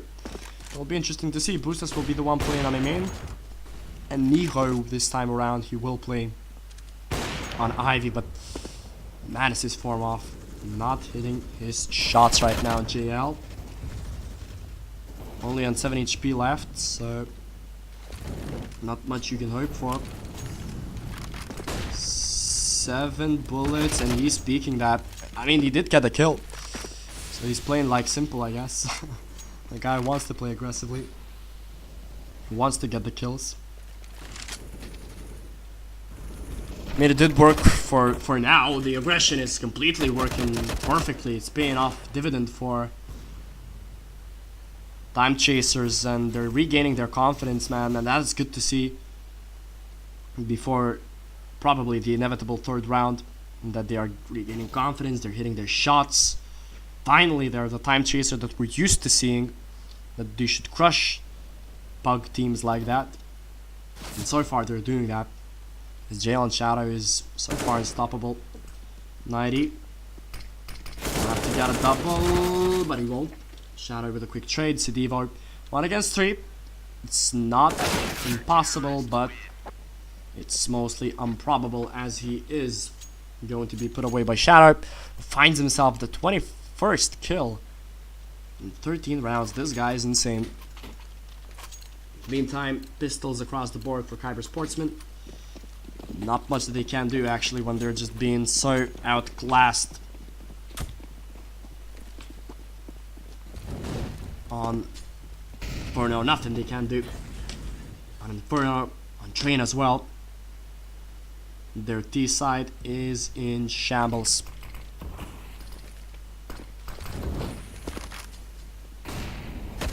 Shadow. This time around he will not get the kill instantly, but he will get it later on. Team Kyber Sportsmen, they actually make their way onto the B-bomb side. Oh, goodness me. Boostas was very unlucky not to get the kill there. So now they do actually have the B-bomb side, Kyber Sportsmen, so it's up to Time Chasers to retake that. It was a long time since we saw a retake scenario. Deagle will get a kill with a Deagle, but he will have to do more. He has the AUG in hand, gets the 1. He's already on the defuse indifferent, and he will defuse the bomb. 11-3 is the scoreline. It doesn't even matter if he dies or not, because they have all the money in the world. Team Time Chasers, and they're gonna use it well. They're buying ops. They're buying AUGs. They're buying full utility. Ask you, you're naughty, man. Having yourself a Scar 20. I have no idea what he's doing there. I have literally no idea. Nevertheless, indifferent. He's the guy who is just peeking from on top of heaven, but it's an Eho getting the trade kill onto Shadow. Mighty will have to retrieve the bomb, and Eho, he will have to retrieve the kill. Oh dear god, and Eho is out of form. He's out of shape, man. Needs to work on his shots. 8 HP for Eho, the former Žalgiris player. The bomb will be planted on aim. So that's a retake scenario, and it's a clutch scenario for Eho, but that won't be the case. Indifferent will put him out of his misery, and it's a 12th round for Time Chasers, a 7th one in a row. 12-3 is the scoreline for the Lithuanian team. Shadow with 23 kills, JL with 19. Dear god, does this team perform. And when they do perform, well, they outshine their opponents by a mile. So, a pistol round for Time Chasers. What do they have? What did they have prepared? Shadow and Yals, both with smokes. Interesting. Maybe an execution towards the bomb side, it seems. They throw a smoke here, but it's a quadra stack for Kyber Sportsman. Devo already getting a kill, and things have slowed down. But it's not over yet, obviously, for Team Time Chasers, because, well, their enemies haven't decided to peek aggressively and to get those kills, so that's an easy indicator for Time Chasers to just go and rotate towards the B bomb site. That's what they're trying to do. Indifferent. You just have to run away, bro. You just have to plant the bomb, and he does, as Askew gets another kill, but will be actually traded off. So now it's very important for Shadow, as he's 1 against 2 in this scenario. He must get the kills, must push this one out, but he won't. Boost us will close things out. It's a pistol round picked up for Kyber Sportsman. It's a must, because I will remind you, dear viewers, that whoever wins this map will move on to play one of the strongest Latvian lineups that have ever been seen, probably. Nevertheless, this map won't make it quite easier, because, you know, they're gonna face Figli, Preliden. We know those Latvians, they are very tough. And this is just, you know, a training ground for Time Chasers. If they do move on to the 3rd round, then we'll see a real test. Nevertheless, Deagles across the arsenal of Time Chasers, while Kyber Sportsmen are having themselves a field day and trying to mow down their opponents, and mow down they do. Boost is getting another kill. Askew will not find his opponent this time. Shadow gets himself a kill, and MP9. Askew with another one. There we go. Something positive, as Boostas finds himself in T-spawn, actually, as he does see the bomb. So now it's a difficult scenario, as Boostas is only sitting with 11 HP. He has to be careful now. So Shadow will be the first one moving, and if he just waited one more second, that could have gone whole differently for Time Chasers. Nevertheless, they did some economic damage. They did get 2 kills. Wasn't enough to win the round, obviously. So 12-5 is the scoreline. 5 AKs across the board for Team Time Chasers, and they're trying to run. They're trying to run fastly, but it's not working out. Indifferent will get picked off. Shouldn't be doing that against Puggers, really. And he will not get a kill. And actually, Time Chasers are trying to bring this one back. It's a 2v3 scenario right now, and Aniho is still missing his shots. He's burning in the flames, and he will actually burn from the bullets of JL. Leaving only Knight is alive. But he gets the 1 kill, and that's a 1v1 scenario right now. Yas against Knight. Yas gets the kill. Very important for Time Chasers. They do get the 13th round on the board. Well, they sort of break the economy of Kyber Sportsmen. I mean, 90s has enough money, Loudly has enough money, Boostless can buy from us, so they've decided to fully invest. Interesting to see whether that's gonna work or not, as Kyber Sportsman. That might just be the last hope to come back in this game, as JL is already finding himself a double kill with an op. And there we go, JL. That's what we're used to seeing. That's a triple one. Leaving only 90s alive. 10 seconds into the round, and the hopes of the CTs have already been destroyed, dismantled, and smashed. As Yas finds another kill for himself. 14-5 is the result in Time Chasers. Well, it seems that they are moving to the third round of and the final round of this qualification progress in a positive manner. Hopefully it will be a positive game for them as well, because they are facing a very, very difficult team. A team of fantastic Latvians built together. Oh, little lag in GoTV, never mind. As they are moving forward, but they're pushing in the wrong side, I would say. Maybe not the smartest decision, nevertheless. JL finds himself a triple kill. Yals on 18 HP. Needs to play this one safely. Oh, but he won't manage to do so, as it's Kyber Sportsman who actually pick up this round, and I did not like that approach from Time Chasers. They could have just played this one out safely, or literally ran down to the B-bomb side. It's easier to take, quite literally, and you do know that if your opponents are on a bad buy, then it's quite hard to stop a push onto the B-bomb side. So not the smartest decision per se. These Time Chasers, they are not stopping to push aggressively, man. They're just trying to play puggers as puggers, and it seems to work so far. Flashes, smokes, mollies, you have all that good stuff. But Loudly has a triple kill, and Ehoy chiming in with one more. This round is not over just yet. Oh, but look at the positioning of JL. He can be naughty. He can surprise his opponents. He can give the presents early. That's the one kill. And he doesn't expect JL on the train. A double kill, a fantastic lurk from JL. 30 kills for him on this game.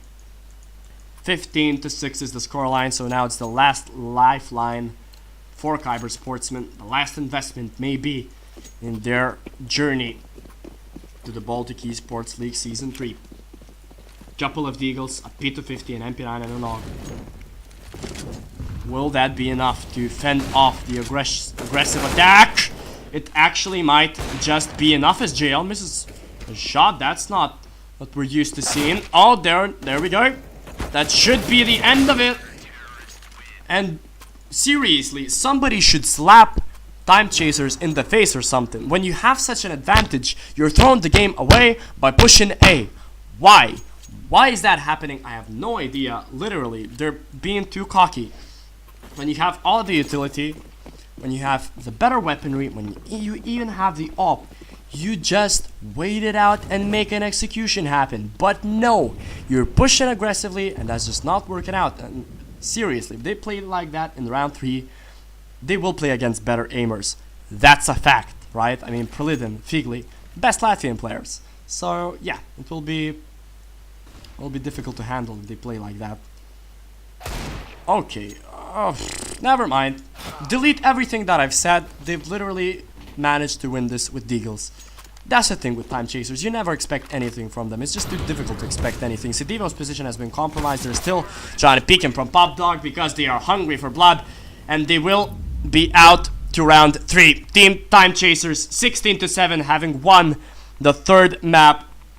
And we know that it's a sweet, sweet victory for Time Chasers. JL with 30 kills. Shadow with 26. A fantastic performance on map 3. Map 2 was a dominant one as well. 16-4 was the scoreline there on Inferno. They did lose Mirage 16-13, but it didn't really matter at the end of the day, because we all know that Time Chasers, well, they love dragging it to 3 maps. But we will see a journey on round 3 for Time Chasers, and maybe, just maybe, they will qualify for the Baltic Esports League Season 3. We will have to find out in the last matchup of the day. So dear viewers, after a couple of minutes, we will be right back with the action, so don't you go anywhere. We will be right back.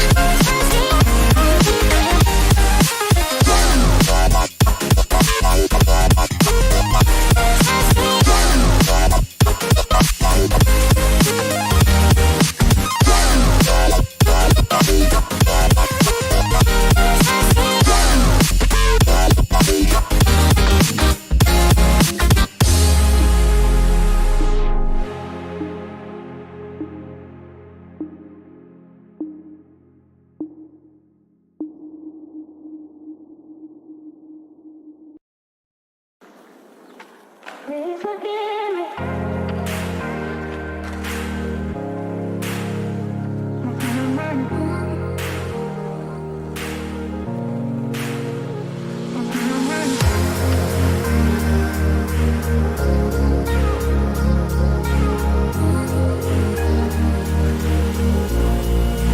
Please forgive me.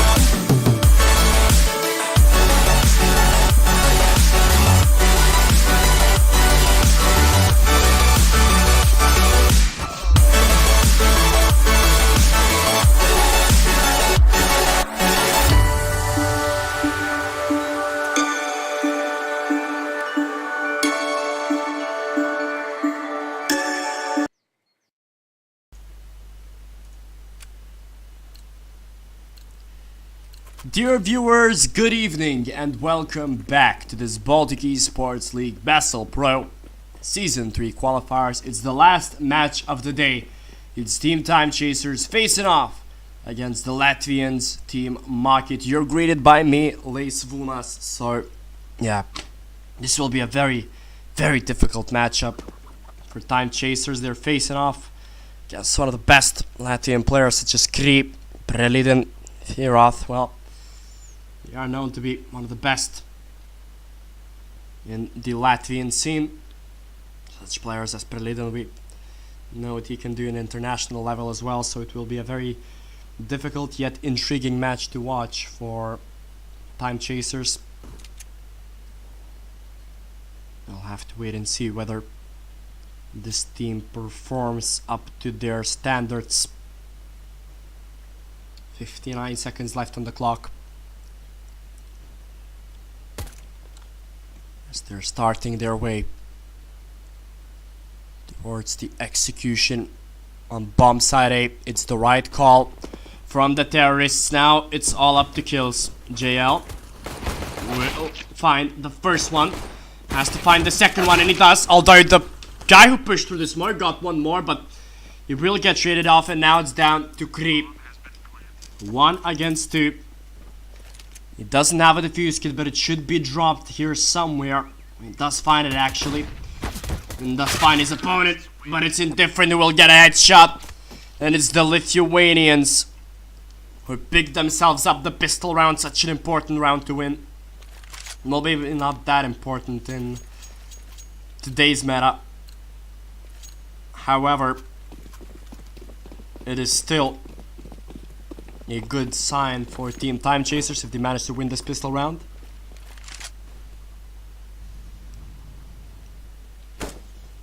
As 3 Latvians, they have actually decided to invest fully in this round. Kri with an MP9 and Kevlar, and he actually might be the damage doer this round. He does get a headshot, might get a double, and he does. A third should come in, but he decided to back away because he's actually being pinned down from the other side of the map shadow, and the Latvians are showing why their name should be feared. There we go. 1-1 is the scoreline. And the terrorists, they did decide to fully invest in this round. 4 deagles and a pay to 50. But the deagles are not working out. Creep once again shredding heads apart with his MP9.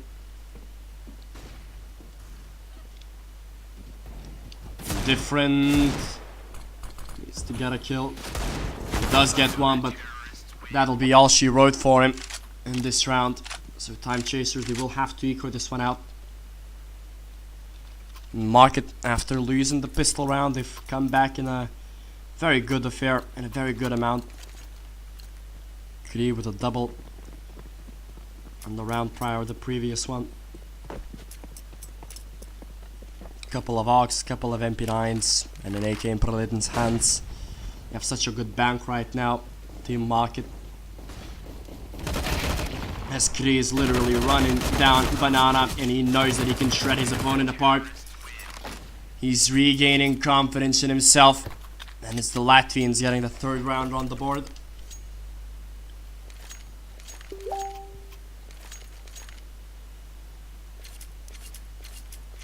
Four AKs for the side of Time Chasers. 3 AUGs, an AK, and an MP9. And Firoth, he has no fear. He's running down middle. Will he find anyone? Oh, surely he will. He will even get... Okay, he won't get Shadow away, but Bishop will. Although JL with a quick trade. And that's what the Lithuanians should be scared of. Because their opponent is already starting to push them. The Latvians, they have no chill. They do know that they are very good, so they're trying to use that to their advantage. They're literally pushing everything away from their opponent. So hard to play if you're Time Chasers. You just have to trust in your aim, but when you have such players as Kri, who is just fearlessly running down Banana, it's very hard to do. 2 against 3 is the scenario right now. And they have to make up their mind where they want to go right now. Team Time Chasers do have a smoke, 1 smoke in fact, which can be thrown towards CT. But Laney is waiting there. 40 seconds on the clock. He's peeking aggressively, peeking wide, but not finding anybody. That just might be the indication towards rotating back to A, but Time Chasers, they just got themselves into this bomb site at the best possible moment, probably. However, there's only 20 seconds left, so they don't have a lot of time. They must beat this angle.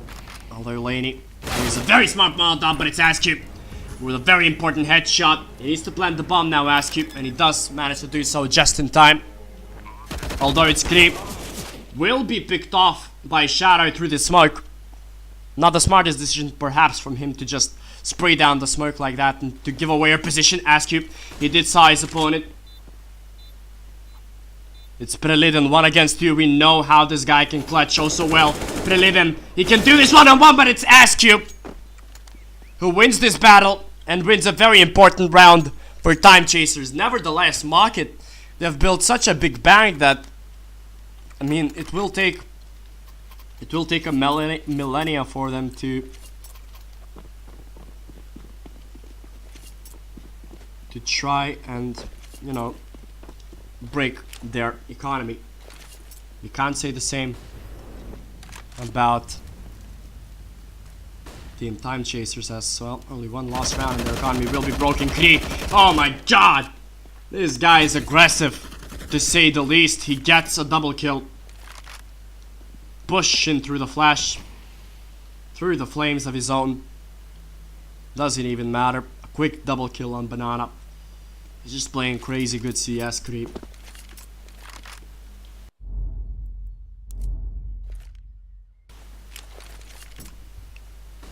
I'm down a flash right now. The middle. Won't see anybody. They still have a crossfire from short and long, so it will be so difficult to try and retake the sound. It's only Shadow left. 1 against 5. Nothing that he can do in this scenario. Again, they're just being pushed so aggressively, Time Chasers. You can't do anything about it when you have players such as Kri who will get a triple kill no matter what. He just spams the smoke and he gets it.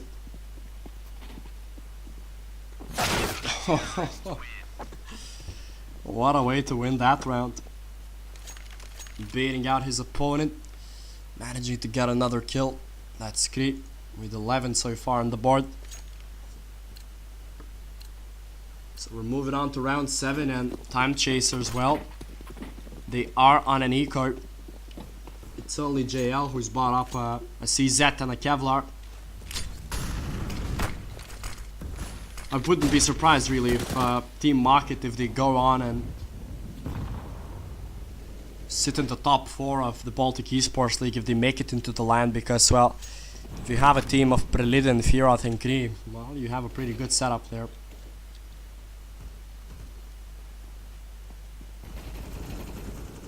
They did get 1 kill, that wouldn't be enough. Else will also have to die there. It's only Askew left. 1 against 4.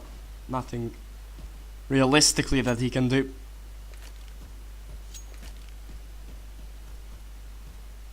Again, it's so hard if you're Time Chasers. What do you even do at this scenario? You can't just sit and wait, because if you sit and wait, you're just gonna get gunned down. If you don't have enough money, you cannot throw down Molotovs and flashes or nades.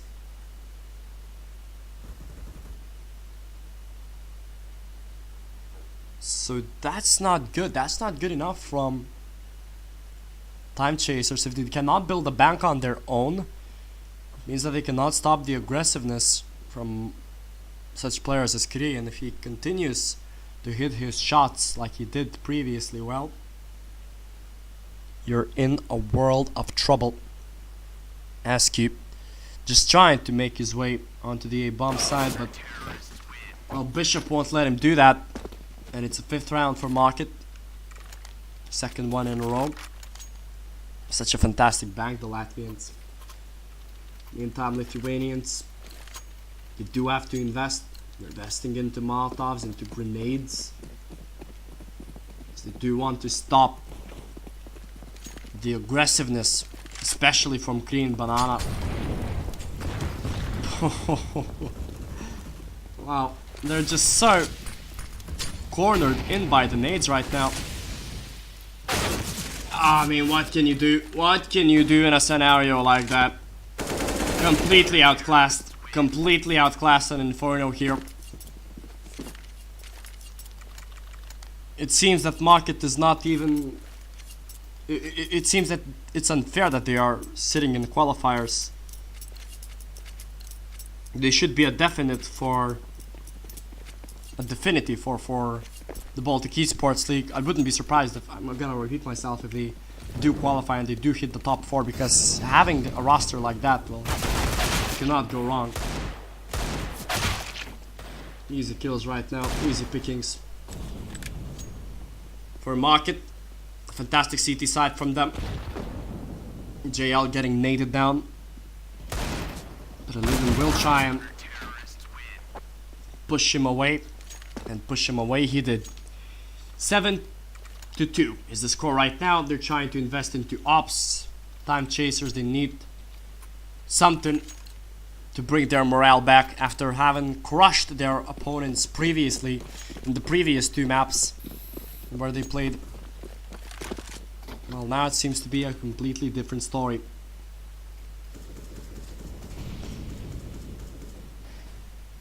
JL is scoping down middle. The Latvians, well, except for Kri, are not showing too much aggression right now. Well, I mean, Firov is in a very aggressive position, as is Kri, but he decided to back away. Pralidin is still on middle. Firov is still in an aggressive position, but finally he decides to back away. So there we go. If you survive the first test from Market, then it might be a round which could be equal. We'll see if that's gonna be the case, because they still have a lot of utility left, the Latvians. Shadow gets a headshot in middle. Very important kill. Bishop trying to regain his position. Baits out a shot. There we go, that's a kill for Cream. A triple man setup on A that just might prove that there's one guy too little on B. They're trying to force their way onto this bomb site. 30 seconds left, so not a lot of time. They have to hurry up. Team time chasers, but it's Kree getting headshots over and over again. Doesn't matter if it's a smoke or not. Kree is just shredding them apart right now. 20 seconds left, not a lot of time. The cities have already made their rotation. Yeah, and it's a round that took too slowly. It was taken too slowly by time chasers. It's clearly shown that they've lost composure, they've lost their will to survive, as Hops would put it, in this matchup. They did start off the round nicely, but they didn't regroup. They played one by one, they got caught in the smoke, they played too slowly there, you needed to push, but they got scared. That's the classic scare mentality. I mean, when Kree has 16 kills, Bishop on 14, literally, you're just too scared to push in those scenarios. But you have to be, you have to be ready. You have to push. I mean, if you compare it like 2 years ago, the Counter-Strike scene, the Baltic scene itself, then the individuality of players, it would be completely different. I would understand if such players as Kree would just, go and push randomly and would get all the kills, because in those day and ages when Faceit wasn't popular or something, when not a lot of people played CS, especially on Faceit or ESEA, they weren't as good individually, then I can understand. But today everyone is on level 10 on Faceit or something. Everyone is like B+ on ESEA, so you have to be brave, because if you start getting afraid of players such as these, teams such as these, well, you're not gonna go far against Team Market. You have to be brave. You have to push your way to success. Yaz manages to plant the bomb, but he's 1 against 2 and he cannot do anything with a Mac 10 against Preliden's AUG, and it's another round for Team Market, a 9th one for them, as the Latvians, they do seem to be unstoppable. 5th one in a row. Time Chasers, well, you can call them unfortunate that they got matched up against Team Market. However, if you do want to qualify to one of the strongest leagues in Baltic region, you have to beat one of the strongest Baltic region teams. So, 2-9 is the score. 5 AKs across the board for Team Time Chasers.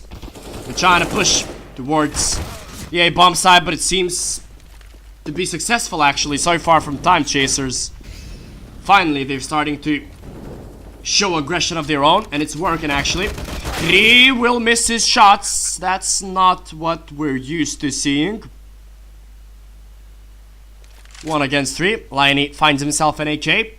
Might find himself a kill onto Shadow, who's playing towards Boiler, but it doesn't seem to be the case. And finally, Time Chasers, they get themselves back into this game, at least for 1 round. 3-9 is the score. As Time Chasers, they're trying to crawl their way back into this game. The double op setup for Team Market, as Laney will peek down Banana. Oh, but he will actually miss his shot. Not what we're used to seeing from the Latvians. Nevertheless, it's Firoth, the other opper.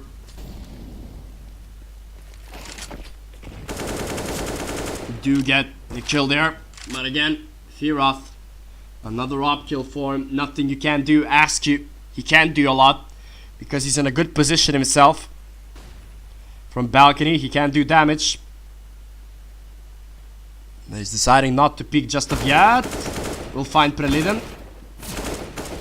But Preliden will call out for his teammate Firoth to get another kill. Ay, ay, ay, there we go. Another kill for Kree, another round for Team Market. Well, good thing is with this current day meta that even if you lose a round after having won one, you can still buy up fully. And that is what Time Chasers have done. Still maintaining a double op system, it's Market.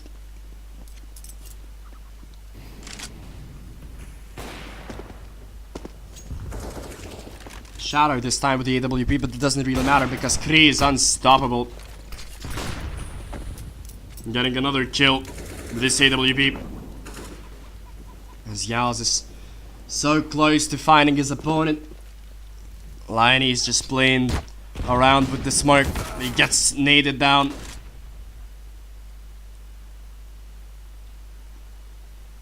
There we go, I'm at advantage for the first time, I guess. For Team Time Chasers. How will they use it? Creep misses his shot.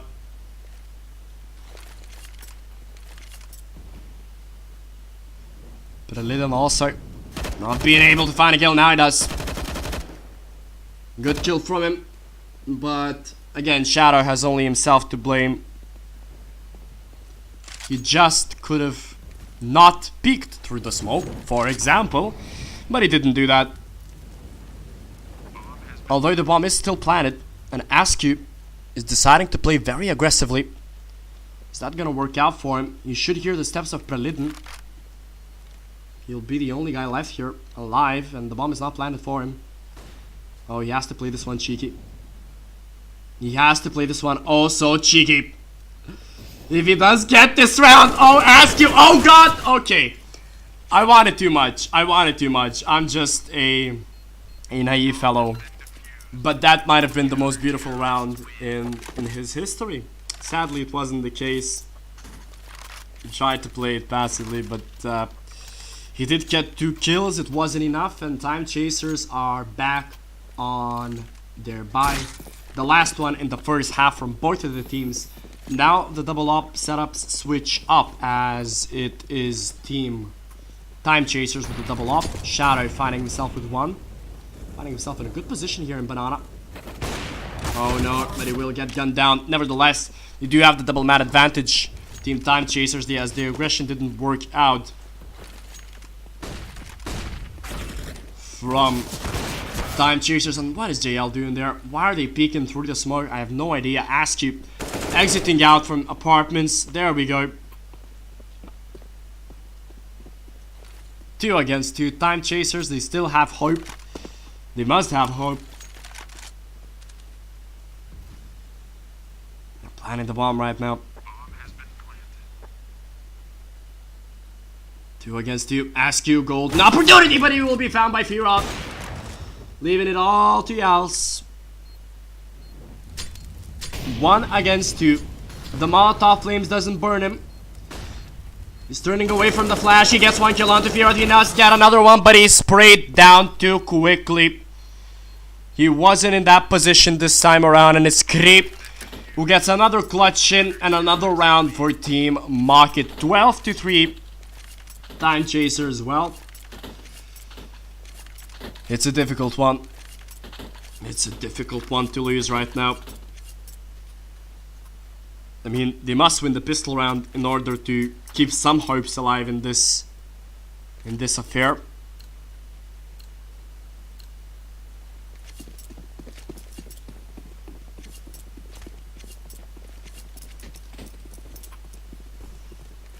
Well, there we go. 12-3 is the scoreline right now. Time Chasers on their pistol. JL, well, he's trying to do something, but something ain't working out for him. He's trying to peek aggressively against every single opponent, but I guess that the terrorists have already found out that, okay, we see that a guy is trying to play aggressive, is playing towards Banana. Maybe it's best for me to go towards A. Bishop gets another kill, even only Yal's alive. 1 against 4.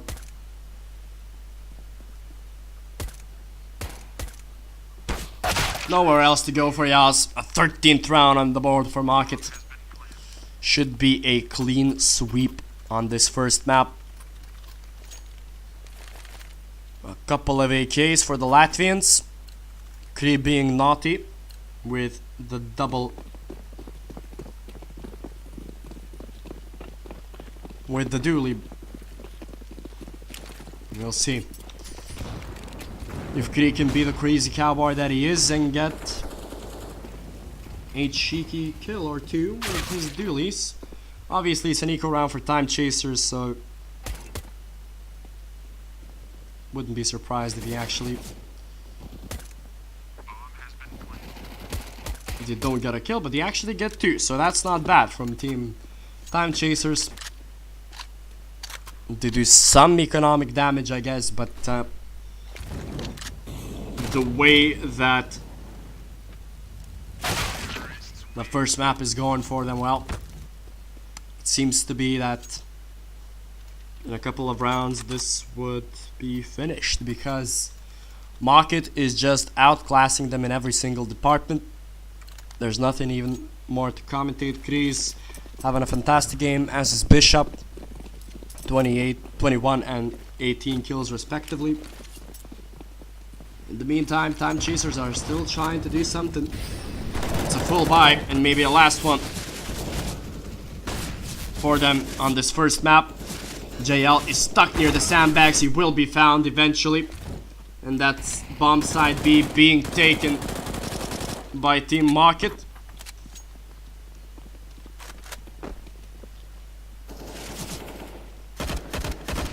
Guys will not get anyone, as they're just peeking through the smoke right now, aren't they? Bishop, he will get a triple kill after having peeked through the smoke. A quadra in this round. Unstoppable. It's Team Market. Probably the last round of this first map. Not a lot that they can do. Team Time Chasers, they're just being outclassed. 3 AKs, an M4, and a CZ in the arsenal of Market, and 3 Mag 7s. Say the story, I do believe. Well, maybe, just maybe, Askew will get a kill or two, but yeah, not like that. Definitely not like that. It's just a massacre going on for Team Time Chasers, as once again, they have nothing to show for this round. In the first map, well, it's one to forget for the Lithuanians. Nothing going their way. 16-3, Market take map 1. Well, they have a mountain to climb, a very steep one to climb in map 2 if they still want to regain their hopes in qualifying for the Baltic Esports League. So dear viewers, we will be right back with the second map in just a couple of minutes. So don't you go anywhere, we'll be right back.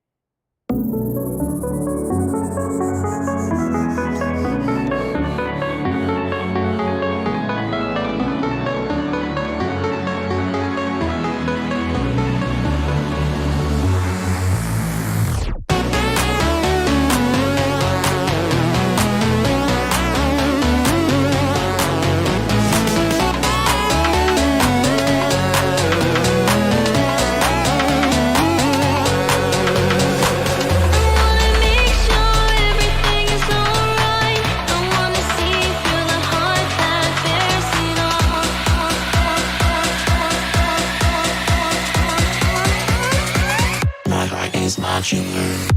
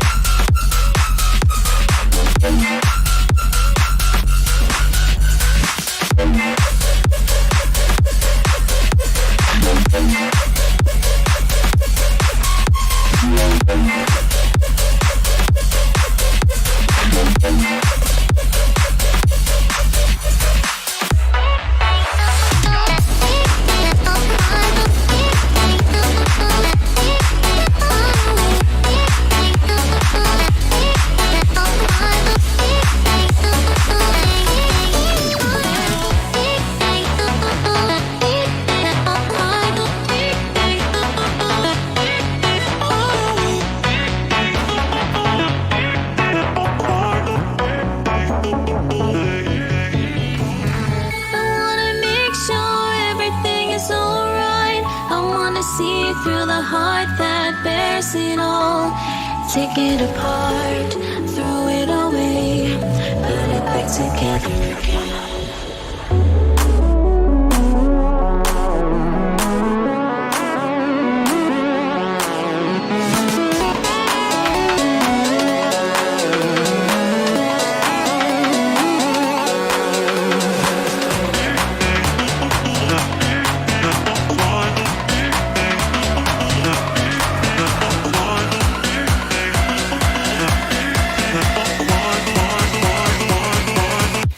Is modular.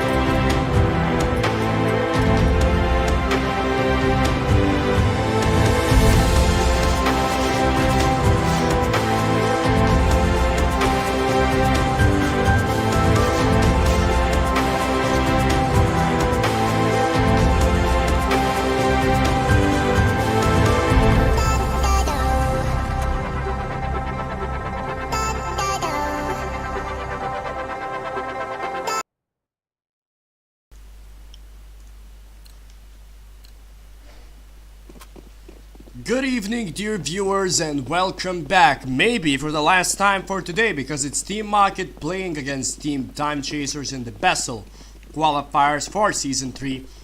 It's map 2 of the last round, so whoever wins this game might just qualify for BESL. If Market win this map, they will go on and move through the qualifications, and they will be a part of the Baltic Esports League Season 3. It's a pistol round, it's cash. I will remind you that Inferno was lost by Time Chasers by the scoreline of 3-16. And now we have a pistol round on cash. Well, so far Prelidon showing off his aim, getting a triple headshot in his pistol round, winning another one for his team.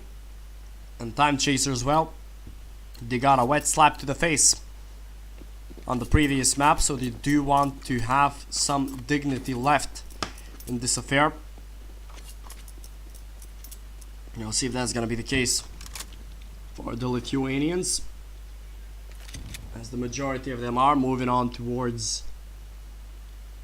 the bomb site. It's a trap that actually might just work out for Time Chasers. We'll see if that's gonna be the case. There's one flash. JL will get one kill, but Laney will trade it off. The Latvians are still not in a hurry to push towards any bomb site just of yet, as Time Chasers are not in a hurry to rotate. So this trap might actually just work out, although the information should have been gathered by now if we look at the radar that the B bomb site has actually been taken and it's free. So yeah, it's only Shadow left, but not much that he can do. Just inspecting the beautiful AK that Laney has, but his head will be just obliterated by Firoth, who gets another kill in this map. So Time Chasers this time around, they will force by maybe, just maybe, this will work out. I mean, we do know Time Chasers, they take us into 3 maps every single time, so I wouldn't be surprised if we were to see a 3-map affair in this matchup as well. They did play cash, they did win on cash, if we remember, Time Chasers. Or they did lose, I'm sorry, 16-6 I believe. Yeah, it was a terrible terrorist half for the Lithuanians. Nevertheless, they did win the other maps, so it wasn't a big let off and let down for them. As Market, they're not in a hurry to push anything. Now they're trying to gain middle control, but they're got 1 kill in vents.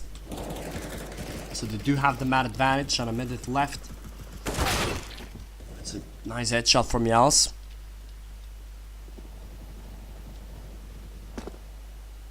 Shadow just trying to jump around and see where his opponent lands. So it just might be that JL will have a big task ahead of him to regain the control of the B bomb site. Although no, the Latvians have decided to rotate towards A. So now it's a big task onto Yas and Shadow. Although the guy in middle is doing a lot of damage, and Askew didn't manage to scope him out in time, leaving JL all alone. 1 against 3, not much that he can do. He will flash out, but he will lose out. The 3rd round goes in favor of the Latvians. It did seem to look nice for Team Time Chasers, although in the end the Latvians have proved to be stronger, at least in that round.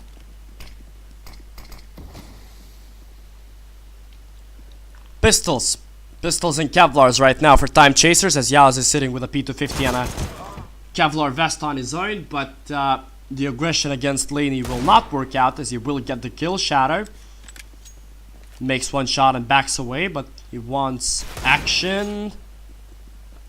Will get tagged down to 78, switching himself into the headshot position, but his aim has let him down in that particular scenario. As Kree moves deep into the checkered area. It won't matter at the end. It's only Askew left who will have to peek out aggressively, but won't even get that kill, leaving Fearoth on literally 1 HP. Unfortunate for Askew. 4-0 the scoreline. Time Chasers, well, they are in a deep hole. And how do you get out of this? It's the main question on the agenda right now for Time Chasers, as Sasuke throws down a Molotov, which does land on boost.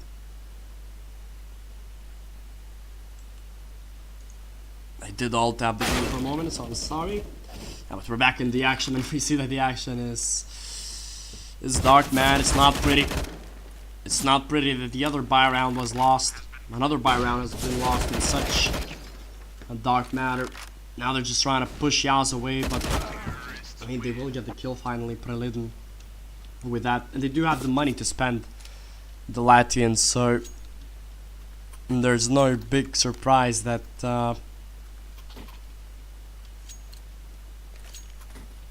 no big surprise they actually hunted for Yaz. Was the only guy left with 4 kills, indifferent still with 0 after 5 rounds. Pistols and Kevlars for Time Chasers.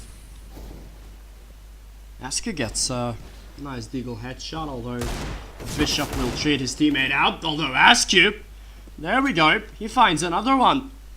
And that might be a round found for Team Time Chasers, as only Prelidden is left alive, 1 against 4. He does get a headshot onto Indifferent. The bomb is dropped on B, so you have no real need of pushing your enemies around. You do not want to play with Prelidden, doesn't matter. Yaz wanted it too. And well, he actually succeeded, as did his team. Askew with a couple of beautiful headshots with a Desert Eagle. Indifferent chiming in with another kill. And there we go, that's the first round on the board for Time Chasers. It's good. They need to start somewhere. They did not want to give away a 16-0 loss. At least they want to have their dignity intact. And JL, now he does have a good spawn. Sadly he misses. It's Bishop with the scout.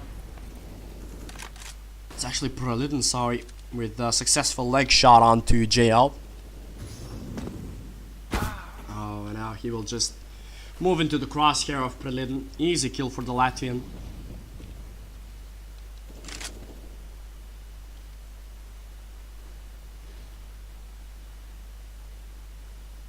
Indifferent. Well, literally every single member of Time Chasers now, they are just playing so passively. Do have 1 Molotov, but it just might not be enough.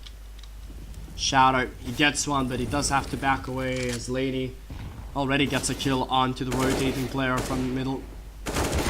Shadow will lose out that battle. Yaz only gets 1. He needs to get 3 more in order to win this round, but it's the op of Prelidden which will not let the encounter finish like that. And it's Market winning another round. Luckily for Time Chasers, the economy game is shifted in this meta, so they have got money to invest in this round, and they've actually bought 3 AWPs, 1 on each side of the map. It'll be interesting to see whether that works or not. Shadow gets needed down. Askew, good position for him, but he shoots just too early, leaving Kree on 7 HP. Indifferent getting a kill,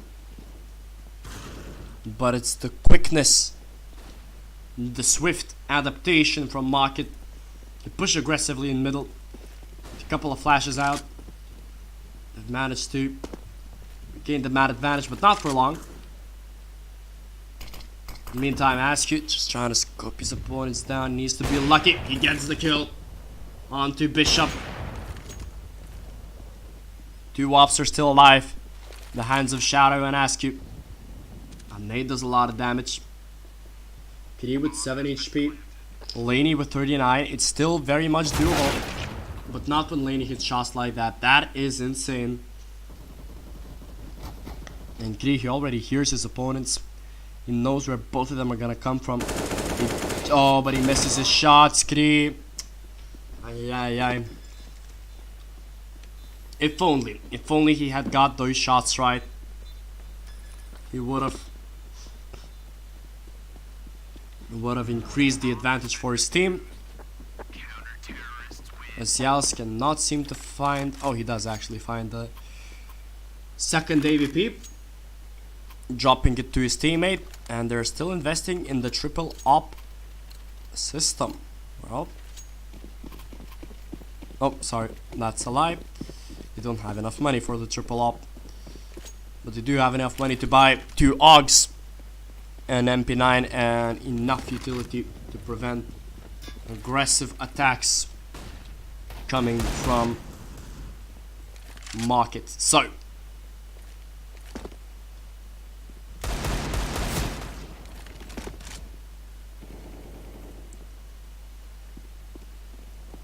the Latvians, they do not have a lot of money, and I mean even in this specific scenario, if they lose this round, then they will be forced on an eco. So it's a very important round for Time Chasers to win. They're not out of this competition just yet. They managed to play this one out safely. If they win this round especially, then we have a contest up on our hands, as it's a must-win map for Time Chasers. I will remind you, dear viewers, but when Yals does mistakes like these, I mean, literally, you baited out your teammate to get a kill, and even then you couldn't get a kill. So yeah, rounds like that, which are crucial to win for Time Chasers, sadly for them, doesn't seem to be the case. The bomb is planted. Askew 1 against 2. He does have a defuse kit and a smoke actually, so if he gets the AK guy, then the hopes are still alive to maybe smoke out and try and defuse the bomb. He's in such a good position. Oh no! Oh dear God, Askew misses a shot like that. I feel the pain, I feel the sorrow for Askew. If you're gonna miss shots like these, oh man, that hurts. That must hurt inside of Askew. He wasn't playing badly this game. He's got 5 kills. He's looking at the ceiling like, ugh, I know I screwed up. He could have won a very important round. A very important round for his team. Yeah, sadly he didn't. Such an easy shot to hit, it seemed, but he missed it. So Time Chasers now, they are in a very, very difficult scenario right now. The score is 2-7. You cannot fully buy up this round, meaning that you're stuck in such a position where you cannot really hope for much. Maybe a 6-9 first half is the best scenario that they're hoped for, that they can realistically hope for. Because now, well, they're just getting hammered. They're trying to play nicely, but it's just not working out for Time Chasers. Pistols and Kevlar, they're trying to play this round aggressively. Will it work out? JL will be found before the smoke. He just peeks too slowly. A burst on the smoke. Shadow, you need to hit those shots, buddy. You need to hit those shots. He only gets 1 kill.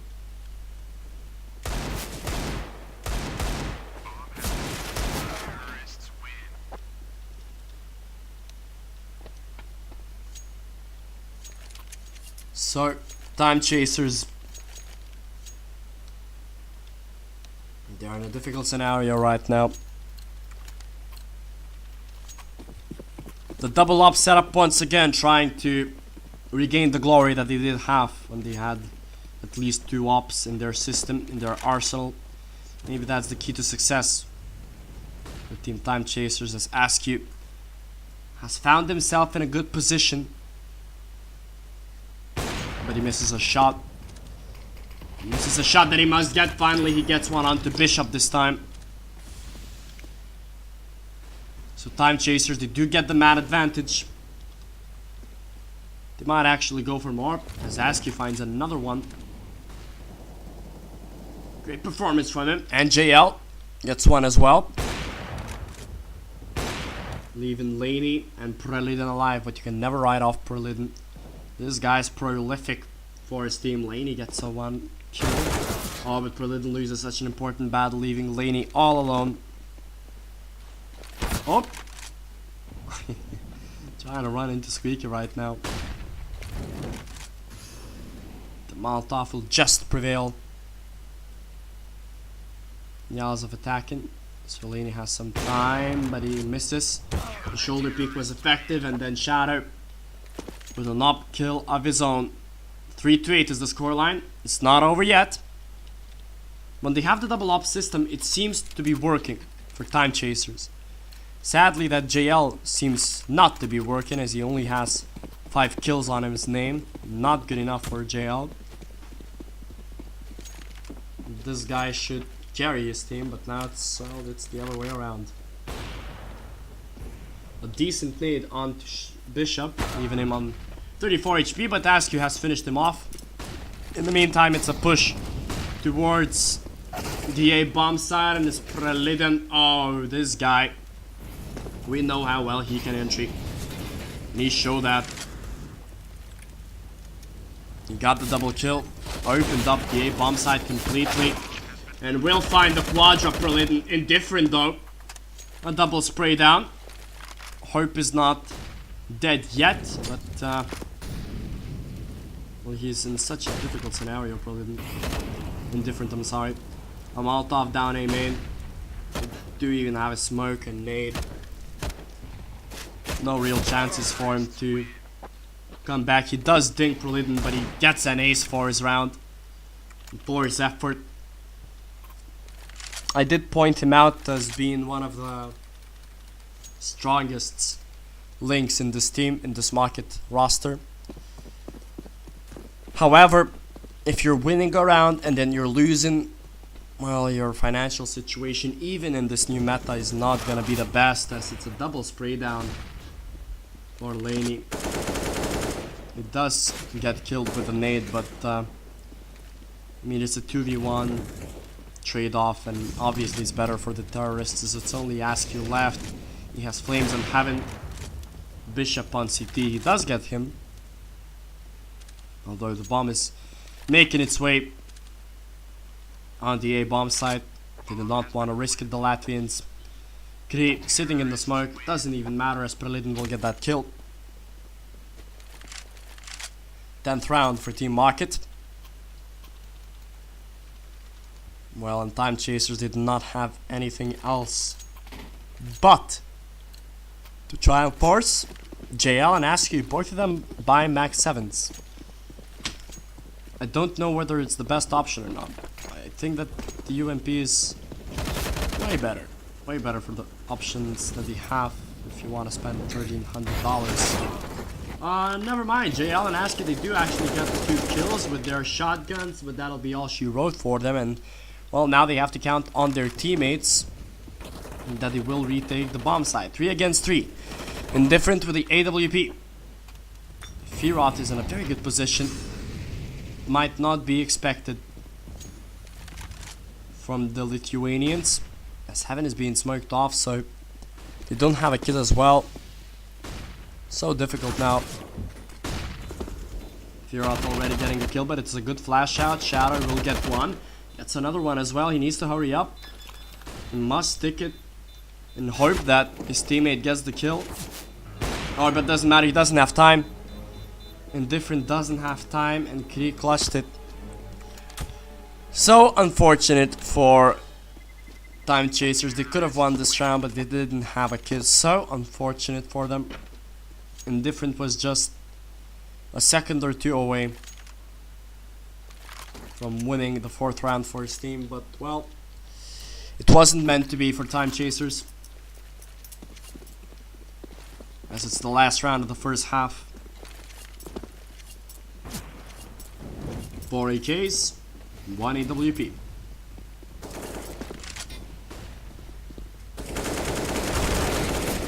Laney will be found. And again, it's just a very quick take of middle from the Latvians. You can't ask anything about it. You can't do anything about it. It's such a buy that they have. And I mean, Laney's just performing his heart out in this matchup. Beautiful first half from the Latvians. Once again, I mean, they are a force to be reckoned with. Clearly shown that, well, they're just outclassing their opponents. It should be.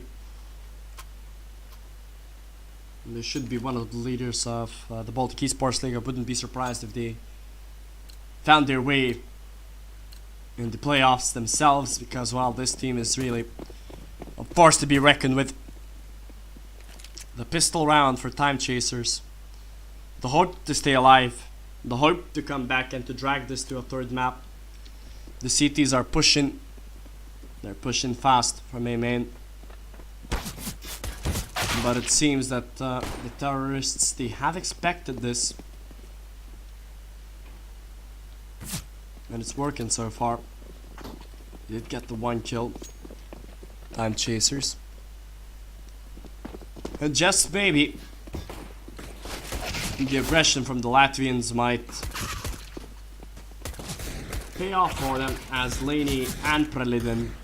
Preliden, again, he worked so well in the previous pistol round that I'm not surprised that he's playing so well in this one as well. JL with the Desert Eagle. Well, in such a range, it's a good weapon. We're talking forklift to truck, but otherwise, I don't know whether it's worth it or not. Especially if you miss shots like that. He gets 1 headshot. JL needs to clutch this, and he just might.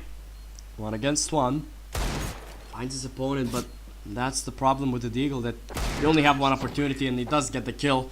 And that's a pistol round for Time Chasers, so hope just might die last, because the Latvians, they have decided to fully invest. So if they play around with their economy like that, they might be in for a treat. Time Chasers, well, they might find themselves in a comeback story. Hopefully that's gonna be the case for them. JL, he gets a kill. There we go. That's an entry frag. Should be fine and dandy going in towards that A-bomb site. JL, good position. Will not find a headshot. Now he's sitting in a crossfire. Difficult to get out of. Laney, in the meantime, gets a kill on A main. Oh, they do need to get that kill, and they do. Leaving only Bishop alive, who's sitting in the headshot angle on B.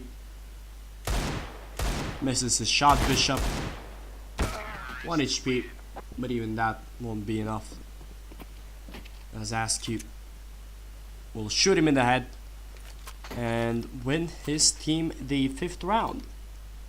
So, well, they're regaining dignity, at least. Time Chasers, they have the best opportunity to gain the 6th round, unless they lose to Pistols, which would be quite embarrassing.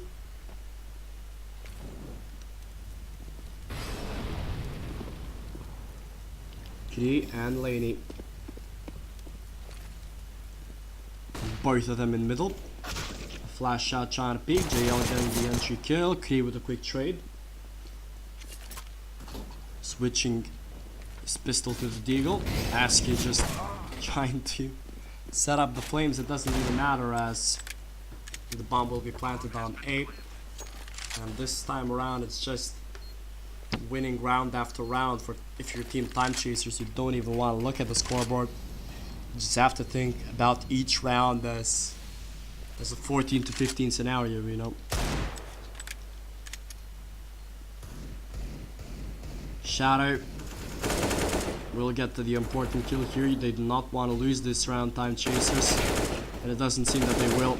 Shadow is stepping things up. Yeah, they don't have any time to defuse right now.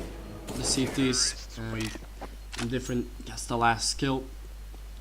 And that's the 6th round on the board for Time Chasers. This time around, Market will have enough money to invest, so that's the first real test of Time Chasers and whether they can harness success or not. 2 AUGs, 2 M4s, 1 MP9. No AWP actually.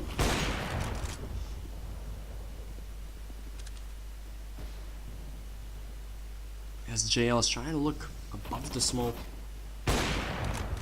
Trying to wait for the aggression of the Latvians. They are showing some. That was Prolidden. The shots onto Sunny. JL, he might be the catalyst. Oh, but he does die out to Bishop. So unfortunate. And Prolidden this time around, he's playing aggressively in the middle. Get themselves the op. Prolidden will die. So it's not over yet actually, as Yas finds another kill. Oh, but he will be traded off by Kree real fast. It's a double kill for Kree. Also important for the Latvian. Jacking himself bad, but will lose the battle out to Askew. So 2 on 2, the bomb will be planted on A. And this just might be the most important kill of the round, but it will be found by Bishop, leaving Indifferent on a 1 against 2 scenario. So difficult for him, but he doesn't have anywhere else to go. He gets the first kill, knows where his position is. Firot will have to hurry. Oh god, Indifferent, you cannot mess this up. You do not want to peek against the upper, but he does. Oh, Indifferent, why oh why did you have to peek? You saw that your opponent had an op in his hands. You didn't need to peek, you just needed to wait it out. But he decided not to. He didn't decide to hide. He decided to peek, and well, that was his downfall. He played it so nicely up until that point. And it's round 13 for Market. Only 3 separating them away from the Baltic Esports League Season 3. They're so close. Well, Time Chasers, they still had money to buy up this round. 4 AKs and a Galil and aggression towards B. That might just work out actually. Oh god, Firot jumps to his death. Unfortunate. But Kree will get a quick trade in vents. I'm surprised that nobody checked that area properly. Oh, and Kree baited out a couple of shots for Prolidden to get his opponent. Good headshot from Shadow. He needs to step it up as well.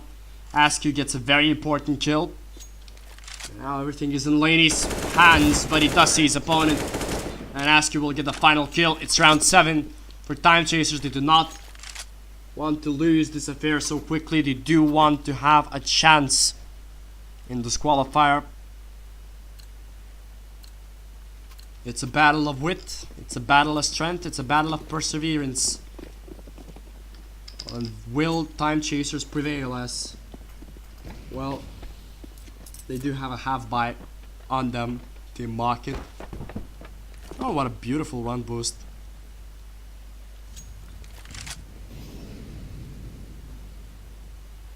He threw down a Molotov onto Checkers, but won't see his opponent playing near the box. Well, 2 of them. It's the 1 kill, and in the smoke he finds another Askew. So it's a clean round for Time Chasers, although when I say that, Prolidden, he gets 2, not 3, so at least that. Indifferent will find Laney as well. That's round 8 for Time Chasers. 8 to 13 is the scoreline right now. The Latvians do have enough money to buy. Well, after having such a horrendous first half, It's good to see the Lithuanians bounce back. But obviously they will need a lot of bouncing back if they do want to qualify for the Baltic Esports League.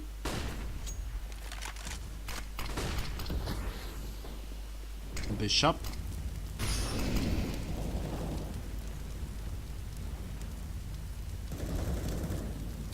The flames of the Molotov will not burn him. And the gas of the smoke grenade will not harm him. Askew, nevertheless, will have to battle him. But the battle has been conceded, it seemed. As Lidden will finally get a kill. Laney with a scout. It's an execution towards the A-bomb side. We do get one kill, but you need to get the trades fast in. Time chasers. What a fantastic op shot that was. He cannot plant the bomb here. Indifferent.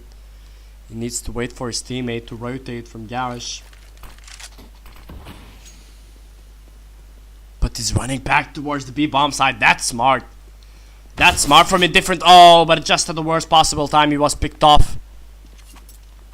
And Laney, he must have heard Askew. So unfortunate for the Lithuanian that he was hurt like that. It seemed that Time Chasers could have increased their advantage. Sadly, it wasn't meant to be, and now they are in a pickle. They have to decide whether they want to invest or not, and they've decided that they will. So this round, it might decide it all. Team Time Chasers. Will they continue their battle or not? They're deciding to push aggressively towards bomb side A, and it's Creep. The man who's waiting for it. Man is always ready. But he will get traded off, so the bomb should be planted any minute right now. And there we go, that's a man advantage for Team Time Chasers. Indifferent gets himself an M4. Even the Molotov and a nade, which won't do any damage. However, the Molotov will delay the short player. And the smoke is very important as well. Indifferent. Why did he have to peek? Oh, and now it's all left to JL. He has an AK in hand. Against an M4 of Firot. Will JL shine? Yes, he will. That's round 9 for Time Chasers. It's not over just yet. Although JL, he wasn't playing well in this match, but well, when it matters, he does provide. That's what you can expect from a player of such caliber. As the Latvians, they're back on pistols, so it's not that easy for them to get that ticket to the qualification. Shadow will have to back away, as he does see Prolidon in B short.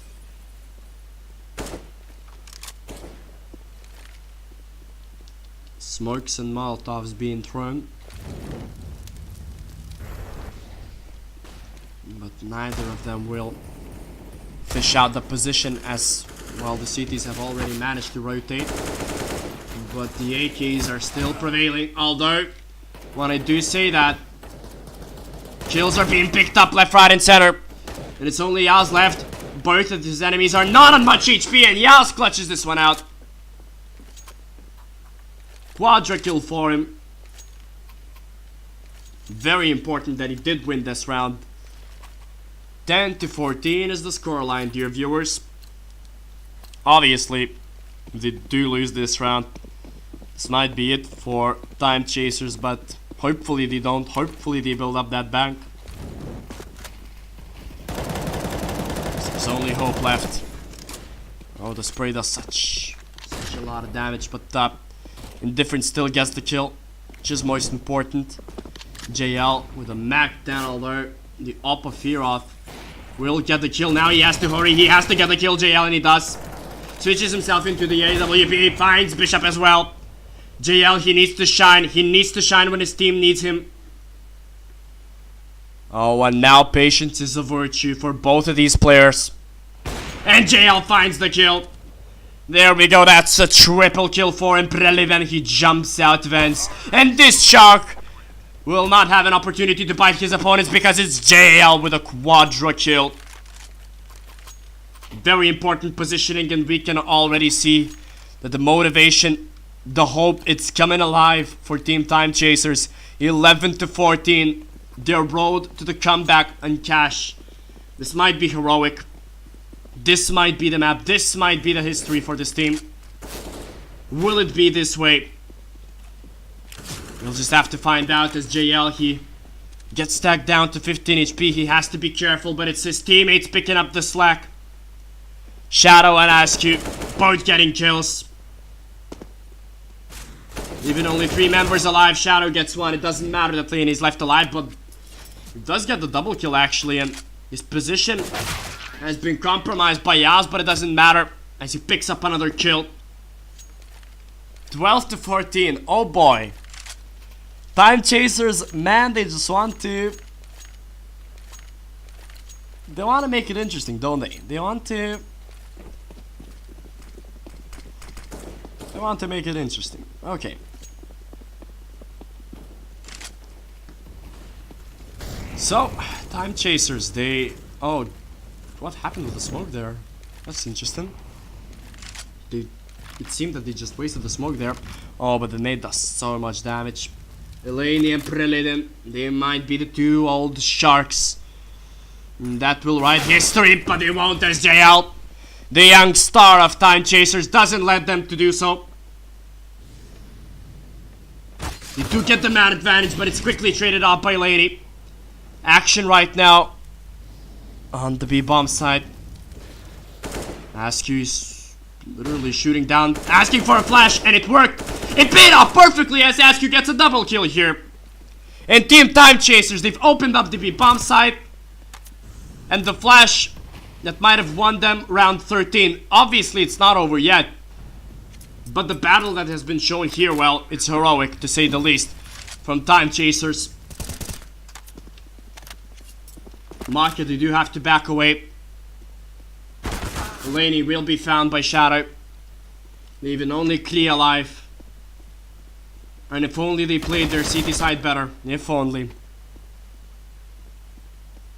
It doesn't matter now as Time Chasers, they're trying to do the impossible. They're trying to come back from a 12-3 deficit against the players from such caliber. Preliden with 27 kills, Laney with 27 kills. It doesn't matter because Time Chasers, every single one of them, they're trying to give their best. They're trying to give their all. Well, if JL wakes up at this moment, it might be crazy, dear viewers, because Maki, they are on pistols. So Time Chasers, they have the opportunity to equalize the score. After being down 12-3, they have the opportunity to equalize. I cannot emphasize this even more because you do understand that this is a crazy factor. Kree is trying and hoping to get the impossible shot happening as the Latvians have set their trap on a Shadow. Fantastic headshot from him. Opens up things in middle. Important part of cash, obviously.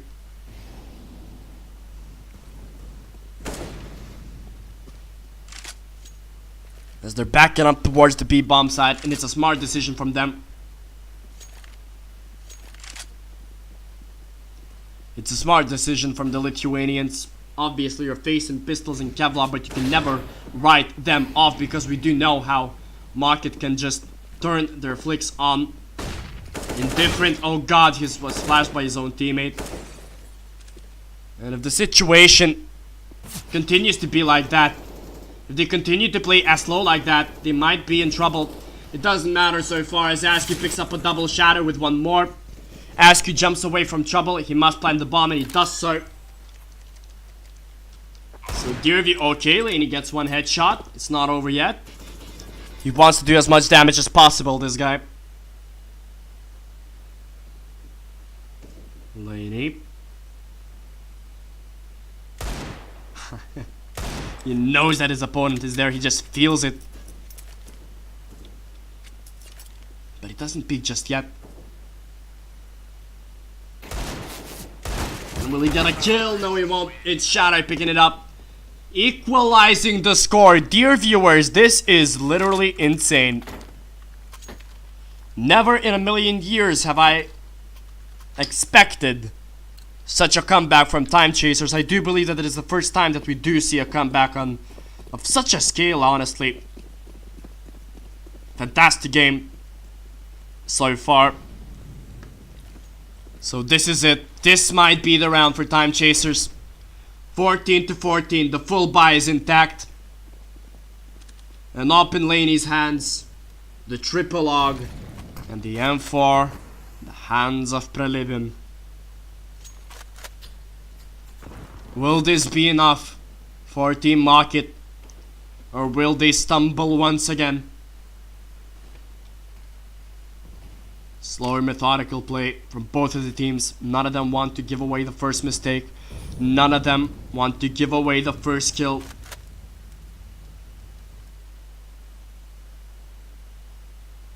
Will be boosted up. It's Shadow. So important for him to get the kill. What? Indifferent drop from the server? Oh, that's so unfortunate. Oh, come on. If the game ends like that, it will be... Oh, come on. He literally drops from the server.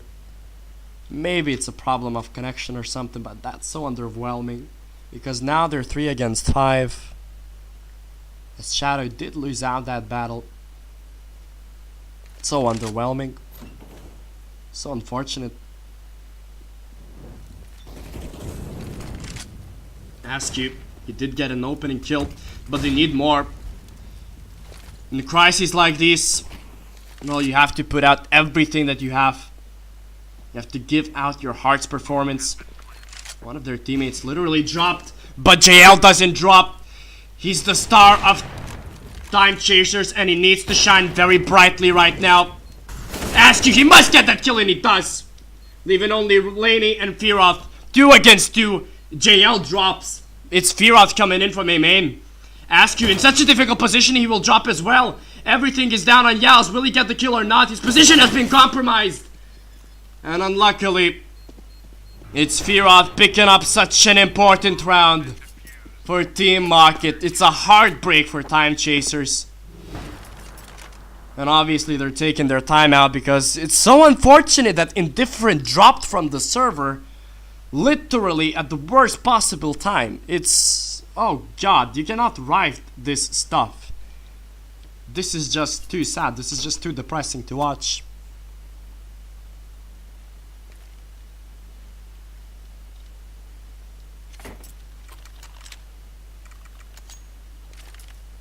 I mean, hopefully Indifferent comes back, because they haven't played such a wonderful game.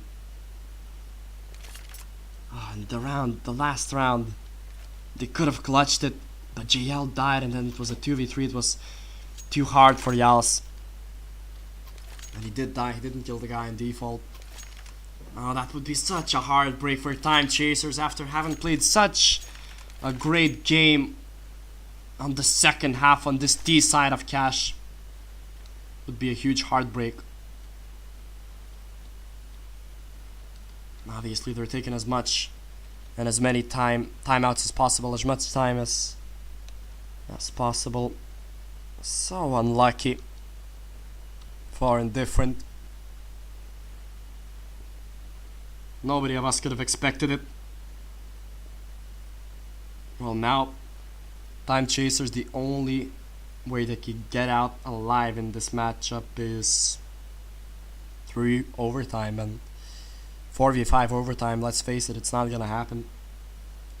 I mean, if this comes down to him timing out, that would be depressing. Depressing to say the least. And it's unfortunate that Shadow died so early in the round itself. Nevertheless, it's It's not working out now, is it? Another timeout, the last one being taken. Will we see sportsmanship from Market or not? Will they take their own timeouts or not? We'll just have to see. Yeah, it's so unfortunate, really. Team Time Chasers are there. Really, they're performing well in the second half. You cannot say anything about it. You can't say anything wrong about the second half, but yeah, the situation is that it's... Oh, Indifferent came back. Thank God. Thank God he came back, so we will actually see an equal, possibly last round. Round 30 of this game, dear viewers. We're back. Well, I don't know if you're not getting shivers down your spine, then you're not a true fan, dear viewers. 14 to 15, Time Chasers. Everything, literally everything, is on the line on this round. It's do or die for Time Chasers.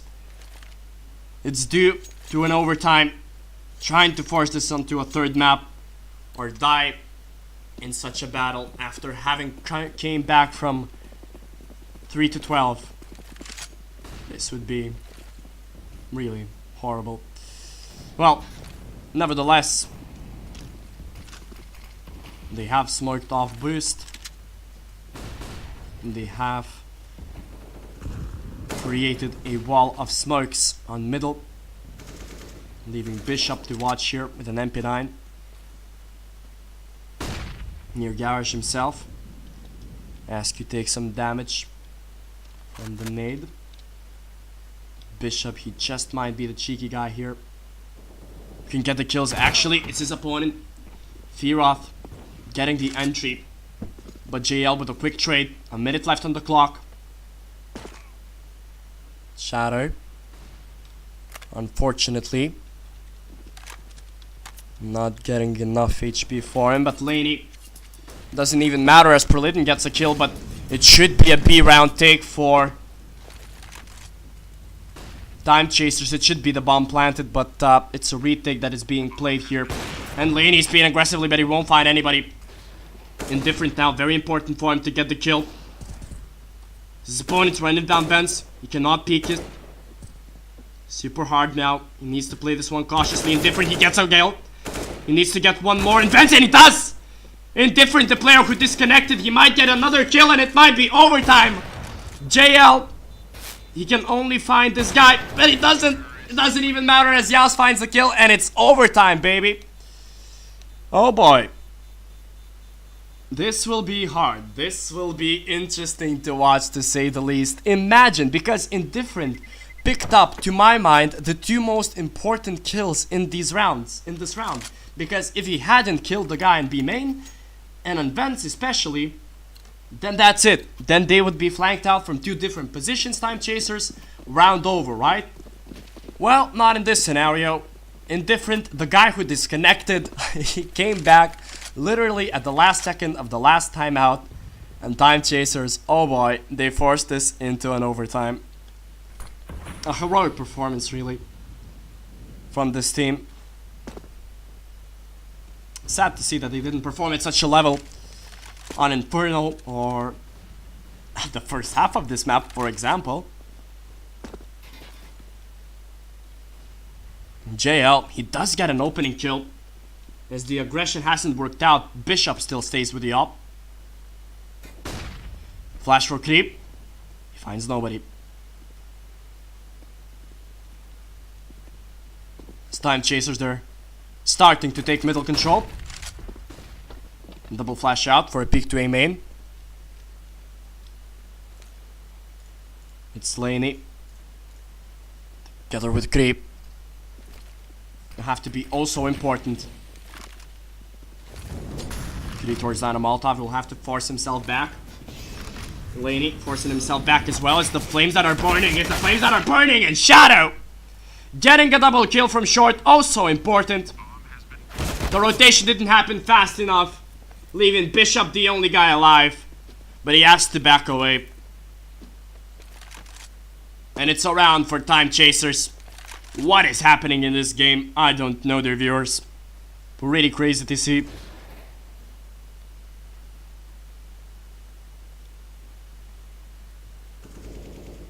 Bishop is running away with his op. He wants to save it for the other round. Time Chasers do not want to let him do so. He's trying to peek. Will not find anybody. He does get a kill onto JL. Does get one more. Well, the most important thing is that the op is saved. So it doesn't matter. Even if they lose this round, Time Chasers, they will still have enough for the last round of overtime. If you're watching the overtime for the first time, dear viewers, I will remind you that the first team who gets 19 wins, who gets 19 round wins, will win this overtime and this match. If the scores are level at 18, we go into overtime 2. JL will not find a kill this time around, as the double op system is intact right now for the market. Fear of being raised into vents. As we have a triple stack from the CTs on middle.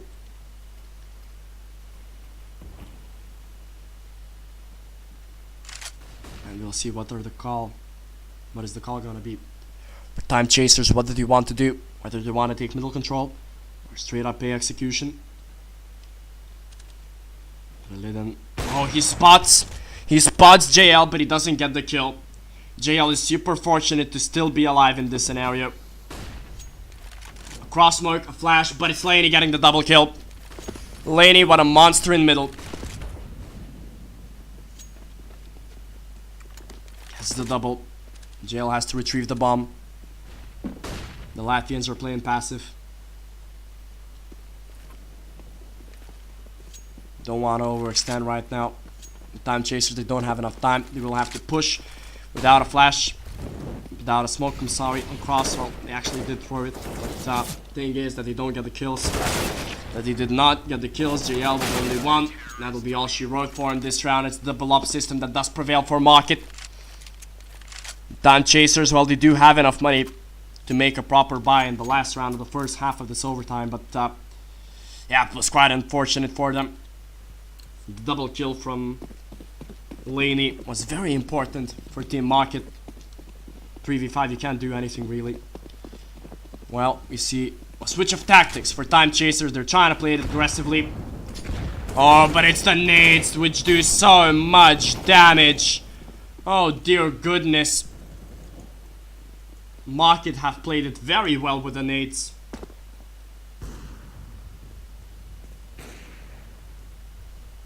Fantastic work from Latvians. Bishop might find another kill. Now they're feeling cocky. Now they're feeling aggressive.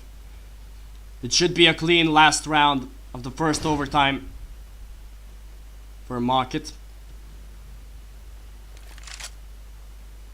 And everything will be settled on the CT side. A CT side which Time Chasers lost 3-12. But this round is not over yet. 2 against 5. It's too big of a task to ask, I think. Don't have a smoke or anything, and ask you. He also doesn't get a kill. 1v5 without any HP. He will die out. It's a clean round. The clean last first half of the overtime round. 16-17. And the scoreboard tells you the story. Laney on 32, Prelidin on 30. Those are the 3 players that are shining. JL, Shadow, and Askew.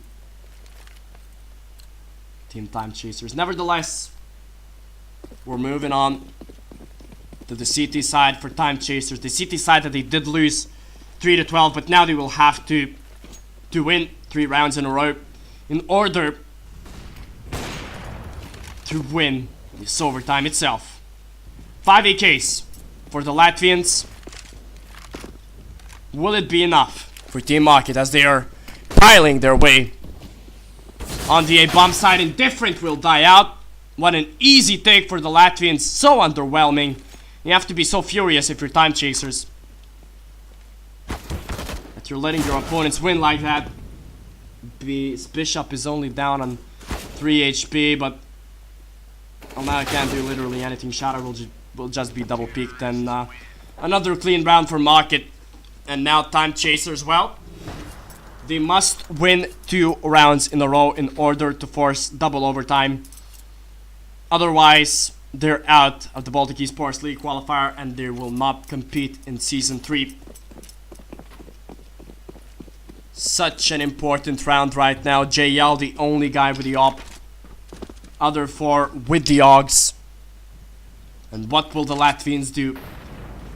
They have two opportunities, and it's an execution towards the A bomb site that just might decide the fate. Although it's a fake, it's a classic fake. They're running down from vents. Askew, he does have a Molotov, he must use it. He must use it fast. And JL, he's already starting to get a first kill, but it's only one. It won't be enough. The smoke was thrown poorly from the Latvians. Oh, but he just hurried a bit too much there, Shatter. 4 against 3 as JL gets one more kill, but it can't be all JL in this round. He's only with the op. The AUG players must show up right now. They have all the utility in the world. They just have to hurry up. Another Molotov thrown. Flashes out. Should be around. But it doesn't seem to be the case. Yals gets one more kill. JL gets a no-scope. He must get another kill. It's a 2v1 scenario. They do have defuse kits. And the op is actually in Fearless hands, and he's just waiting to get the kill. But nevertheless, will they have time to defuse indifferent? He must have. Yes, he does. He defuses the bomb.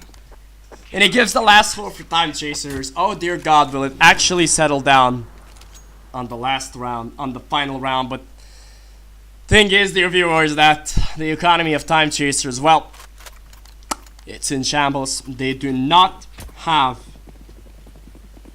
enough money. They do not have enough money. It's so unfortunate for them. But they are trying to play aggressive right now. Team Time Chasers ask you with a Mag 7. Really, that's your weapon choice in such a hard and such an important round. Okay, I'm not gonna judge. Whatever. The nade does some damage. It's the majority of the Latvians who are grouping up towards bomb side B. And it will be such a difficult task to JL and Askew. We do know that this tandem can create havoc, but well, this is a big task to ask. Askew will move into a better position near checkers. Will get 2 flashes thrown in his way. Make it a third, and JL actually dies. JL actually dies. Askew only gets 1. Oh no. So unfortunate that JL died in that scenario. He should have gotten the kill.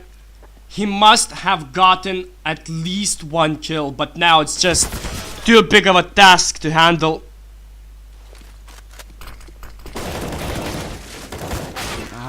And there we go. 19 to 17. That is the score that ended the journey of Team Time Chasers in this fantastic performance. Sadly, didn't seem to be the case. It wasn't meant to be.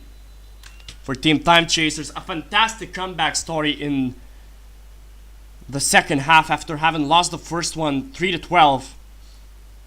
After having came back when there was a 14-14 indifferent, literally disconnected. Then he came back in the round 30. He got a double kill, the most important double kill, very impactful frags. But sadly in overtime, when JL needed to shine, well, he did lose out. He didn't get a single frag on bomb side B when it mattered the most. He did have the op, everything was on his shoulders. You can't write off everything on one guy, but from such a player with the caliber of JL, well, we did expect more. Unfortunately, it wasn't his round. It wasn't Time Chasers Day. We will not see them in BESL. Congratulations, obviously, to Team Market, legendary Latvian players. Hopefully, they will have a fine journey in BESL Season 3. But for Time Chasers, their journey has ended, dear viewers. It was a fantastic Sunday. I'm really glad that all of you tuned in, who watched it. It was a fun performance. It was a fun activity to watch. Team Time Chasers, they still have ESEA playoffs to attend, so we will have to see those on Thursday, I believe, 7 p.m. Lithuanian time. And it will be a Lithuanian derby, so it will be a very interesting matchup to watch in ESEA playoffs. But for BESL and Bell, Time Chasers' journey, for now at least, has ended. So dear viewers, thank you for tuning in, and hopefully you will tune in on Thursday. But for now, I have to bid you Farewell.